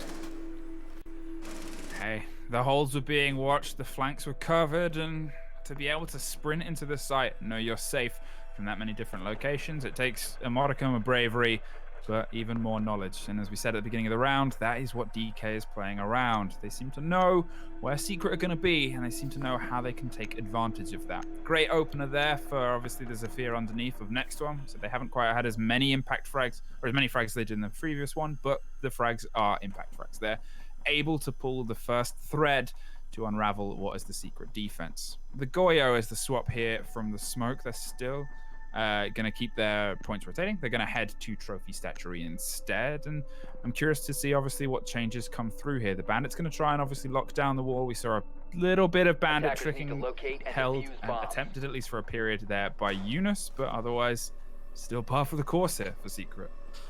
I think that last round's a really good example of why DKs look like a dangerous side at the minute, because that tempered aggression was pretty much perfect from them. They had the option to rush on in and do exactly what they did really early on in the round. Instead, they just chose to set themselves up a little bit more for it, removing Leon from watching at the top of those red stairs onto the study door. Removing that position just allowed so many people to flood the way on through. It allowed Leonsky to get himself in position to get the plant down. There were teammates that were rotating around to Trophy Statuary side to apply a sort of pincer movement and some double pressure. It was a really good display of why you need to be so careful in how you apply that aggression. Sure, it looks on the face of it like an aggressive play, but it was very well set up for. I'm not sure how. I didn't quite catch it, but Leon, he's not sitting on the most health for a Goyo. Well, that's it. That's not the best way of starting this kind of stuff. And obviously, you think about if a Goyo plays towards his shield, it really doesn't take more than a little bit of a flicker of an accident for that to become a lethal problem. So, you know, it's not really the start that anybody wants leading into what has been so far not the strongest game for a very strong team. Next one looking to start approaching Mudroom underneath, covering the angle, covering the flank as, again, more drones and more motion comes. Blaz isn't detected, heads down and underneath and keeps himself a problem for Avesh maybe a little bit later on down the line. It really depends if they're paying enough attention to care about the man going for the big rotate. It's the sledge that might be the one that actually is able to collapse underneath Blaz and get a bit of revenge there. But again, it's a slow and steady play here from DK. They're happy to weigh everything before they try and make the exchange. Claymore's placed on doors or holding angles, and DK playing. And Secret are just looking for a response right now. But, well, until we start to see heads hit heads, who knows what it's going to play out as. Yeah, Secret really just looking to react onto this push as it comes on through. DK's again not wanting to overcommit too early, as they are just doing a good job of removing utility and removing players from certain zones. Eunice just been pushed out of the master bedroom doorway by the Goyo shield going off, and he's going to try and get a bandit trick off, but instead chooses the wrong panel. It does look as like he's going to get both, though, as the X-Kairos does have a slightly longer fuse. Blaz finds a big opener there onto next one, who, by all accounts, has been pretty quiet here on Villa. And I think that's the big worry, obviously, for how they're trying to lead into this. Hasn't been able to quite have the same aggression that they've had before. Their attacks on Coastline were pretty well meted and well balanced. Maybe the space just isn't quite playing in their favor this time round. Blaz is holding the rotate on the back stairs and making sure that no one comes in via the Astro. Obviously, that was where one was punished, and that was the rotate from Blaz that we called out before. Headed down underneath to Wine, waited for them to try and push a bit forward, and then came through from behind. There is the absolute nightmare that is the Pizza Mozzarella skin, and, you know, it's just one of those things that you see sometimes. Love a bit of pizza mozzarella. Leon finds the kill onto Deepak as kills for once start going in Secret's direction. Is this going to be a flawless round? Yes, it is. Vonkers grabs the last onto Leonsky, and Secret managed to keep themselves in this game. keeping DKs off that match point, and, well, picking up a round on defense, which they really did start to need. It really does become a bit of a problem here on Villa if you can't clutch out those rounds on defense, but despite them not the best of starts, particularly from Leon, as he found himself at about 15 health very early on, they managed to make it work and they held fast. Now they've got to go and do Aviator Games Room again, which was pretty decisive to DKs, although I'm sure they're not going to rely on the same kind of rush aggression to get the job done. We might need to take a little bit better control of certain areas to really establish that control, as Leon isn't going to be playing smoke this time, which tells me he's not going to be playing in the same spot. Therefore, you're going to have to do something else to deal with Mr. Gids.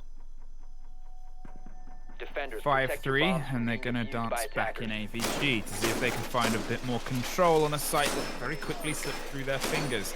Obviously kind of curious to see the changes that they decide to make. Goyo is back off the board. They're not going to roll with him on this position, but as I said, Gids, he's no longer bringing the smoke either. Opting for a Mozzie, something with a bit more mobility and portability. Fonkers and Eunice, they've at least been able to find, well, Fonkers has been able to find an extra kill, but again, it's about controlling space and play space. Fonkers is the big gun and the angles, and he's trying to set the Maestro come up to control anyone that might swing this way, and Blaz is the one, Meepy is the one, Wamai, that is potentially going to be playing on that southern staircase. Attackers must locate and defuse a bomb. Let's see what the plan of attack is here for DKs then. It looks as though, based on the spawn, they're going to go for a slightly different approach, recognizing they can't get away with the same trick twice. Now we're taking control of the north side, master bedroom and trophy statuary. Often gives you a bit more to work on, and you don't really need to be winning engagements to gain ground. Often you can gain ground and then win out on your engagements, as you have a bit more of a buffer before you get in onto the site. The drone work that's going ahead is going to tell them that somebody is playing inside of statuary, because that has all been reinforced as well. A small rotation, maybe is it enough to go through? No, just a line of sight.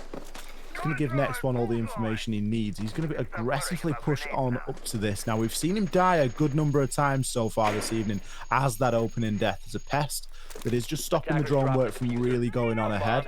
Navish is going to have to push his way on through. The drone since being shot. Next one, for this time, finds the opener as opposed to being the opening death.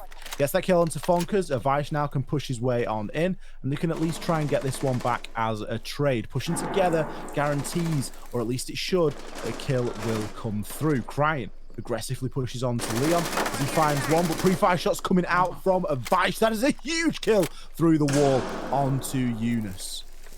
That was, I mean, a little bit of luck and a lot of skill there as he's able to predict where the man is going to move. And unfortunately, a man who hasn't really had any luck this day is yet again removed from the board. It's a 5 versus 2. They have big chunks of the walls of the site opened, and they're just going to have to swing pre-fire and hope that they can have a little bit of that luck shine their way to try and pick apart some of these attackers that are closing in from all sides. It is that pairing that everyone talked about at the beginning of the season. Blaz and Meepy playing the roles of Jaeger and Wamai. And here comes the utility, here comes the pressure, and here comes a lot of stress. They just need the opening lead here, and it doesn't look like DK want to give it to them. They have 50 seconds, they still have drone utility, and they're using it all. Flashes come through right over the head, right over the bench, but Blaz is able to swing out and get himself a little bit safe. More pressure comes against the wall, but they're able to get in behind the vault door, and Avish is getting the diffuser down. The battle comes over the top, and now we're in a post-plant 5 versus 1 as Meepy goes down just behind and is finished off by Deepak with the angle through the Habana hole. DK, their 4th flawless of the day. 4th flawless round, and that guarantees them the draw. That guarantees them another point in this fixture. And Team Secret just not looking anywhere near. Really unable to get the trades going, and the pressure coming through from DKs just at the optimal moment is proving just enough to keep them in the driver's seat. 6 rounds to 3.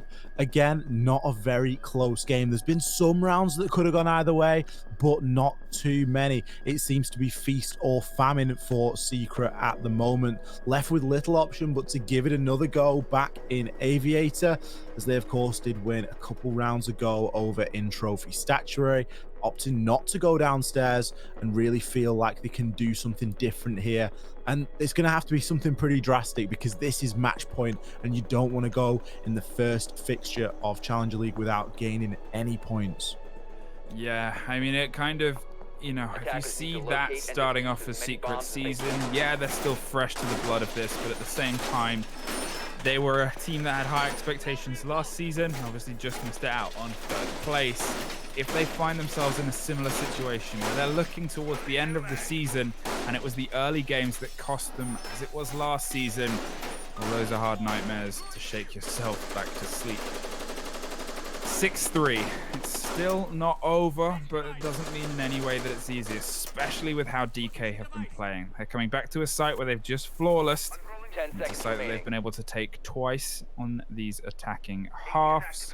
5 The seconds obvious remaining. change here is, well, Leon is back on the smoke. They're going to try and control the space a little bit. They still have the pairing of the Wamai and Jaeger, a very powerful combination. Attackers Eunice drop the diffuser. still on the bandit, Attackers trying to have lock down the recovered their solidity diffuser. of the walls. There's a bigger extension now towards the bedroom side, and well, let's see, I guess, if that gets punished or is punished as Fonkers rotates deep underneath to try and keep themselves alive and able to collapse back in a similar way to how Next One and Blaz have both done before. Secret are reading into this and they're recognizing that a lot of the focus and a lot of the pressure from the previous round came from master bedroom area. Now, it's a good idea to try and invest a little bit more in that and to try and get one of those opening kills, but you've really got to do it carefully and at a price. So far, Eunice looks pretty on his own down here as Next One opens things up with a kill over onto Blaz. Already getting into Memorial and Bicycle, now able just to get himself back out if required, maybe get up onto the rappel, feeling like a lot of that downstairs roam game has been dealt with, but there's still Fonkers downstairs in basement. But for as long as he is in there and for as much information as he's gathering, he isn't having much of an impact here. I don't know if he's able to find out everything that he needs to, and has he found out that the push has since shifted? DK is now opting instead to go for a bit more of a study hold now they've got an opener. Well, more aggression is coming against this door now as we can see them careen as close as possible. Leon is just on the corner in the shoulder, I believe, and ready to swing round as unfortunately, obviously, Blaz is the first off the board as they found themselves at the man disadvantage already. Again, great pincering and pulling things apart as seem to be the best steps that they've been able to make so far. Next One finding that kill as a trade over onto Leon. Leon, of course, just taking out Deepak a couple of moments ago.